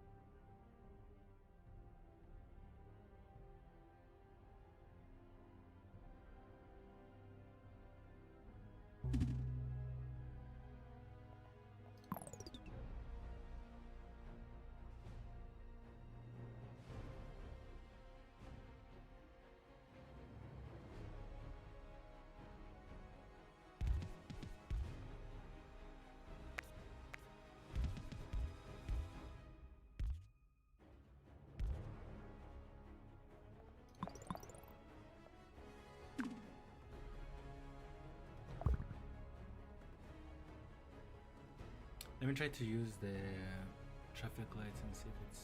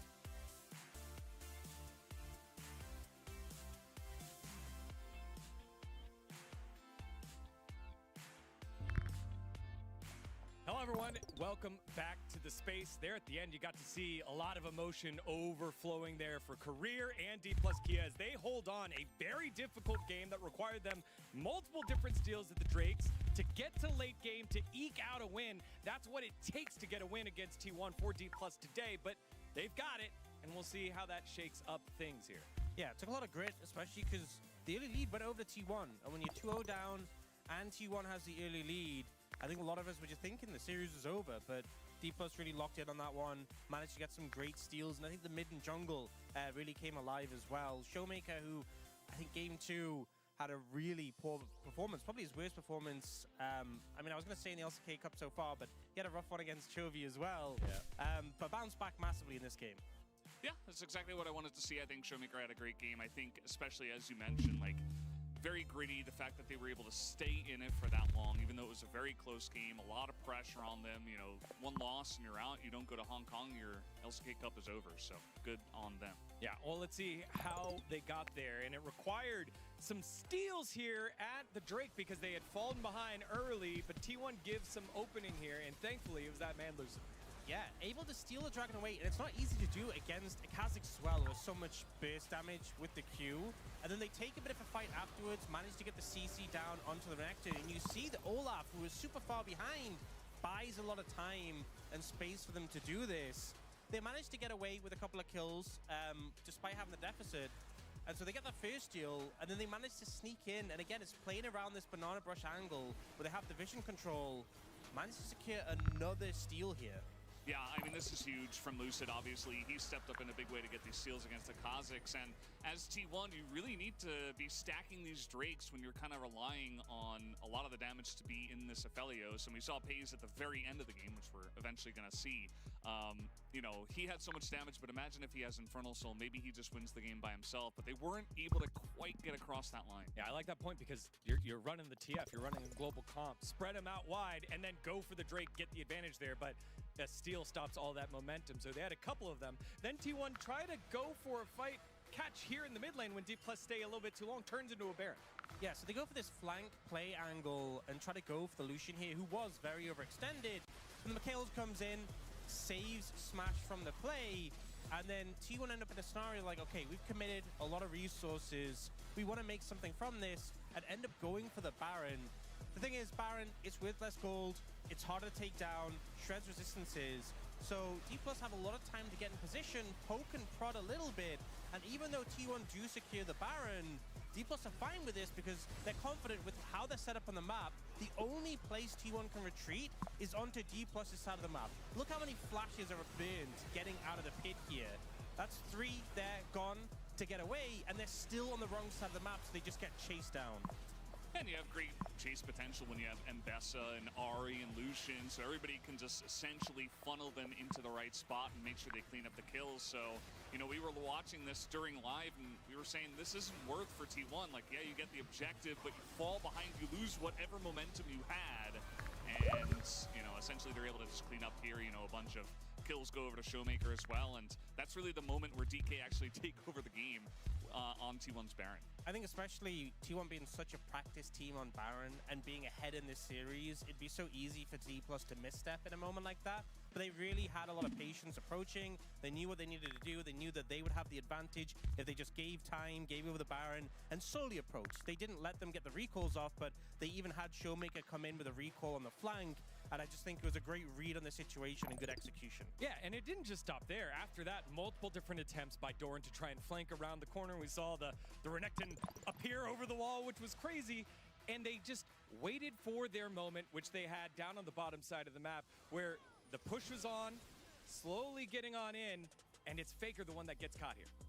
Yeah, and it's very difficult. I mean, you really can't make too many mistakes when the game is this close. And, you know, this is actually a pretty close fight, even though it looked like DK essentially controlled it. But that catch on a Faker to start off is definitely the big one. They try to collapse on Olaf, who has been just unkillable, uncatchable this whole game, and Faker just out of the fight right from the beginning. That's the thing, is this Olaf was super behind early, but level 20 Olaf with the ult as well. So little they can do to him.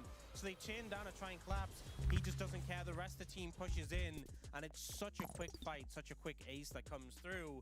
And, I mean, it's a hard position to be in when you're down 2-0 in a series, but it's a great bounce back from D+, keeping their hopes alive in this one. And now, I mean, I think we turned the conversation and the focus to what we saw there at the very end. We saw Career kind of, you know, he's had a tough series. He's had a tough couple of games, and you could see how much this was weighing on him. Not in review, but as soon as the game was done, he had so many different cleanses, he had so many different Mikhails, and you could see time after time again, he's holding it in, he's holding it in, he's waiting till the game's done, and then just wants to get off, and afterwards, you know, the outpouring of emotion, the pressure of competition. And I think we got a quick glimpse of it, but now with the fuller picture, you can see it's just tough. It's tough. He's on a high-profile team for his first time in his career. We got to see him during Kespa Cup, where he didn't know where to bow after they won, and we are watching a pro player grow in front of our eyes and deal with that level of pressure. But they got the win, and it's those kind of moments, that can build into something else. It'll definitely build into a game 4, but if it's a game 5 and a reverse sweep, that's something to grow from no matter what. Career and the rest of D plus Kia upset-minded here in game 4. Keria and the boys, they want to do business as they always do it, take care of it, and go to the live event against BNK Ferex in Hong Kong. Let's see what happens in game 4. Thank you very much, gentlemen. I'm glad to see a little bit of context there as well, as hopefully Korea after this got all those emotions out of there and can loosen up, ready to get into a game number 4 that can be competitive this time around. One thing I do want to say though, as we do get the information that T1 has decided to go with first pick here in game number 4 as well, I feel like as the series draws on, first pick becomes less and less powerful. We'll see whether D+ can capitalize on that. What they want to do with this, as sometimes first pick can let you get a really strong 2-3 rotation in your bottom lane, where the enemy team doesn't have that same opportunity to get both laners, and they can end up getting split. And we're talking about bottom lane with all these engaged champions gone, or enchanter champions rather gone. Engaged champions are what you have left, and sometimes you want to make sure that you can have a strong 2v2 there to play through. So the Vi will get removed, unsurprisingly. Yep, I wrote the Bard in already. Yeah. Because we knew that one was going to have to be taken away. And now, will it be just Bard Nocturne again? They've been doing this every single game. It's likely that Owner will not be allowed to play Nocturne this time, but a Ziggs ban is kind of insanity. That's interesting to see. Not allowing you to dodge the lane. So it looks this time like T1 do want to try and put some pressure on towards that bottom side. Maybe a Callista draft or something like that could be coming through, because we are getting deeper and deeper into Fearless, and there are less and less options into those sorts of drafts. That's the kind of thing when they ban Bard every game and almost all the range supports are gone, all the enchanters are gone, and you can have that 2-3 like I was talking about to get the set duo, get your Renata locked in for sure, and then deny anything else. You can protect the lane. You feel really good about it. Remember, Ashe Seraphine is already gone, so I think that you are on to a potentially very strong read here in that Callista lane. Let's see what happens in this final ban here for T1, what their last choice is going to be. They'll take away the Zoe from Showmaker, prevent him from looking for more playmaking. Yeah, an odd one, but we have seen Zoe's cropping up later and later into drafts. D+ read this and ban the Callista. That could be interesting. I don't know whether they want to pick it then this early. Varus goes over if you do that. Oh yeah, true. Maybe don't. I think they probably have to ban Varus here. I would recommend banning a Varus. I don't think you want to give Pays. Like, what would he then play? Zeri, which we know he's incredible at, and did just dominate. Zeri, Yunara, and then the Aphelios, which they didn't quite find the win on. But then if he's allowed to immediately play Varus, then he's kind of got the cream of the crop so far. So the Varus looks like that's exactly what happens. They ban the Aurora instead. So they go for the Callista lane into the Varus, a little bit less appealing, but still can be quite strong. I feel like it's going to be have to be a Sivir answer here with Jarvan already off the table. And maybe that's an option that they can go for. That's been a really common response to the Varus. The spell shield value is quite high, and the wave clear is really huge. No Jarvan, like you mentioned. So let's see what the response is going to be. The Wukong that's been considered so heavily throughout this series will finally get its lock. All right. And maybe if you wanted to, you could just go Rakan here as well and say, well, we have a lot of engage. I don't know about that. I'm a little bit worried about that sort of angle. Although, I mean, there's Poppy's still available. Poppy's up. You know, picks like the Leona are still also relevant here. So, I mean, there are a lot of engaged picks left. We're really just out of enchanters. And the Sivir that you mentioned has been one of the most common responses. Will get locked through. Doesn't look like Smash is looking too happy to play it. No, he's not looking incredibly psyched about it. But that's all right. Obviously, it has worked out relatively well in the past. Any jungler that can make an impact pre-6 will feel very good in the early game here for Owner in terms of what he can do and how he can impact this Varus lane or potentially topside. Zahin, cool little flex here. Yeah, we've been seeing it more in the jungle more recently because that was where he was a little bit buffed. But we'll see whether it is going to be going to Owner or to Doran. Both of them do like it. And it's a tough pick to blind for the top lane, but when you can hold the flex like this, it feels very strong, assuming Owner doesn't just lock in an obvious jungle pick here. Faker Could just look for consistent damage dealer here, or they can lock their bottom lane up entirely into this Sivir. The Alistar has been very common just because of how it interacts with the spell shield. Galio will be the answer instead. So very brawly compositions on both sides here with the Zahin Galio up against the Wukong. And if you can line up the Galio and Zahin ultimates, it can be really difficult to play the game, as that's an Alawi. Not sure about that, as Shiyu is having a little bit of a giggle while Showmaker does hover this champion. Would be fun. The Gnar, I was a little bit more expecting to see as a potential first pick for T1 if the Varus was banned, just because it's so safe. And it does end up coming through here. It's with the Renekton, you know, gone, not as high value as it could otherwise be, but feels really good into Zahin if that's going to be the matchup that we end up just having there on the top side.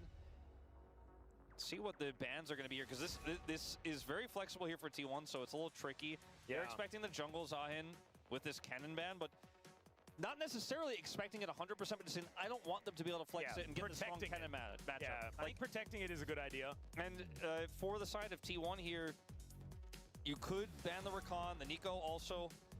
Big problem here. You could also look to take away the Leona as well.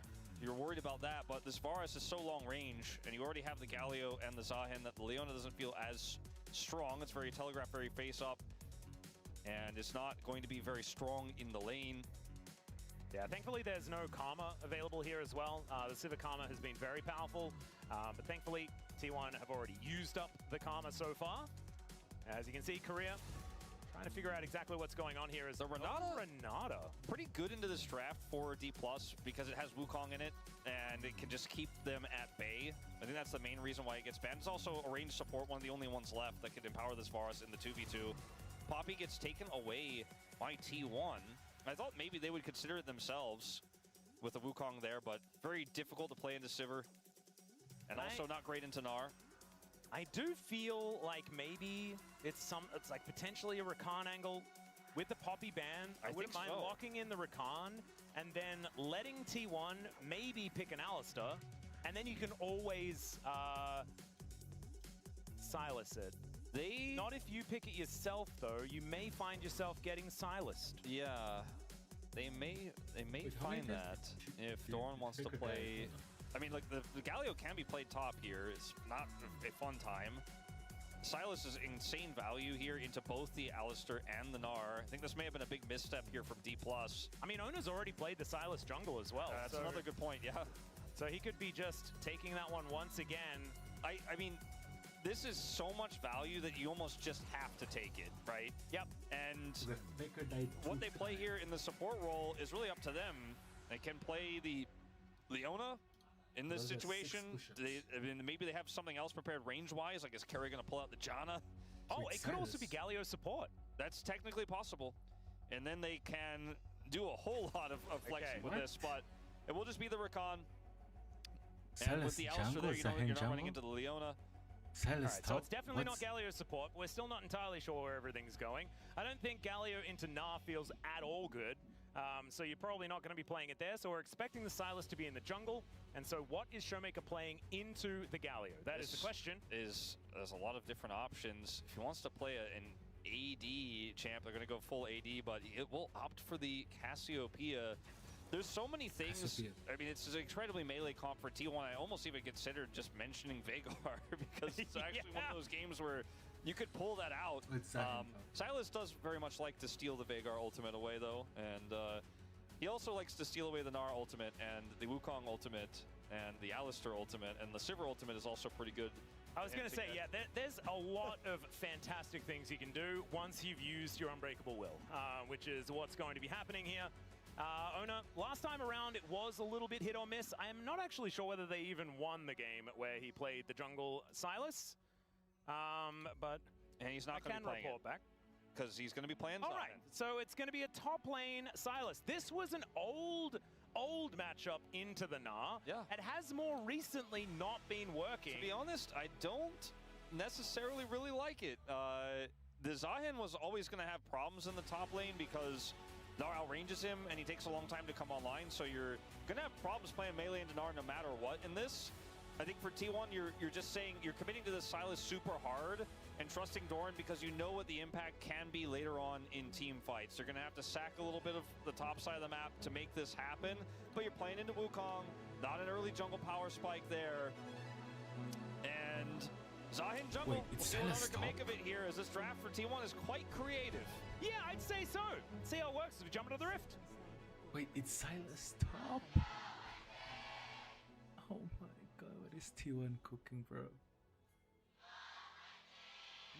Alright, so the reason I like the top lane Silas a lot less is you couldn't be further away from the Alistar, which is what you're really wanting to be doing. Obviously, when you hit level 6, you have more access to your ultimate than your enemy does, which is kind of funny.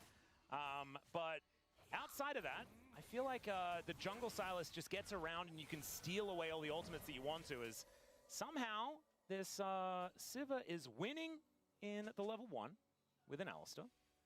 Yeah, that did happen. As FaZe does not have a combat summoner. I think that's a big part of this. Yep. Cannot actually offer anything back, and Smash was ready to ghost if he wanted to try to continue to exchange with them. See how Career performs on this Alistar, as it is going to be pretty tough to play in this draft. Yep, Career is just going to have to keep headbutting. That's what we do see these Alistars doing. Does T1 have enough damage here with Lethality Varus if this Silas falls behind? Like, I wonder, will it be enough? Like, FaZe has to do so much heavy lifting in this game, and on the other side, D+ have a secondary AD threat at range with Shio here. Obviously, again, Doran has more access to his ultimate, but that doesn't necessarily mean that you win by default. They have Cassiopeia worth of damage, which is, you get to later on in the game, is a lot of damage output, and then Smash will be able to help control waves in mid lane, and is going to be a big scaling threat as well. So T1 cannot fall behind in this game, or I don't think the Gnar steals and the Alistar steals are going to be enough. Ooh, Carrier taking a bit of damage there as the Boomerang Blade does come on down, but these Noxious Blasts just keep landing, and Showmaker has been playing some pretty amazing Cassiopeia this tournament so far. And looking forward to seeing whether he can continue to find that level of success. I remember his first game on it in the LCK Cup was absolutely outstanding.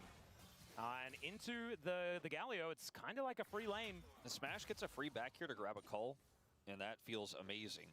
In the Alistar lane, you grab a free cull, you're just going to chill and cash that in. This Faker. Oh, God. Faker, the poison ticking down, but he is going to survive. Really cannot stick around much longer than that, though, as the Winds of War will be able to lap up the last few minions, and he does make his way back. Has Ghost, though, so is going to miss a little bit if Showmaker does just clear out this wave, and it looks like that's what he's going to do. Yeah, he has tons of health. He's totally fine to do so. His jungler is nearby, has no real reason to rush, and that'll help him get to save his own TP.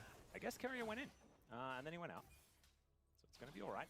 This wave is stacked up and ready to move. DK will be able to catch it here as FaZe looking to make sure that Career cannot hold onto it, but the mini wave is going to turn up. And so it looks like they're not going to get the crash that they were looking for, as Carrier is going to go back anyway. Didn't have any mana, so didn't want to stick around. Showmaker did commit to TP, but now in danger. Yeah, has to flash the taunt. Miasma does come on through, though, as he will get pulled back. Where is the Conqueror proc? Showmaker is able to do a fair bit of damage here to Faker even after that teleport. A big swing of momentum in the mid lane after Faker was nearly solo killed. Still finds himself at a pretty significant CS deficit, but getting the flash out of Showmaker as he TPs back in is a huge win. Yep. As this matchup is really tough to play for the Silas pre-6, and if you don't hit your chains, Shiyu just kind of dances around you and continues to harass you. Yep, however, if you do hit your chains, sometimes the mini Gnar just dies. So see whether Shiyu can walk that tightrope. Be a tough one. That was how the Silas sort of looked good in this matchup in the past. As you can see, it is tough.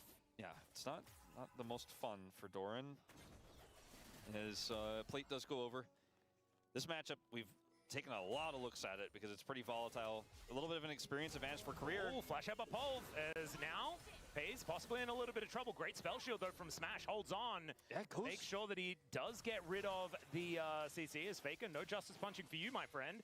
As Showmaker looking for a little bit of an angle. Does he have another Noxious Blast? The answer is it doesn't matter because there's no vision. Does get a control ward down. Faker played around that vision really well. He was like, you don't know where my Zahin is. I have a control word here, so you can chase me through that brush if you want. Now the Zahin's going to show up. Yeah, there's a petrifying gaze, though, as Faker, he might just die as Showmaker doesn't have his flash. And Ona tries to make his way over. Another poison comes on through as Faker walks up, flashes away. And Ona should be able to finish this one off. Showmaker, though, does have to get the flash out for Ona to be able to pick up that kill. Man, that was close. As now Lucid looking for a little bit of an angle here as he gets over the wall. Flashes on forward. Can he get the Ona? The answer's no. Too many knockups, and they outplay the monkey. Lucid's face, Atlas. Oh, the ankles were broken. Oh, that is absolutely heartbreaking. As she does have his Gnar available now. Doran just used his against him with the hijack. But man, Wolf, that could have been. Everything about that was so close to being great for D+, but T1 were just that little bit further ahead in terms of the setup.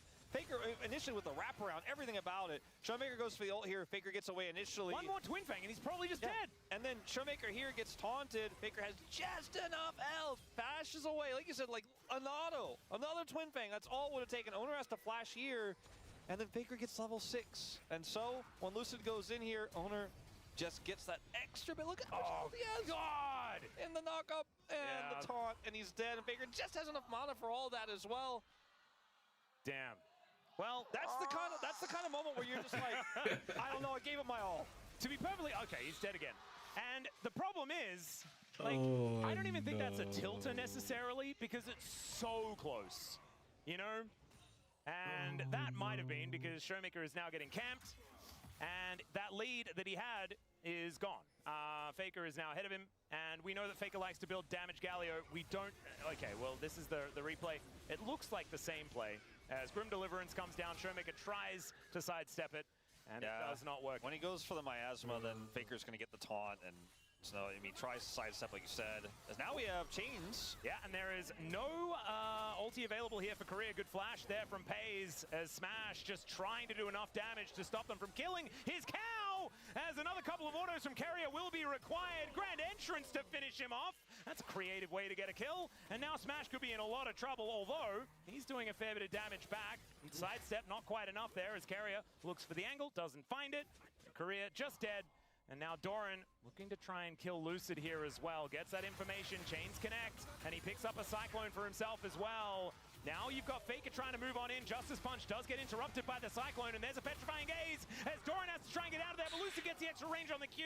And now Faker looking to try and turn this. Ona gets the pullback. My God, Ona Zahin is pretty ridiculous. Yeah, he's been putting the hours in for Oh, sure. yes. I'm watching this game. That's why he's like, no, you take this Silas away. I hate this champion. Give me my Zahin. You can play it, Doran. That was pretty impressive stuff. He has had an incredible game here so far, as we're going to see the TP back to lane from Carrier. Yep. Pays will have his in a moment. Pulverized. So he can actually, well, he looked like he was going to back. He's actually instead going to try to kill Career. And look at how little interest Smash has at fighting this, as he does just walk away. And Faker moves back to the lane. So, about an 800 gold advantage here for T1. I think the mental warfare battle, T1 are so far ahead. It's tempo kind vibes of ridiculous. Are definitely, definitely red in this game. The thing is, I do think the compositions kind of favor DK. Yeah, no, I do like this draft for DK a lot. And because, yes, the Silas can steal a lot of ultimates, but I don't know if there's enough damage in this for T1. And there's oodles of damage for D+, Peel for days. And this Gnar is significantly ahead of the Silas. Surprise, surprise, because this matchup is incredibly difficult to play out for Silas without jungle attention. There is some jungle attention coming, though. Yeah, now there is jungle attention. Nice little hop does come on through. Sidestep, doesn't get pulled back. She's slick with it right now. As we do have the Varus rotating up towards that top side. Lucid taking that as an opportunity to get Drake. And that's a big rotation up of Pays, who doesn't have his role quest completed just yet. Yeah, the rotation up, like they did that in the B&K series as well, and it meant that Pays was incredibly far behind on the quest. Yeah, also Pays in the game where they made the rotation up in game 1, he had his role quest completed. He does not have it here just yet, so this could backfire in a big way. As she was just going to be able to walk it off, it looks like. Career, I don't know if we'll be so lucky. Flashes over the wall. That is going to keep him alive. Oh, it doesn't have Hex Flash? What the heck? feels wrong. Doran's like, I've gone from one annoying range champion to another to play into in this game, and I'm not now having all a I fun can do time. is yell and run a bit faster. That's frustrating. As Lucid moving on over to make things even more annoying here for Doran, who can steal away a Cyclone. Does instead go for the all-out. He's running faster. Sorry, on the hunt. And yes, like you were saying, he's running faster. And he's going to slow down in a minute. He's no longer running faster. Okay. But he didn't die. They didn't go for the commit. There you go. And so Doran is going to be able to make his way back home now if he would like to. There's such a limit in my mind to what you can do when you're playing lanes that are this tough to play out. Like when you're this far behind as the Sylas, now the Sylas is swapped out, Pays' role quest gets put behind, and so he's also like not feeling happy about things, and then the Sivir is just chilling, finishing her role quest while she's hitting a Sylas in the bottom lane, and Doran is trying to get out of the hole, finds himself going from 20 CS behind the Gnar to 30 CS behind the Gnar. And yes, there are gold leads here for T1 from the early game plays from Owner, but I wonder how they hold on to those to get this Varus through the mid game as he's got his Ghost Blade ready, right? He's going to look for his transformation in the mid game, hit that 2-item spike on this lethality champion. But there are so many there's so many ways to kill him in D+'s comp, and even if you're able to get the jump on Showmaker, for example, you got to kill Smash, you got to deal with Shiu. You only have one Sylas ult at this point in the game, early on, as Doran. Speaking of Doran. Yeah, can he hop his way out of this one? This time doesn't get the extra bounce as the flash comes on in. Good knockback, Grim Deliverance, and the delivery is death. Down goes Shiu this time, and yeah, Owner's really good at it. Owner is like, I'm sorry, Doran, this is why you have to play Sylas in the Yeah, exactly. No, but he's like, if you do play it for me, I'll gank your lane. Yeah. So don't you worry about it. And he certainly did, so that lead is still there for Shiu, but it is severely diminished, and we almost now have a lead across the board here on every position for T1 after that play. Smash does finish his role quest as Shiu sidesteps the chains, which might have been a little bit of false confidence here as he gets baited in, going into Doran heavily here, and then this, it's like, oh no, the Gnar is coming, flash it, but still gets hit by the knockup. Yeah. And then the ult, and then he's dead. Already in the air there for Owner, so beautifully done. We've got a bit of a tussle here, as Faker's going to be moving in first. Headbutt out, good Justice Punch though to avoid that, as now Smash is in a lot of trouble. The quickness comes on through, but Carrier is a long way away from the rest of his team, but so is Lucid. And now Lucid is very, very dead. So they end up getting a kill onto the Wukong there. Nothing else happens. Smash actually just kind of chilling. Yeah, Carrier is not going to be able to get in and stop the Sivir from going back. Trample is going to slow him down. They really wanted to get that Essence Reaver, and he can understand it, making sure that Smash has that item already built up. So he finished his role quest, finished a cull, and he is, despite being 15 CS down, and all the plate money that went over to Pays is actually staying pretty even on this Sivir in this game. Yep. There's a lot of ifs in this game for T1 as Faker. Oh, no. Oh, God. That was about the angle that he dodged it on his Riven back in the day. Beautifully is running done, the map, even though he bro. didn't really dodge it. He just didn't move. T1 are, it feels like styling on D+ in a draft that's incredibly difficult to play. I mean, I would D+ say that are, I'd upgrade it to Owner's styling on D+. well, yeah, but I mean, Faker's making some great individual plays as well, right? And it's been them in the mid lane that have really put Showmaker into his grave, but okay, this might be a bridge too far. Well, Lucid is going to smite him, and there is a dead Faker. So that is a lot of money going over to Lucid. 3 deaths. What did so Faker mean by far. this? 2 deaths from the last match. That's a good This is the question, third Atlas. one. They deserved it, right? Because it was so close in the early game. T1 like, is certainly, no, you know what? You deserve it. They're certainly making it harder for themselves with the draft and some of these choices than it necessarily needs to be. But this was great, right? Okay, this was great. Gets behind him. Showmaker's a little greedy. Got the kill. We can cut the tape. We can cut the tape. We can cut the tape. Yeah. He was just greedy for a plate. That happens. As now Doran is going to steal away an Unbreakable Will. And I don't think it's going to last long enough. He is level 11, so he gets a better one. He's 5 levels ahead of the support. Gotta love League of Legends in 2026. It's kind of just how it goes. Now is flashless, and he may lose his turret. That's a huge wave. He does not have teleport. Rakan alone, I don't think, stops this Gnar push. They might be able to try to make something of it, but without that hijack, it's going to be tough. As yep, Showmaker's like, ow. This is such a weird game in terms of lane assignment because the Sivir's still in the bottom lane, interacting with Faker. Yeah, on the hunt. has been thrown out here, as Faker is just going to have to walk it off. The Drake is what's on the minds of D+ and T1 right now, as Ona already has it down to 34 health. So they trade the dragons here, one apiece. It's Infernal Soul again. But like I mentioned, that top turret is so dead, basically. I mean, it's not going to necessarily die on this wave, but so much damage has been done to it here.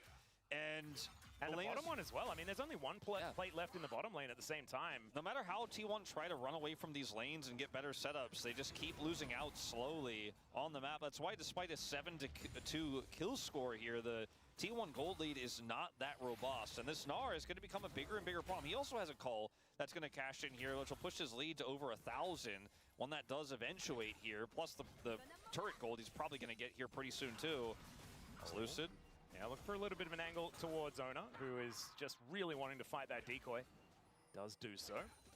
And even though Showmaker is 800 gold behind, he is a damage dealer in this game. And so T1 need to use this Galio and the jungle control they've had this game to keep this lead. Otherwise, it can go away very quickly with just a single team fight from D+. And they are looking to set up for said fight. Korea's Flash and Ghost on this Alistar here for a potential Herald fight. Let's see whether Lucid's just going to be able to start this one up and we don't get a fight, or whether there's going to be a little bit more. Cheeky little ward does give T1 a lot of information, and one also in the pit. As Faker getting to work on these plates towards the bottom lane, as Showmaker just walks through the winds and gets himself down there. We'll be able to protect that turret. So those single plates that are up in the side lanes for DK, let's see whether they can actually take them, as Teleport does bring the Sylas into the top lane. Faker will have to start rotating up now if he wants to be able to join this fight with his ultimate, as they have full Banana Brush control. There's the TP to answer. Yeah, Lucid moving on in there, but this Rift Herald is down very low. Teleport does get Showmaker up there, as there is the Cyclone. Grim Deliverance comes on down. Rise is pretty good, as now Carrier just getting himself out of there. Justice Punch comes on through, but we have the Rift Herald taken here by Lucid, and now Faker is in no man's land. In the meantime, Smash just taking matters into his own hands, and so is Faker, actually. It's taking a long time for him to go down, as she will finally find the Hyper Proc, and down goes the Galio. That Lucid wastes no time, and they're going to put down the Rift Herald. Wolf, are you hearing it? Can you hear it? I was going to say that might have just been the game-losing moment for T1.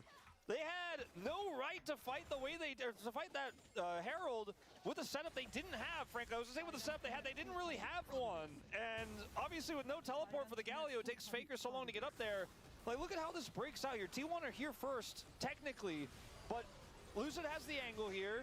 Doran cannot join. The Pulp comes through, and the Galio ult is so late here. The fight is practically already over. And where's the damage here for T1? Varus has used his buttons, and Smash is like, I'm Sivir. My buttons are a right click or an A click. I'm going to do the damage. Faker's an isolate on the other side after his ult. Has no damage to offer here. And it's a disaster. They get the Herald, they drop it in mid. The smite went over to Lucid. That's a turret down here, and top turret's already gone. One plate left in the bottom lane. Can they punish Showmaker? Yes, they can, as he's going to get pulled back. Carrier moving over. Lucid not going to be able to help, and the snake goes down. And I want to apologize to D+ fans, because last time we heard someone making the Silver Scrape sound, it was DRX, and then they promptly lost the series. So I am not actually a member of D+, and so I cannot be held accountable. As Smash is going to just throw some Beyblades, and will otherwise not find too much onto Carrier, who is able to battle dance his way out. I thought perhaps instead of trying to chase the Rakan, they might have looked for the Galio in the bottom lane. But instead, not going to happen, as Shio is like, I am better Gnar, actually. Yeah, just throws a house at Doran. He has an Executioner's Calling, which is insane high value, into the Kingslayer. As Smash is just like, if they eventually don't come and defend this, I guess I'll just win the game. Yeah. And this is the problem here for T1. It's not that they didn't have a lead or anything like that, but it's if you lose one fight and you lose map control with these ranged champions into your heavily melee composition, you're going to have a bad time. You're going to have big problems. You're going to really struggle to match rotations around the map. And with this Alistar here, with Flash also, there's so many engage tools for D+ to get on top of the one real damage threat. Because yes, Sylas, he could be a damage threat, but in this game, we're just kind of still waiting for that. We're imagining it. He does have the arm guard, which is going to be some extra safety, maybe some extra power in an upcoming scrappy fight. T1 do have prio for this dragon, at least for the moment. Showmaker does not have TP, so see if T1 can make something happen here with this window they have. Ooh, Smash actually finding a fair bit of damage onto Carrier, but he's able to get himself out. Looks like the answer is position pretty strong. Looks like the answer, Atlas, is no. If they were going to try to make something happen, they've just conceded control. Doran doesn't have TP, so they may just try to slow this down and get a topside turret. And Showmaker just completed his Seraphs as well, so he's pretty strong with these two items pretty stacked up. 7 stacks on the Rod of Ages.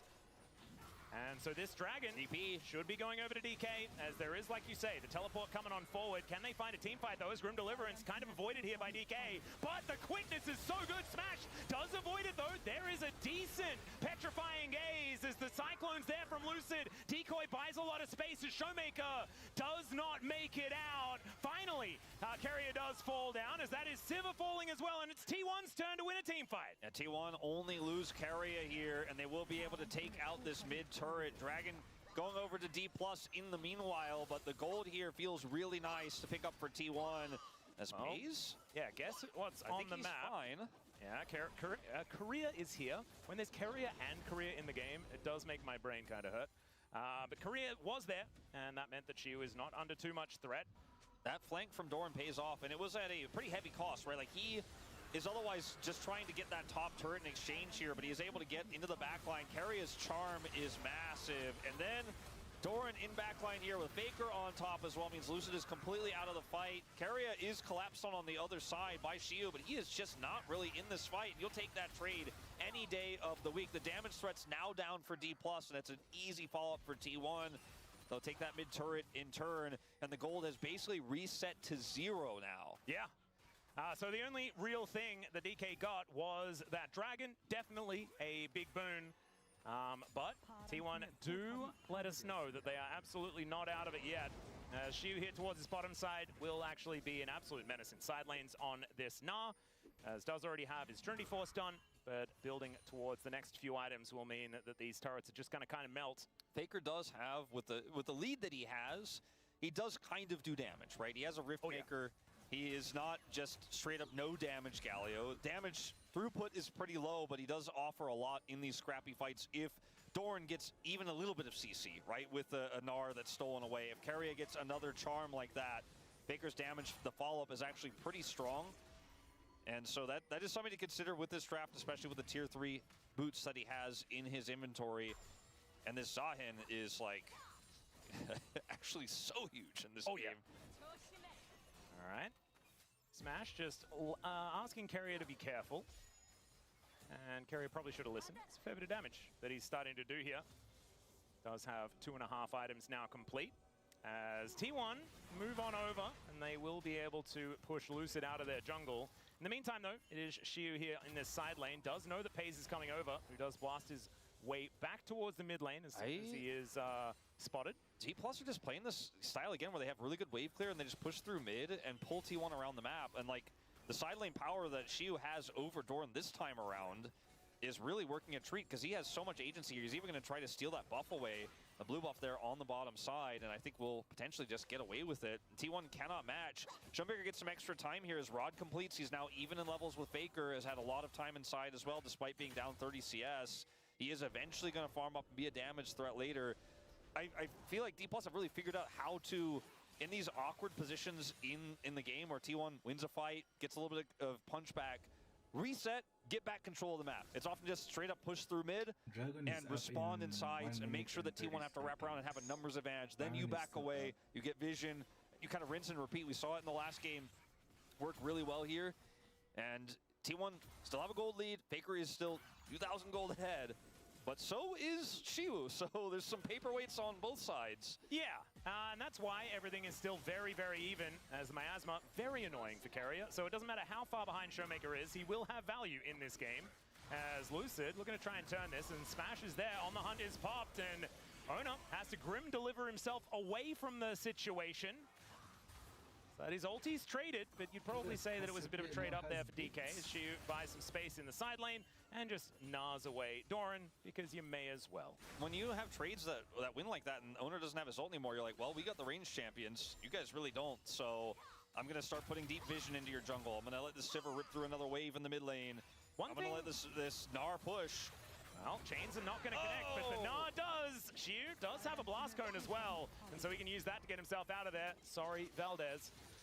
The disengage cone is just perfect. But the one thing I wanted to say, Wolf, is that it's T1, and this comp has no Baron damage. It's just kind of abysmal at doing exactly what T1 wants to do every game. It really doesn't. And you can see that, yes, they were able to get Shiu's flash there, and he blast cones away, but that meant that Showmaker got an extra wave on the top side, right? Like, there's a push and pull to how D+ play through this Sivir in the mid lane. Sivir now on 3 items, going to have much more damage output, much more consistent damage output than the Varus in fights, especially in the melees, where the ricochet value is going to be insanely high. Yeah. I favor the position here of D+ right now, especially because it's now Soul Point that's on the cards for them. They're going to get a TP out of Doran here, and T1 have to rush over, and the timing is pretty thin.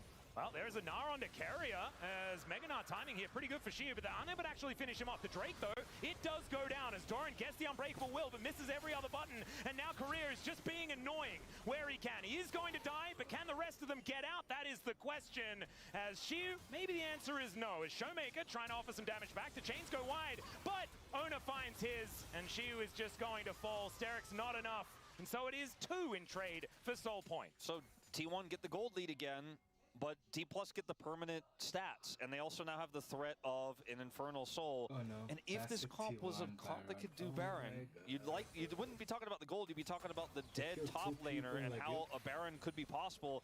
It's really tricky to pull this off as T1, but Shiu also does not have teleport. So even though he's going to be up in 30 seconds here, even if D+ slow this down, he can't get here without walking. And T1 are going to make that call. It's a tough one, but if they pilot this well, got the Alistar ult in tow. It's going to take a while for it to go down as Chains of Corruption hits a decoy. Let's see whether Lucid can utilize that as they do get the vision of this Baron. Doran looks for the angle once again, but doesn't find it. Petrifying Gaze doesn't hit much as there is a heroic entrance from Faker just to try and get out, but it's Iron that falls down first. The Cyclone so good from Lucid, but he's still going to fall, and Doran is doing crazy things in the back line. Goes golden with his Zhonya's to buy a little bit of time before he inevitably does fall down, and Showmaker's Conqueror is getting so much value in this fight. It's absolutely ridiculous. Faker has to flash to get himself over that wall, but Career's going in once again because somehow he has ulti back off cooldown. Smash grabs another kill as the Gargoyle falls, and the bane of T1 is the Baron this time around. I think T1 had the same read on the game state that we did. This game was really, really slipping out of their hands, and they needed to make an aggressive call with no Gnar there. But the setup was so good for D+. And look, they get the dragon here. Carrier is in this tussle. They're able to collapse on and kill Shiu. But the question is it all worth it here with how much is gained on this dragon? I think T1 decided it's not enough for us. I want to go for Baron after this. Showmaker tries to peel here, does a lot of damage, right? But there's nothing they can do. Shiu is going to go down without flash in this scenario in every single case. But what happens next here is, look where Showmaker is. He has ult, he has flash. He could be such a big threat. They have to somehow zone him away. As in live, we are seeing D+ group here, but look, they want to try to zone Showmaker away. He flashes here, gets the ult onto Carrier, but it's the front line here of D+ that keeps Smash so relevant, and the Cyclone from Lucid is so high value. His bees can't rejoin the fight. And did he cut down Ona in the sky as he was ulting out? It was kind of insane. And Showmaker, you mentioned the Conqueror value. There's just not any damage anymore once his Varus is gone, whereas Smash and Showmaker are laughing all the way to the bank. Career makes the call to go in knowing there is just not going to be enough to trade and push them back. So D+ end up winning a huge fight here post-Dragon. They're on Infernal Soul Point. That next Dragon spawns in 2 minutes. Smash has the IE. Oh god. And this gold lead here for D+, again, it's small, but comp-wise, I really still favor them. GA's now done for Lucid. Yeah, and if you're looking down the line at champions that are better later on in the game, Alistar pretty high up there. The Sivir pretty high up there. Wukong, massive value.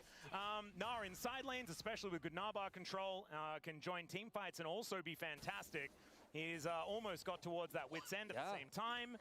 And that'll mean that even into a Galio or a Sylas, he is very, very happy in those side lanes. So I do think that as this game goes on, it's going to get harder and harder for T1 with the amount of DPS that DK represent. And like you were saying this whole time, T1 have a melee composition. They're into a Cassiopeia who and also a ricocheting level 16 Sivir that has 4 items. an IE completed. Very, very scary, very terrifying. And they actually do have the Baron damage, in fact. And now they also have map control. So you have to play around the fact that D+ could do a Baron really quickly. You don't have vision around that. They could also do a Dragon very quickly, then have Infernal Soul permanently for the rest of the game. They have a turret lead over you as well. And with this Gnar inside controlling Doran, is up a whole level right now. Your angles are pretty weak here. And D1 had a lot of control in the previous game. They lost it, right, from D+'s really good macro. But D+ have just gotten, now with this game, so hunkered down in control that T1's rotations to get Baron vision, to get even that one control ward that they have there in the Baron pit means, look at D+, are like, cool, Dragon spawning in 20 seconds. You spend everything to get that one ward in there, but there's the other problem on the other side, and your Gnar problem is not going away. And the thing that I love about this is it's completely against what I was saying at the beginning of this series. Yeah. Which was DK have been known to kind of give up, to kind of feel like they've fallen out of the series, but they are not afraid to keep trying, no matter how close to the wall they get.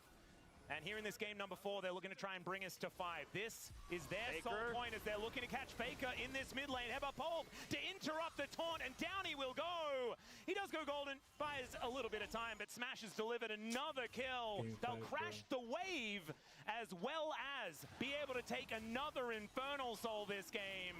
That was a huge moment, and I think a big turning point in this. As DK, 2,000 gold lead in Infernal Soul, that is massive advantages. How much of a momentum swing could you really, like to look at the series, especially with everything you've been saying about D+, which I think most people, especially D+ fans, will accept to be true, is that momentum is so important for this team. To go down 0-2 against T1 after getting 3-0 against them last time, and to bounce back, win Game 3, stomp the control of the mid game here in Game 4. Again, it's not over, but they have Infernal Soul in their pocket again here. To have this big momentum swing, potentially to be able to set up the reverse sweep, is kind of insane. We all, I think, expected that T1, I believe there was not even a single BNK predictor, right? We all expected T1 would be locked in for Hong Kong already. And then I think, again, we all expected that would be the case today as well. And now, D+ are changing the narrative. Pretty insane. Even with Showmaker sitting 2,000 gold behind Faker, 0-5 Cassiopeia, they have the damage. They have sustained damage. T1 have melee, and they just cannot get map control back to save their lives here, and it could be what they need to save their tournament lives. Again, there's another game to be played after this if D+ closes out, but momentum has certainly turned. The tides have shifted. Yeah. Well, let's see whether that can continue to be the case, because we all know that it's not over until it's over. Showmaker may get delivered some of that information. We know there are some sneaky T1 players hiding in this brush. Showmaker not wanting to walk too close to it. And that does mean that T1 also, they don't know, they don't know the rest of D+ are, so it's hard for them to collapse here. But it looks like DK are going to look to try and start this fight off themselves as Carrier tries to hold themselves in position, but the heroic entrance only onto Lucid, and he doesn't really care. The Cyclone knocks off Faker, he goes golden, but it interrupts Ona there as well. Grim Deliverance doesn't do much. Faker's dead already. Baron is on D+ this time as it takes down the Zahin, and now Doran tries to do it against Smash, but the flash is too good, and now it's pays against the world, and unfortunately the world hits back this time. And you know what, Atlas? I mean, you can make those silver sound effects, because we are going to 5! Oh my goodness, DK, the one team that I did not think that would be capable to set up a reverse sweep, and they have done it. Nexus turrets in their sights, and they will bring us to a Game 5 and look to see whether they can stamp a ticket to Hong Kong. Absolute insanity. And the greed in the drafts from T1, we called it out in Game 1. We were like, this Yuumi draft is risky as hell. There's so many engage tools. Game 2, we're like, all right, T1, really feeling yourselves again. They pull it off, but in Game 3, they get shut down there. And then this 4th draft might have been the greediest of all, with all these melees straight up, face up into the Sivir. And that last call where T1 looked for the collapse, they couldn't get Showmaker fast enough. They didn't have any vision of the river, so if they try to go into Showmaker, they might just straight up die. They try to connect on the left side and the right side. The Galio comes through, and Smash is like, this is my favorite moment of playing Sivir ever. He was frowning in the draft, but when he saw those melees stack up in the choke point, he jumped up to 32.3k damage, and he is laughing now. as he gets almost 1,000 DPM in this game that may bring D+ to the reverse sweep. We're going to 5 games here, and what seemed certain before this series started, what seemed certain after game 2, absolutely is completely up in the air now. Yeah, and all I have to say is at least we're going to have ourselves a great POG state, because if it's after 5 games, you all know that we're not going to have, very many brain cells left. Thankfully, Wolf, we're going to allow you to go home. It's going to be the rest of us getting up to ridiculous overtime shenanigans. Absolutely. As T1, not looking too phased at all. As you can understand, this is a team that are not very flappable, and so it's D+. It still has the pressure on them to continue making it happen. But there it is, Silver Scrapes going all the way to 5 here on our last day of the LCK Cup here at the Chijijik World Park. We're going to take another break. When we get back, the space will break that one down. We'll have that covered at 5th game. Some push-ups there.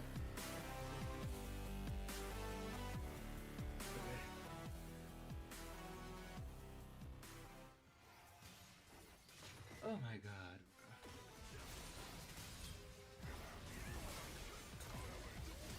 Why is the one trolling?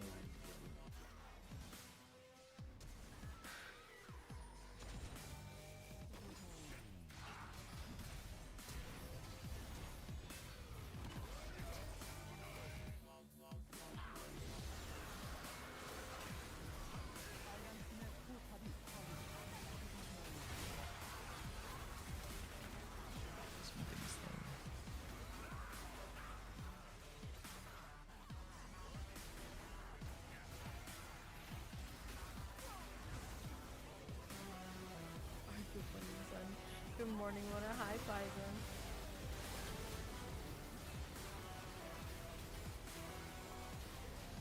Okay. I have a no.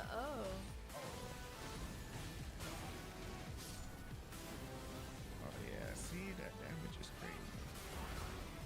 I have enough to go back and upgrade.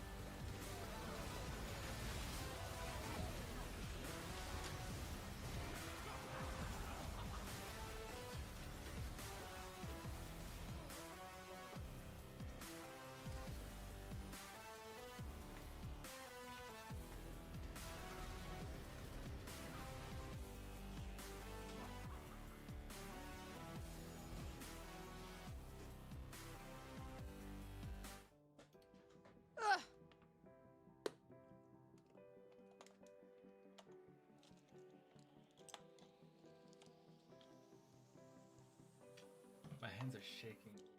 3 minutes.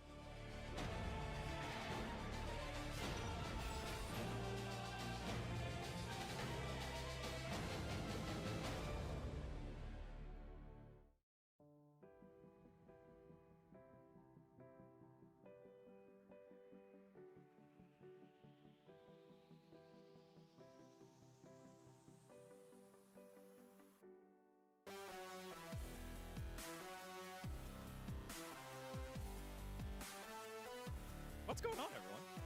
Wasn't Showmaker 0-5? Why is Silver Scrapes playing? How did we get here? It is a Game 5 upcoming. D plus Kia doing it differently. It wasn't on the back of Showmaker, but it's now the proverbial Splinter raising the Ninja Turtles, the young Ninja Turtles, and getting it done with him struggling and getting a win over T1? This is crazy, but we're here. You know what? Showmaker would rather go 0-5 than 0-2, because if you go 0-2, that means you stop trying, right? He just locked in. He kept going mid lane. He kept getting ganked, but he came back into the game. Yeah, and you know, whoever picks Lethality Virus blind without a fitting comp deserves to lose. I don't care that that pick is garbage. Hey man, speak of facts, man. G-Sun, Pony. That's it. That's all we need to talk about. All right, that's all we need to I'm talk just a about. It's silver G-Sun. player, G-Sun, okay? yeah. G-Sun thought it would go all I'm a 5. silver player. But again, what a way In for terms D of plus Kia yet champs, again. their We builds, used it in whatever, game I'm 3. not that It was really great. good It was at it when it determination comes when to things Virus. looked tough. Because I see Showmaker people laughing, playing Virus the with a ganking mid that tempo, didn't work some out people for go Lucid EP as well. They Virus, had to laugh and that off and continue to work through it, and they were able to do I'm so. not that I knowledgeable. think once again, we're kind of seeing gold leads. We talked about this earlier in the LCK Cup, not being as meaningful. Even though We ended Zahen up with was a draft ahead, coming out from T1. The casters talked a good amount about it. DK just locked in, bro. A lot of dash-based champions. You're into this Cassiopeia. They went to Silas because there was a ton of ults available with a lot of value. But as the game goes on, you know, Rather you huge have fan the of Sivir into Virus. Top Varus, which is a either good way, laning bro. phase, but a Sivir into all those melee champions, bro. the Cassiopeia into all those melee champions, the Alistar as well. Eventually the game's going to get to a point where if you don't close it out, you're going to run into problems. And that's what we did end up seeing. And I think we saw from T1, so often for T1 it's been the T1 Baron.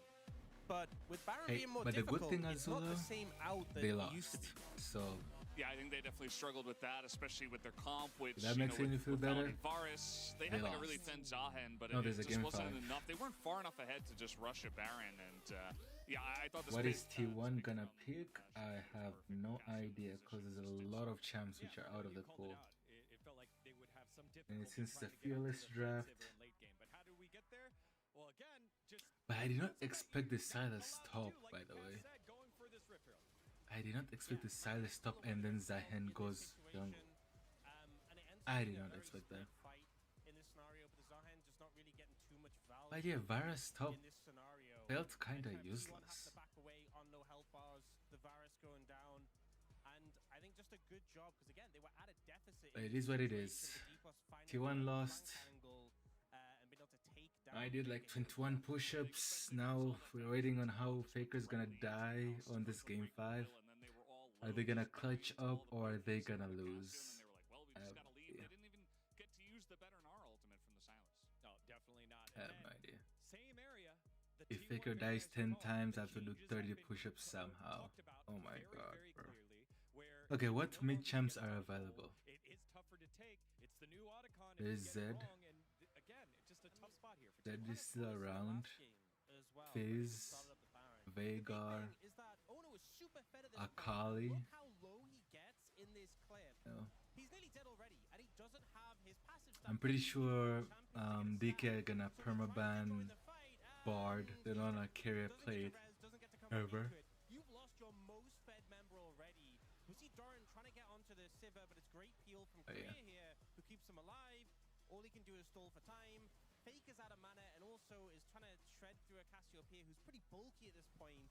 And it just seemed pretty doomed from the outset. Yeah, I think in theory, like this comp from the side of T1, if everything is working together, you know, you got the Recon that goes in, the Galio on top, you're attacking the carries, you have the follow-up damage from the Lethality Virus, that all makes a lot of sense and it should work. But if the turn multiple times is going to look like that, where it's very broken up and you're losing your very fed member first and you don't have all of those, you know, follow-ups like I was talking about, you just have nothing to kill the carries of DK. Yeah, and great for DK to get to that point, but we've seen so many times. Does T1 choke again? They choked against BNK. And it was tense from here on out, but finally D+ find the fight that they want. They started off strong and then somehow, oh my god, bro. It's kind of hit critical mass. Again, they put a lot of CC into the Alistar, but we see both Smash and Showmaker together controlling this choke. The miasma goes down, the melee's really struggled. It's like these last two games where DK won, like they just suffocated T1 macro wise. Having a rough time against the purple worm today. If I'm And then mistaken. to go forward with the Sivir, Cassiopeia at this point just But that's shredding. Silas top. And in the meantime, Why? what did the Varus do against Wukong Nar on his face? Not much. I don't think know. as long as DK don't, overplay their hand at that point, it's pretty much a done deal. And you saw that Carry was like trying to get those stacking CC ultimates that I was talking about, but it was just never going to work. Yeah, and this game 5 is going to be won by players, and I think when you look at D plus Kia, you've had a lot of these guys in the system, had their attempts to try and beat T1 specifically in Best of 5 is not able to do it, but it's going to be that man on the bottom side of the map in Smash who has just been so phenomenal when given the right tools to carry, and doing it against his People want squad. DK to win just for Korea to be happy again because he was crying, Some plot armor there. Oh my god, T1 needs to win this. Bro, if you lose, oh my god. You want to see the T1 GNG, bro. Like if T1 wins this, they get a revenge again against BNK. And if they win that, T1 GNG Hong Kong finals. And he's been pushed, but he's had success here with T1. A lot of the other players on T1, they have lost a best of 5 and have felt that before. He hasn't yet and hasn't been there. You kind of wonder if the pressure's gotten to him. Yeah, I think the thing about Dorn is that I feel like he's always nervous regardless of the situation. Like he's going to play well regardless. So I see that and I'm like, oh yeah, that's just Dorn. I'm not personally too worried about him under that much pressure, but yeah, it does look rough. I think for T1 the key is continue playing well around Owner, who's playing really well. I think Hayes also had a pretty good beginning of the series, but Owner's really been the linchpin for this team. Not able to do enough on the Zahen though. Yeah, I think when it comes to drafts, just have a little bit more insurance when it comes to scaling, and also dragons are the key. You're so hedged into these sort of Baron setups to win you the game, and I feel like they're just too flippy. Make sure Hope you guys are enjoying the stream. Thank you guys for hanging out to a small streamer like me. Appreciate it. All lurkers are much appreciated. Don't worry about it. D plus Kia over T1 was in 2024, the world's qualifier. Can Showmaker and the squad complete the reverse sweep, or will T1 continue the dominance? Okay, Faker is locking in. Okay, he's meditating. GG's. We win this shit. Yes, it is time to check in with the circus to see whether it is still allowing admission or whether T1 Bro, I said T1, but I'm copying so hard, bro. say, no. We are going to Hong Kong and just lock in. We have seen it so many times. We know it is prophesized that T1 just dangles victory in front of their opposition and snatches it away. It is so interesting to see the T1 crowd as well. You could see on their faces, at least in when I see their faces, they trust that this game 5 is still going to be theirs. They're not worried about the momentum swap, but the series that you come to watch today, if you're a T1 fan, if you were the lucky one to get the ticket, it's always so hard. Yep. You probably thought you weren't going to get that much of your money's worth, but now you get to watch your team either potentially bomb out here or stop the reverse sweep. And stopping reverse sweeps in game 5 is always so tricky because your back is against the wall in terms of your mental. We are now fearlessly banned from 40 games here. Bard ban. Nocturne ban. What are we going for? Bard, Nocturne, Vi. Which other champ? Zoe ban for Showmaker. We saw Genji's Chovy. Pretty good. Bard ban for Carrier. Vi. Any Vi ban, yes. Nocturne ban. That's one champ that's left, which is global. Okay, Nocturne ban is out. Nice. What are we banning? Kalista is still up. Renata is still up. Aurora is up. Yorick or top. Okay. Someone wants to play Kennen. I think so. At least keeping the opportunity open here. Aurora is still up. Kennen is still up. Diego? Jungle? Question mark maybe? But they might, the Ziggs was banned in the last Aurora game. ban. Okay, there you go. Alright, so that one is going to go. What are we picking? So now what is the first pick? What T1. did T1 this is the question that I don't want to even speculate about. I want to see what T1 thinks is the call here. First pick Kennen would be absurd. Okay, it's absurd, but it goes. They will do it. They're like, It was too good. the Kennen counters are gone. Nico is up. We will pick them up. Let's see what she wants to do, though, because we can see he's not exactly too unhappy about the whole scenario. Well, he has been known to play a lot of ranged tops, but the Oh Aurora no, is don't gone, play Vayne the top, Ryze is bro. gone, the Gnar is gone, the Yorick is gone. Vayne top. So, yeah, not exactly. Gwen. Bevy, Oh, I forgot about going Gwen. to look for a side laning Gwen here. Okay. Interesting choice. Yeah, it can be a tough matchup into the Kennen, of course, because you don't have your mist every single time. But let's see what Lucid wants to do. Xin Zhao is obviously not there, so double circle's not going to be available. Sejuani could be Sejuani? very high up in the stocks here if you can draft around it with the Gwen in the top lane. But it's difficult to lock down a Kennen there. Aatrox jungle. Aatrox. This is without By Serapine maybe as Aatrox well, top and which Gwen has been jungle, noted. by the It's way. Aatrox and the Mundo that have really found the most success with that Serapine. Nico, I Pivot, called it. though, Nico, to Nico, bottom side control Nico and put pick. the real push onto Kalista This is Renata. what you can do a blue side where you can see one on the other and you go all in. Kalista Renata.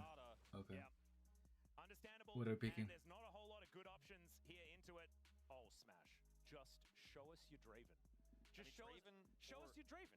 They could also just try to play the Corki. I mean, the Corki is still available. Honestly, Corki Nico pretty good. Pretty good if you can hit the roots, if you can play through your support, if you trust career. Jin is still in the pool. If you trust career. Misfortune. Okay. It's MF instead. Okay. I mean, it kind of does. We're banning mid. We're banning Faker Zed. In the earlier stages, Akali. see them build around this There is Zed, Akali. We'll see what does Faker play? banning away to allow for that. I don't think of Zed and Akali. Build around it now, though. If Rel jungle was still a thing, you'd be like, all right, I could see the angle there. Hell yeah. But they only have Pop Blossom to set it up so far, and I don't know what mid. So mid and jungle. To make that happen, as we'll see a Victor. Looking for any sort of scaling damage here for Faker. Yep, I think Victor a good choice. Probably would have been nice for D+ as well, but not going to opt to go that way. As T1, see where their focus is going to be. They could also ban away mid laners and allow the fact that Faker has played more champions competitively than any other player on the planet. Yone is a good ban here. Yep. I do think that that's one of the other setups you could have for the MF, and one that Faker is just not that interested in. Akali is up. Zed is up. Now, do you ban like an Aurelion Soul? Like, what sort of other scaling damage are you really worried about here? I think the Victor was the biggest problem that they had to solve for.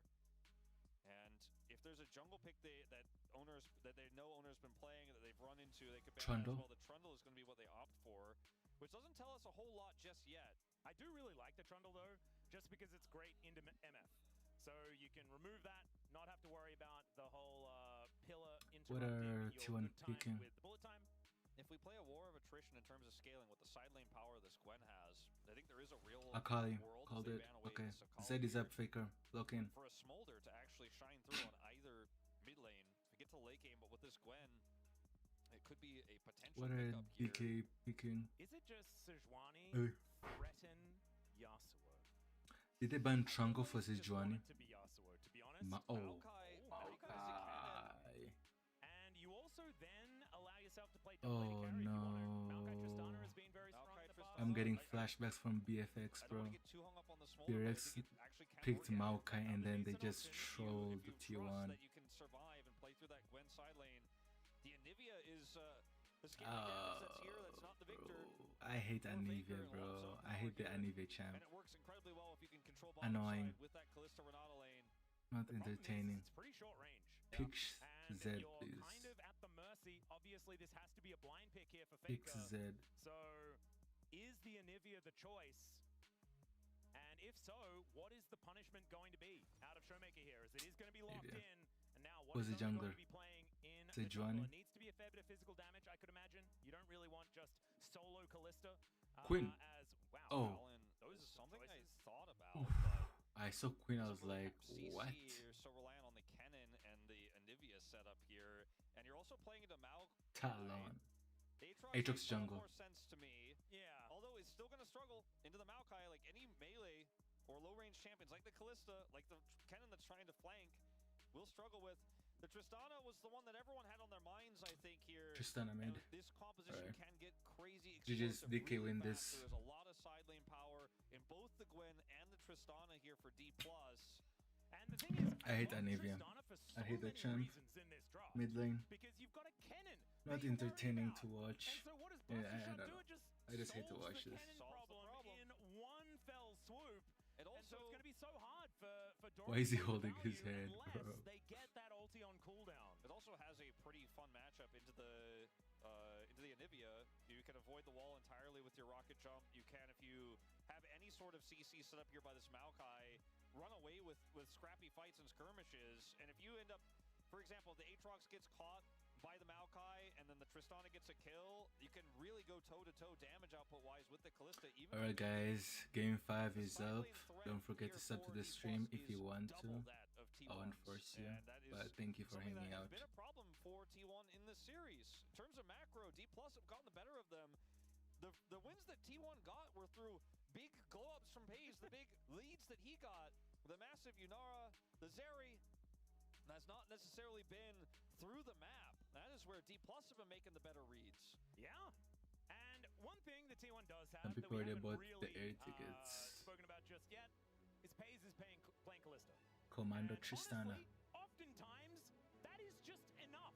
It doesn't really matter. It can be Callista and 4 other champions of any ilk you would like. Right, guys. As long as he's on this champ, he can make Game 5 is up. See whether he can as we get into the rift for game 5. Yeah. Will T1. One of the times where you are a little bit sad that Faker never uses skins. Because I think base Anivia is probably one of the worst. Well, it's because there's so many great Anivia skins. Sometimes, though, you gotta remind people how long you've been playing the game. True. You know what I mean? Yeah. Sometimes that old blocky Nintendo 64 Anivia is just what the world needs to see.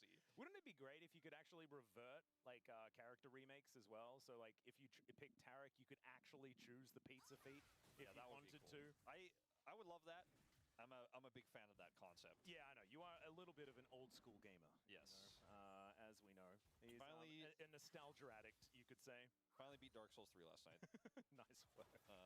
It's hard with the How many years too late is that? They're pinging, yeah, they see Aatrox. They see Aatrox. And Maokai is pinging the Raptors. Not bad. You know, could have been over the 2 digits. I think you've nailed it. That's beautifully done. As Showmaker is going to jump in on top of Faker, he will take an entire explosive charge. Not feel too psyched about the whole situation here, but he's got a full wave to eat. And I think the Anivia should at least be able to keep up in farm. The Prio in mid is going to also allow Lucid to get very aggressive in the jungle, starting with the Raptor camp of Owner here right away. Owner is also on the bottom side of the map, playing through the bottom side. Prio. This is gonna be classic Aatrox level 3 gank. We actually got the read this time around. It was Lucid that did this on the Aatrox. He's moving mid. Aatrox is moving mid. Is taking a lot of damage, but Owner is going to come out of the enemy jungle. That's a flash from Showmaker. What? I'm not sure about that one, and now he's just really dead. He gets the egg. There you go. Okay. Worth? I'm sure Faker should have allowed Question that. mark?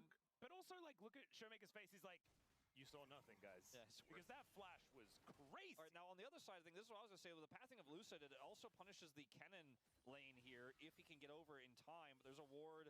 They see him. He wasn't actually able to clear fast enough to come over here before They see Aatrox. come and look for a potential Looks like Maokai did not farm his red. He can't actually commit further. That's where I had my eyes before we saw the all-in there from Showmaker, which was well played, but now Faker has flash advantage and only is down an egg. Yeah, there is also the fact that red actually didn't get taken. So it should be a 3-buff start here for Owner as well, which is fantastic as we see this once again. Flash for us there to stun up Showmaker, but I don't know about the flash. You know, he did at least manage to get the egg, but he didn't get the flash. So Faker is still kind of fine. Now, he's still Tristana into Anivia, and Anivia got a Dark Seal and a tier. So, you know, you can continue to try to push your advantage here. It's not the end of the world. It's not like, oh, Tristana died, so that's the end of that. But, yeah, not going to have as much power as he would have otherwise liked to. And in this bottom lane, We'll see how much career can hit, because that's really the determining factor as to whether Smash and career can actually fight back into this Kalista lane. And they at least do have a lane that can be pretty powerful in the early stages. MF Nico is not bad at all. But Pays and Carrier, we know what they can do, and it's about the all-ins once level 6 hits. You know, it's like when you can find hostile takeover angles, when Carrier can play completely off-the-wall aggressive because he's got Fate's Call available. That's when things get really frightening. And Pop Blossom into bullet time and stuff like that also obviously incredibly powerful if you can set up. I think a little bit trickier to pull off than looking for a handshake play that can otherwise be non-committal but feel very safe because of the Fate's Call. And for team fights and scrappy things like that we will see start to happen when this first dragon spawns and elsewise post-6, that's where the combos are really going to be actually real. As you don't have to necessarily hit the enemy support who has Smite. you hit Faker, maybe hit Owner, and Did Owner get it? guard and end up securing objectives. Speaking of objectives, I don't think Lucid's getting much right now. Yeah, Bramble Smash does push Owner away, plus 10 damage, by the way, everyone. As Owner he has Flash, might be able to force a Flash out of Lucid, he doesn't not to. He is just going to enter the enemy jungle, which is right now pretty empty. All right, things slow down for a minute. Owner is going to check ward here. We'll see the control ward. And still will come over here to annoy Shiu and clear it. Yep. Thorn went for Ignite. So there's a lot of extra pressure Baker there. has no egg. Showmaker taking so much damage. So close to 6, but just not there. And that could have actually been a kill with the Buster Doran shot. freezes the wave top. He's gonna rush Gunblade. Wave, he will have control. But as you can see, she was actually doing just fine. Finally, level 6 is picked up for Showmaker. We know that Buster shot is going to be so important, especially later on. But even here in the lane, threatening Faker is going to be a big deal. And also for safety, as Needlework comes out, Doran trying to get out of here. Does have the flash available, but snip, and the stun. So she was going to have to get out of there. Thankfully, the turret didn't get too mad at him. As Doran, still with the Ignite in hand. Shiu doesn't have teleport either, but is going to be able to stay in this lane. TP, speaking of, going out for Showmaker here as T1 try to take this dragon. And I think they should be able to get it here. There's just no real way to close the gap. Is in his top jungle. TP, obviously his 2 lane isn't going to get him there any faster. They didn't have bottom side prio, nor do they have those critical ults for the skirmishes we were just discussing to come over there and kind of try to cheat their way into a dragon contest. So that is going to be first dragon over to T1. Crazy we could have another Infernal Soul here with Chemtech as the second. That would be crazy. It's starting to get a little boring. Like, I usually am a big fan of Infernal, but maybe it's a Cloud this time. I feel like T1 series almost always has a Cloud Soul in it, so I think we're kind of due. So next, it's not going to be any of the tech dragons. No. But yeah, it could be a whole lot of different things. At least it's not going to be Chemtech. So can guarantee that Orcs is paying attention. And it's Game 5, DK versus T1. He's probably going to be paying attention in a series like this. As Lucid stealing away some more Raptors. Feeling good about that one as Faker gives Showmaker the good old thumbs up. Faker still has Flash, but I mean, this is a Maokai with ult. Yeah, there is the nature grasping. Gets the Flash out of Faker and just keeps walking. And they know that Owner is likely nearby, so he's not going to commit any further here. Takes a lot of damage. Yeah, Lucid going to be able to get over this wall, and Faker going to stop him from having a good time. I believe did not have too much frost on the Maokai.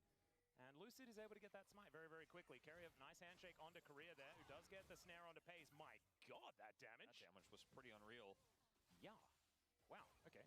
And that's a BF sword back, by the way. That's a big one. Carrier could have been Fate's Call. There's now Showmaker's going to go has in egg. again.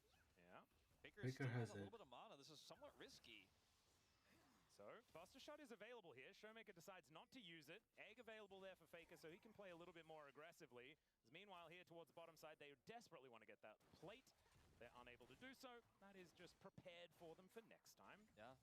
We've had so many near successes here for D+ in this game. Have not eventuated in anything big or real just yet. It's T1 picking up these small leads. It's the MF lead in CS, though, that is really the one that you're holding on to, and it's going to even have a little bit of extra plate money on top of it here with this extra hit on the on the bottom turret. Yep. And in the top lane, you know, this Gwen is doing really well so far into this cannon pick here for Doran. So that's a big boon here for D+, because if your Gwen falls Gwen too far has behind Boots to of be a threat Lucidity. sides, it really hurts your game plan heading to mid-game and beyond. I feel like Shiu has really exceeded my expectations in this matchup. Obviously, it was a blind Kennen, so Shiu feels confident in this matchup regardless, but I didn't know that this early on it would be going this well. So that's fantastic. Does have his Boots of Lucidity already completed. Wanted to make sure that he has as much movement speed up here, but also getting as much ability haste as he can find. He also loves his jungler Lucid, so... True. And he also likes having flash available, which I imagine is something that you would like. All right, Showmaker is once again going to have to deal with that Glacial Storm as Shiu misses the scissors. The needlework this time. Sorry, misses the needle. Scary moment there for Doran if he wants to try to go back in with the Maokai so close by. T1 going to try to look for something here on the bottom side, I suppose, but Faker just going to leave, and I think that'll probably be the end of the aggression. Timing. If they could see Nico, bro, like... Yeah, they are aware that Pays and Keria are otherwise missing here. There just isn't really anywhere for them to go, so... Handled it well, and now this Gwen has 3 grubs. So that's very good for D+. Also, the Tristana has 3 grubs. So side lane win cons I was talking about before, very strong here for D+, now significantly empowered. Yeah, and actually, are these the first grubs that D+ have been able to take so far this series? Yep. Sort of feels like to me. Is now Doran may be in trouble. The nature of grasping is Shiu gets stunned up. Does he have the snips? The answer is yes. Lucid going to be the one to lock down that kill, as now we are one apiece between these two teams in Game 5. And DK getting the money where they want it. Although I guess Lucid getting the kill is not great, but Shiu getting any sort of advantage is exactly what D+ want. I mean, if DK wins this and they go against Fearx and Fearx wins that, Fearx deserve that because they have shown good, amazing performance. And Lucid playing it now with Chronicler watching on as an ex-LCK commentator who was very critical. It would be a sad day for people like me who wanted the T1 Gen G Classic Finals showdown. Already in this game, as we're 1-1 apiece, T1 with a small gold lead. But I can't help but feel like the grub value here is going to be out of control as long as D+ get a chance to utilize it, especially when you have moments like this where Doran's pushed off the map. He drops his ultimate here. Shiu has to flash because he's in turret range. Doran plays this actually really well. He does not quite have enough damage even with the ignite. Yeah, didn't quite get that. He doesn't have Gunblade, unfortunately. We'll see whether there is sort of a turnaround gank or something like that. But right now you can see this dragon is getting started up. And it looks like D+ are not going to contest it. Lucid up here towards the top side of the map. And so Chemtech Dragon going to be picked up here by T1. And the argument... Give me the cloud. Give me the cloud. Mountain. Okay. Mountain, okay. The argument for not going for the contest here for D+ is just that they think they're going to have a little bit more scaling range damage here with this Tristana later on. They don't want to fight into this Kalista early, especially without setup there on the bottom side of the map. So they instead just Needlework comes out yet again. It just kills him. Soul for Shiu, and the entirety of this side of Lolpark. We're on the D+ side. In Christ, bro. That was very cool. Very cool indeed. And that's 2 deaths for Doran on this Kennen. The last time he played Kennen, he had a great game on it. This is not looking the same type of scenario here, as he has this as counter pick to the Gwen. Fell behind and now gets solo killed. And with 3 grubs working on this turret, it's an extra plate going over to Shiu as well. And he finds himself 1,000 gold ahead. As I'll watch this again, goes in on the Kennen, even though he's stunned, gets the fully stacked Q, drops the ult out, hits it twice, and 3rd time's the charm. That was beautifully played. And looking very cool, calm, and collected. Yeah, not getting too excited about it, knowing there's a lot of League of Legends left to play here in this game, but oh yeah, that's the kind of mindset you want to have. Showmaker going to get comboed here by Faker. Finds the stun there as well. And that is a lot of damage out of this Anivia. And Faker still without an item built up just yet. Same can be said for Showmaker at the moment, but he's just wanting to clear out waves and draw beads and things like that. Indeed. As that draw a bead is the name of Tristana's passive. Yeah. I feel like I haven't actually explained that in a very long time. Although I was kind of thinking about confused abacuses for some reason when you said that. I was like, yeah, he's going to get a lot of money. He's going to calculate, like, I have 3 grubs, so how much turret gold can I get later? In the lore, Tristana is actually an accountant. Yes. And so, yes, very much about those beads. A bit of a roam up from Keria to the top lane, really trying to patch this hole that is the Kennen on his squad, which means that the Kalista is isolated alone as well for a little bit. Faker's going to push this wave in, and he has TP and he can go into side, so not going to be like Carrie is wasting too much time here, but a bit of an opportunity if Shiu does try to go for a third here onto Doran. Well, right now, Shiu is playing very respectfully. And so Carrier not exactly with a lot of opportunity. This could work out, though. I think Shio's like, all right, I waited long enough. Oh, in he goes. There's the slicing maelstrom. The needlework comes out yet again. Fate's Call not doing a whole lot as he's looking to try and wipe out Doran, but he's not able to do so. That is the punish, and T1 are looking to continue pushing. Yep. Yeah, and Faker just goes straight to the bottom lane. Fool me here. one time, shame on me. Fool me two times. Mid, Shame on- hole there. whatever that Triple goes. grubs. Yeah, it's pretty big damage, and it's going to be a Kennen TP to answer as Doran finishes his role quest here. And Pays should be able to get out, no problem. Okay. And I guess it's just going to be a trade of plates here, now even on kills. And T1 with a little bit of a gold advantage. That was a really cool play from T1. They played it very patiently. They knew the Faker was going to be able to head to the bottom lane. They weren't going to lose too much for this, with Doran being able to TP to catch mid. As yes, some money does go over to the MF, but I think this is a great way to turn things around in the top side and keep Doran relevant. And in this game, Faker is just power farming. and I think if He anyone's has to have raw a lead in base. game 5 for T1, He's building on the Faker's a Seraph's pretty good bow. option if you're a T1 fan. Yeah, He has been 40 pretty CS reliable. advantage as well in his wheelhouse, or this is not quite the wheelhouse situation. What is a wheelhouse again? In his Mao house? Yeah, that's right. It was Mao's house with wheels, but his name is Mao House, isn't it? They don't want this Gwen to Totally power like, farm, about the whole super wheelhouse skill, thing. whatever. That's a Valdez and well, the Tridans can actually let us know exactly what's going on. Maybe I'll ask in the Pog State or something like that. Tune in to Dragon the is next up in episode of the 1 Pog State minute. if you want to know about the wheelhouse And they want conversation in once Drake. more. Career is maybe thinking he can make a similar play to what Carrier just did, but there's a lot of deep vision. He cannot quite actually sneak his way over here to try to set a trap. Will be seen. Rift Herald is just taken, so that is another tool that D Plus can use. I'm just not sure. Like, there is the whole scaling conversation that we need to have. There's not a massive amount of range on T1 at the end of the game. Like, Tristana is going to be hitting from really far away. Side lane's going to be really hard to deal with this Gwen. And Maokai is always incredibly high value with that Nature's Grasp. But like the Pays scenario, this time around T1 has got a lot of CC and sort of control, like zone control with the Anivia, and the Kennen. Anivia lead doesn't mean that much when you're like, well, I've got a 1 stack on my Rod of Ages, and I have my upgraded boots and a Dark Seal, and a fully stacked tier. Yeah. Whereas the Tristana's like, well, I still have a Kraken Slayer. It's gonna be a can do a really lot of damage in skirmishes and team fights, and I still non-ARAM game. They're just so playing the lead doesn't matter that macro. much right now, but if Faker gives a lot of extra time, like he just got that full topside turret, then he's going to be a huge damage threat later on. So D Plus need to make something happen before that in this game. They're sending it on this dragon. T1 wants to be on TP Soul from Point Faker. after this This is dragon. going to be Soul Point for T1 if they can secure this, and they will now have that zoning Anivia here. I do think the D Plus definitely need to Showmaker is fight for this bot. one. They do have Lucid in position. He throws down the Rift Herald. Let's see whether he throws down the ulti here as well. Let's see how this one goes. There it is. Pop Blossom is going to be pushed away with the handshake, but Lucid gets in, steals away the dragon, and now Owner is trying to get himself out. Shiu running amok right in the middle of the fight, and the twisted advance, the bullet time, the combo from D Plus is too good, and Shiu gets those scissors out and makes them work. The bottom lane is cut into pieces. It's a triple for the Gwen, and another one for Smash as well. 2 on the floor for D Plus as well, but they get the steal, and they win the fight. They win the fight in a massive way, and this was a dragon stolen by Lucid.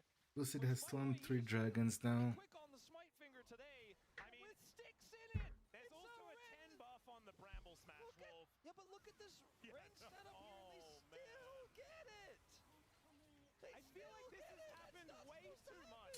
Way too much over the last few days. They over-index way too hard into this top side of the fight, right into the bullet time. And Faker is just not able to do really enough damage at this stage in the game, and the Callista is down, the Dragon goes over, and a huge swing of momentum to D Plus now would take a gold lead in this game. And a Gwen with the Mountain Drake stacking up feels pretty good. And she's also now got a Dusk and Dawn, so it's a pretty scary Gwen. This stage 2-item spike feeling pretty good in this current season of League of Legends. And so Faker still with a T1 big gold lead. Faker has won the The rest of D Plus are looking very, very scary. And namely, that is Smash with a 1,000 gold lead. His collector is now done as well. And so these bullet times will really be hurting. But this Shiu, like, I just don't know what they're supposed to do about this Gwen in the side lane. Well, that's the thing, because there's also a Tristana in the side lane. Oh, yes. She's 1,600 gold behind Faker, but that doesn't necessarily matter if there's jungle attention. By the way, jungle attention to the top lane. And Owner is spotted out as he makes his way up here. So the little kitty cat going to be a good sentinel here. Career also does have his ult at the ready. They need to be very careful about how they fight this, as CC is Aatrox's worst enemy when he's trying to come over here and shadow these lanes. Man, like, I was just not expecting this level of discipline from D+ this late in this series. They want it so bad. Yeah, and they're not afraid to show that they want it this bad, you know? Because sometimes D+ sort of comes off as the cool kids at school that kind of think it looks cringe to try, you know? That's the vibe that it gives you, but not today. Not today at all. This is raw D+, showing that they want it, and we'll see whether they can actually get there. See whether they can save you a very large coffee bill. Yeah, well, this is Career as well, who's the rookie, right? The one who was actually in tears after the win that brought them to their first of what could be potentially 3 for the reverse sweep. As Shiu is going to get ulted here. Yeah, Faker is going to find the chain CC as well, and I don't think the Gwen is immune enough. Does have the needlework, but it's not enough. So Faker going to be grabbing his first kill of Baron the is game up. to augment 2-1, you know the DCS vibes. lead. However, there is Tristan up here. Okay, I thought we were going to see a heavier commitment from Career and that maybe they were going to try to trade for a turret. It's not going to be any real cross map here for D+. This bird is becoming problematic. Yeah, they're going to try to clip its wings, but Faker says, nah, I'm just going to TP. I know the Maokai is coming. Oh, and also just gets to steal all of Doran's farm? Although he didn't. I think Doran actually got it all. But now they're in a spot to maybe even get something done on the Showmaker here. Playing both sides of the map with this one a little bit. Oh, Baron is just getting started. T1. Into the game. They push them away, and now Bro. we have to find some setup here. It has to be Career, really. I mean, this time around, they have a fair bit of Baron damage, but they also have a ridiculous Baron turn. As they look for Shiu, who teleported towards the top side, and there is the Buster Shot now on cooldown. That means that Doran's value is a little bit higher. As 2 seconds, Slicing Maelstrom will be back up off cooldown once again. I think that was the right call from a Showmaker, though. If they end up losing Shiu there, it's a disaster. Smash gets some extra free time with his turret. Career, though! Oh, dear. Flash Frost not going to quite connect, though. Shape Splitter is enough to get Career out of there. All right, he's getting more work done on this turret now as well. He might get the whole thing. Yeah, hold up. And this is, I mean, 3 grubs at work, continuing to be a problem here for T1. He's not going to get the whole thing on this wave, but does a lot of damage. And it's really just a Buster Shot to stop this Baron and to stop any sort of follow-up there. D+ read the play well. And I think T1 were wise to drop Baron with the Maokai coming over. It was just too risky. There's too many circles. There's too many people stuck in a Baron pit. And this is exactly where D+'s composition is going to shine in a scrappy situation like that. I like T1 trying to see if D+ mess up the rotation. It is really at very little cost to them. But ultimately, Smash gets money, and he's 1,500 gold ahead of pace. Yeah, this is a big lead for the Misfortune, as now T1 thinking about setting up for Soul Point once again. Last time around it didn't quite work, but they are in position. T1 is that he did manage to get humbling, from his quest. bro. It's up and available. As Shiu's in the back of this pit now. Teleport comes in. Showmaker is turning up as well. As Lucid, it's a lot of sticks. Try and keep this Gwen safe. As like you were saying, that is a lot of Ren stacks into this Dragon. Let's see. Lucid now throws out the ulti. Can Owner get it? No, it's another Gets steal. another steal. What the heck, Lucid?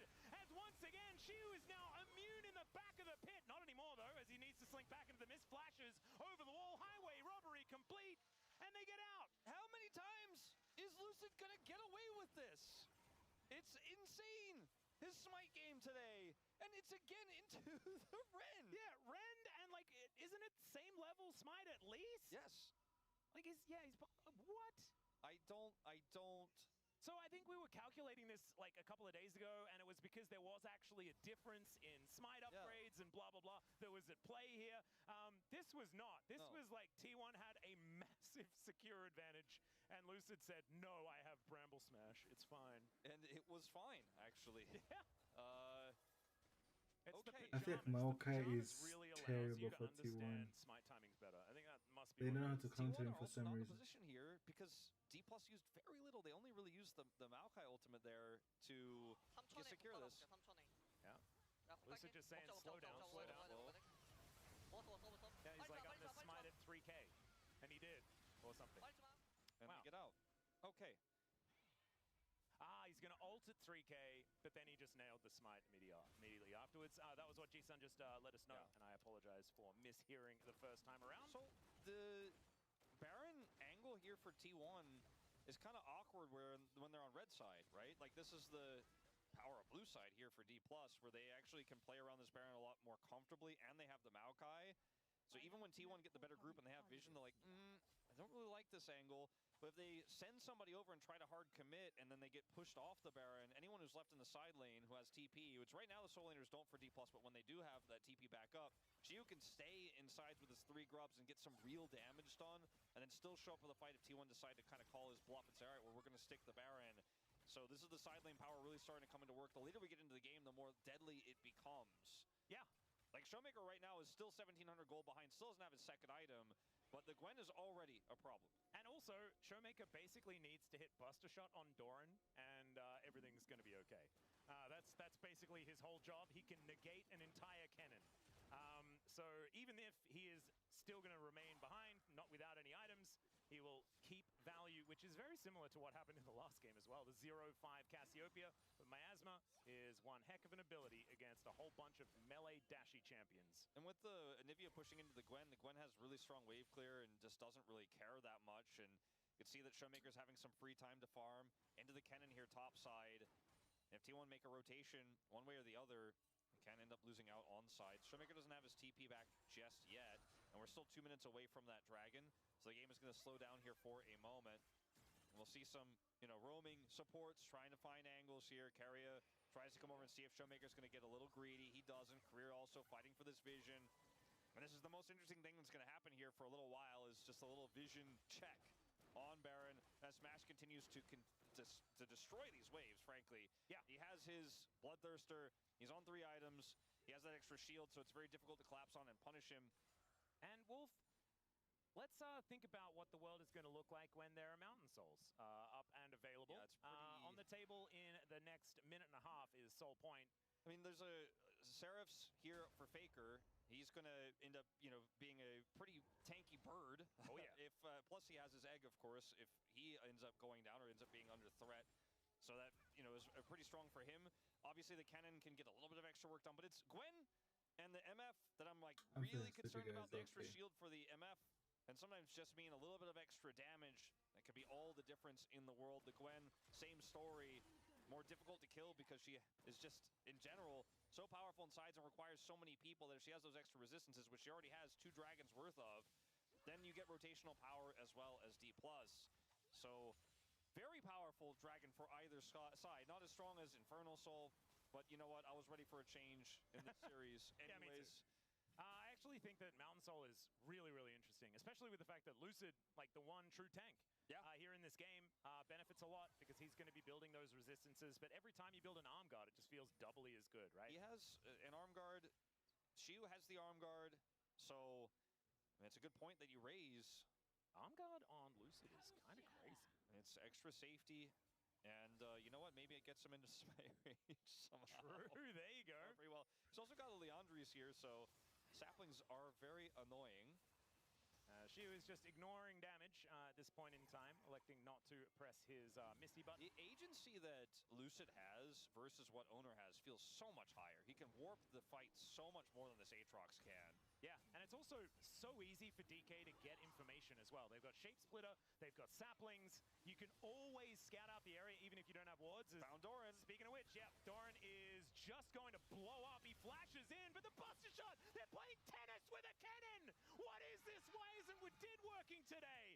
And that's my goodness, and now the Drake is going to be taken. That is triple Mountain Soul Point for Guys, DK. I'm done. And T1 just couldn't make a choice. I'm done. They were like, all right, we either have to save Doran and try to play through that bottom side scrap, or we got a whole dragon. They did neither. Lucid didn't even have to ult.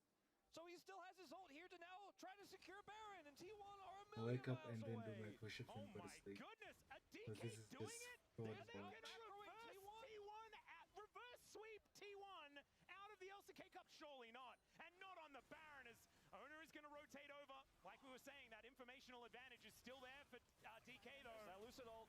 As Owner, let's see whether he can get it done as the Baron is smote away by Lucid, of course. Twisted advance to take down the Aatrox, and Smash is going to get flashed on by Faker. He will go down, but Carrier is going to explode as well. There are the resets for Showmaker, and he looks for another explosive charge. Man, he's drawn so many beads this game, and you can see that range is just kind of absurd. Rocket jump going to come in, and he gets another charge, and down he goes to the egg. Korea gets the information, and they will be able to take him down. So Baron for DK, and they'll get the prize in all of these kills, and a 5,000 gold advantage. And this is a Kalista comp for T1. Getting back into this game is going to be nigh impossible, as Doran is also way up. Oh dear. Showmaker doesn't have buster shots, so no tennis. As Lucid is like, come on, man, are you hitting it back? And Showmaker's like, no, I'm tired. I can't do that. I'll just kill it instead. And it is going to be the tree that's given kill credit this time around. Trade, but it's a support for a top laner. As Doran getting caught here on the flank is just exactly what you were talking about. And it's tennis time. Yeah, the Kennis. I really like it.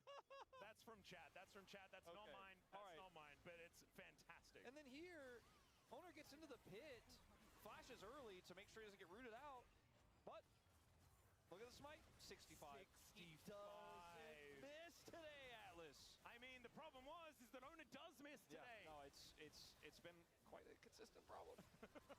And this is like, if you go back to some of these smites that Lucid has gotten over Owner, this could have been a 3-0. Like, we might not even have gone to game 4. We might be ever talking about this game and Fakers and Nivea, and the Kennis might not have ever even been conceptualized. Okay. Oh, we did be very sad about that. He's a big tennis fan. And now we're looking at a 6,000 gold lead for D+, a Kalista that's trying to play into Maokai, and a Tristana that has so much range. Yeah, he's level 17. He's got the sniper item. He's ready to hit them hard. Feels like a pretty fantastic third item as well, because once you buy it, your passive is stacked up so far that you get the full value. It feels very, very nice. As Lucid able to get into the tiny little window to break those chains. But the bullet time is just thrown out. Faker is just dead. Pop Blossom under 2. Korea! You absolute madman! He's over the wall! And now it is Korea falling, but it's totally worth it this time around as Doran, he comes in to try and save the play. The slicing Maelstrom is pretty powerful. Everyone's golden, but DK are the most gold today as Carrier walking back to the fountain, asking them to be gentle, and they're going to say absolutely not. Not today, because we are top 3 in the LCK Cup as DK book a ticket to Hong Kong. And Career can barely believe it. My God, this young man, look at CV Max glowing with pride. And I have to say, man, I am so What proud is this, of man? this young player in the bottom lane. What the fuck did you just Emotionally watch, broke bro? down. We've seen this so many times before, especially in CV Max teams, but it shows that what they did, what feedback he did get, it worked. Because that last Pop Blossom was fantastic. He was fine for the last 3 games of that series. And D+, what an incredible performance. And look at that pride. And this is something Digon said earlier on. You cannot deny that CV Max has passion. He does. And I think all 10 of these players do. But for somebody like Showmaker as well, who hasn't been able to reach these heights in a very long time, it has gotta feel so cathartic to finally get that successful reverse sweep. To win against T1 in the best of 5 for the first time since 2024. The last time they were able to do it was in 2021, okay? This has been a really big early year for D+ again. Well, this time the heights are higher than last year. And I gotta say, the way they played it was just out-macroing T1 and punishing some of these greedy drafts. And the confidence that D+ showed, the resilience that they showed, is something I think no one could have predicted. Not one person would have thought that they could do it if not one non-D+ player or CV Max believed that they could win Game 3 and reverse this series, but these 5 players did. And do you know something that is a little bit ominous? Is that we've only had a few reverse sweeps in recent history. One of them was that HLE versus Gen G reverse sweep that we saw put HLE out of commission for 6 months. These can be really difficult things to bounce back from, and so I think that T1 fans, you're going to have to get behind your team to make sure that they're going to be okay. As Kesper Cup as well, DK versus T1 also was a reverse sweep. Oh my goodness, it even goes deeper. It's crazy that Okay, guys. T1, I mean, Faker died 3 times. So here are my 9 push-ups. Oh my god, bro. They're not going to be playing in front of that Fucking massive hell. crowd. T1, who have been the most international team, the team that wins Worlds over and over and over again. They travel more than anyone else. 9 push-ups. Are just not going to be there. It's just hard to fathom that, especially because it seemed like a shoe-in against B&K. It seemed like a shoe-in here, and after they were up 2-0, I was ready to pack my bags and go home. Yeah, and D+ did not lose sight of the possibility of that reverse sweep, the possibility of popping off. Career is in tears after the win, and he is fist pumping at the win here at the end of Game 5. He uses the pop blossom that sets up the end of this series. But T1 got outplayed, and they got outplayed in 2 best-of-5s back-to-back against Rise Group teams. I don't think they're Rise Group teams anymore. No, I honestly feel We're like seeing a change of the tides. Yeah. This has been a horrendous stream. Oh my god.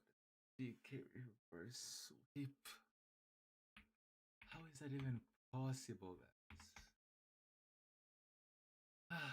Again, I'm gonna cope as a T1 fan. We're international people. We don't care about regional, but this thing is so bad, bro. Just bring Gumayoshi back. I don't care. So, okay. Anyways, so DK will be against FearX on Saturday next week, February 28th.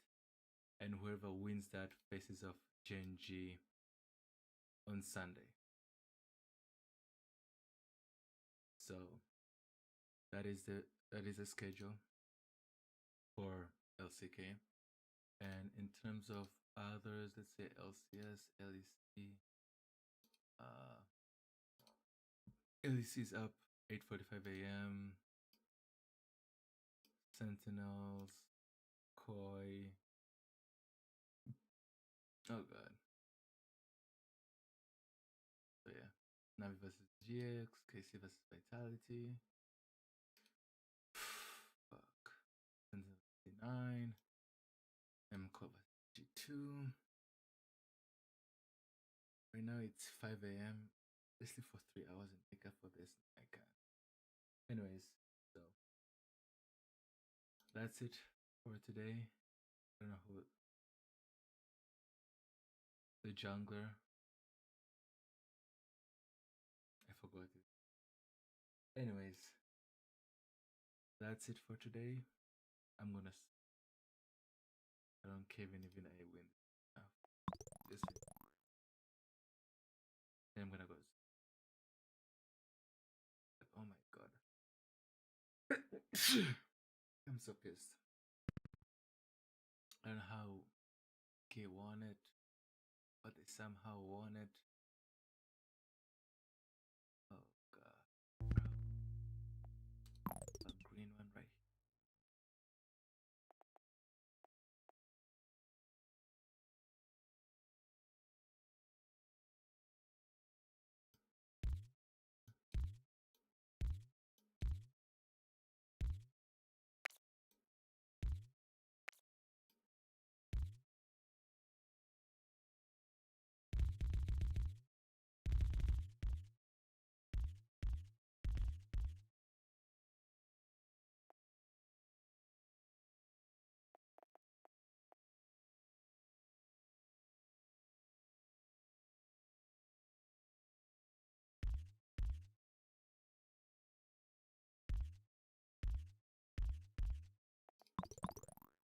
Nice.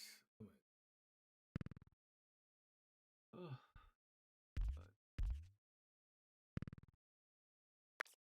2026.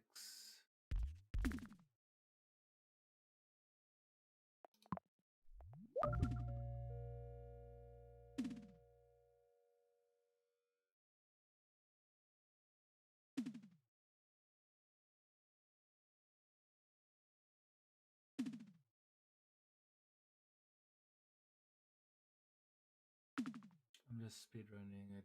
I don't care if the hype, bro. There's a problem.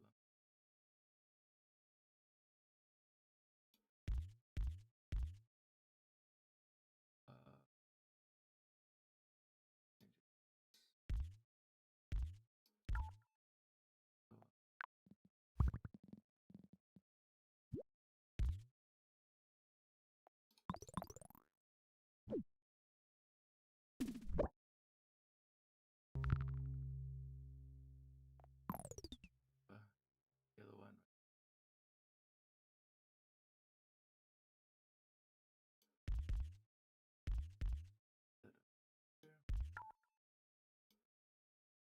But oh,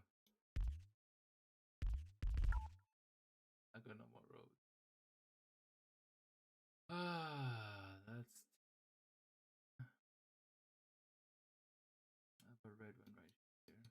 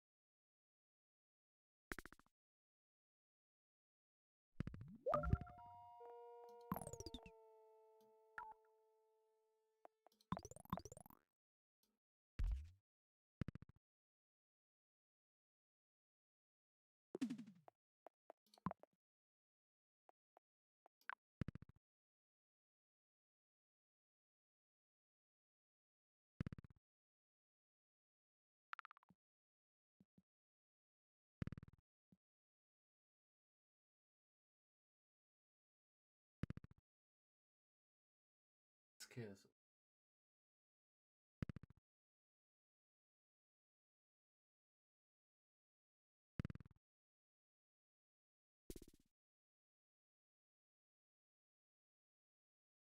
I'm just running it now. Wait, this red.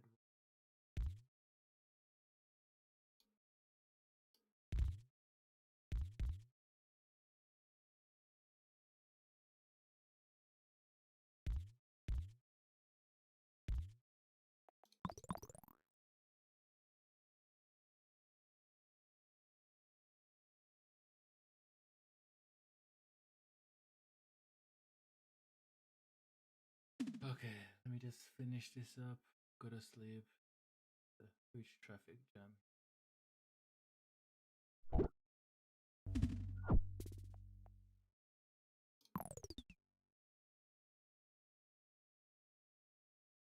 I can just cancel right here and have a multiple.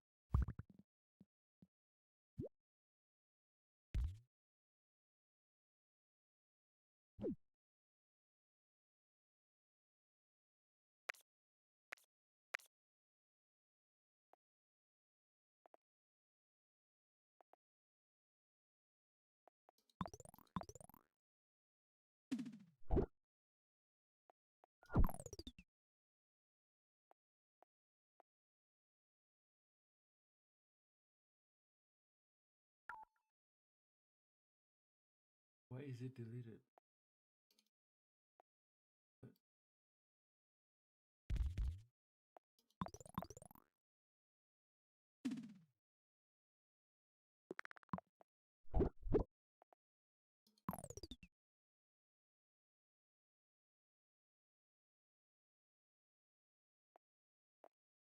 Oh, bro. I am sending it. Literally. Don't care. There's chaos, let there be chaos.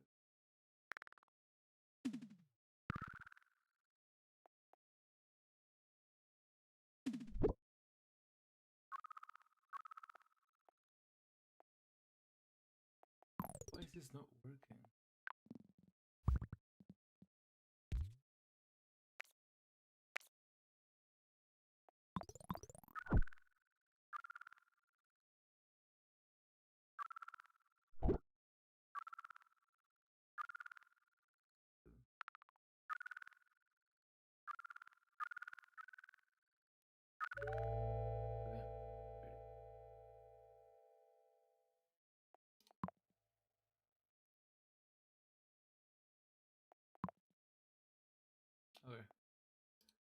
Anyways, that's it for today, guys. Thank you for hanging out.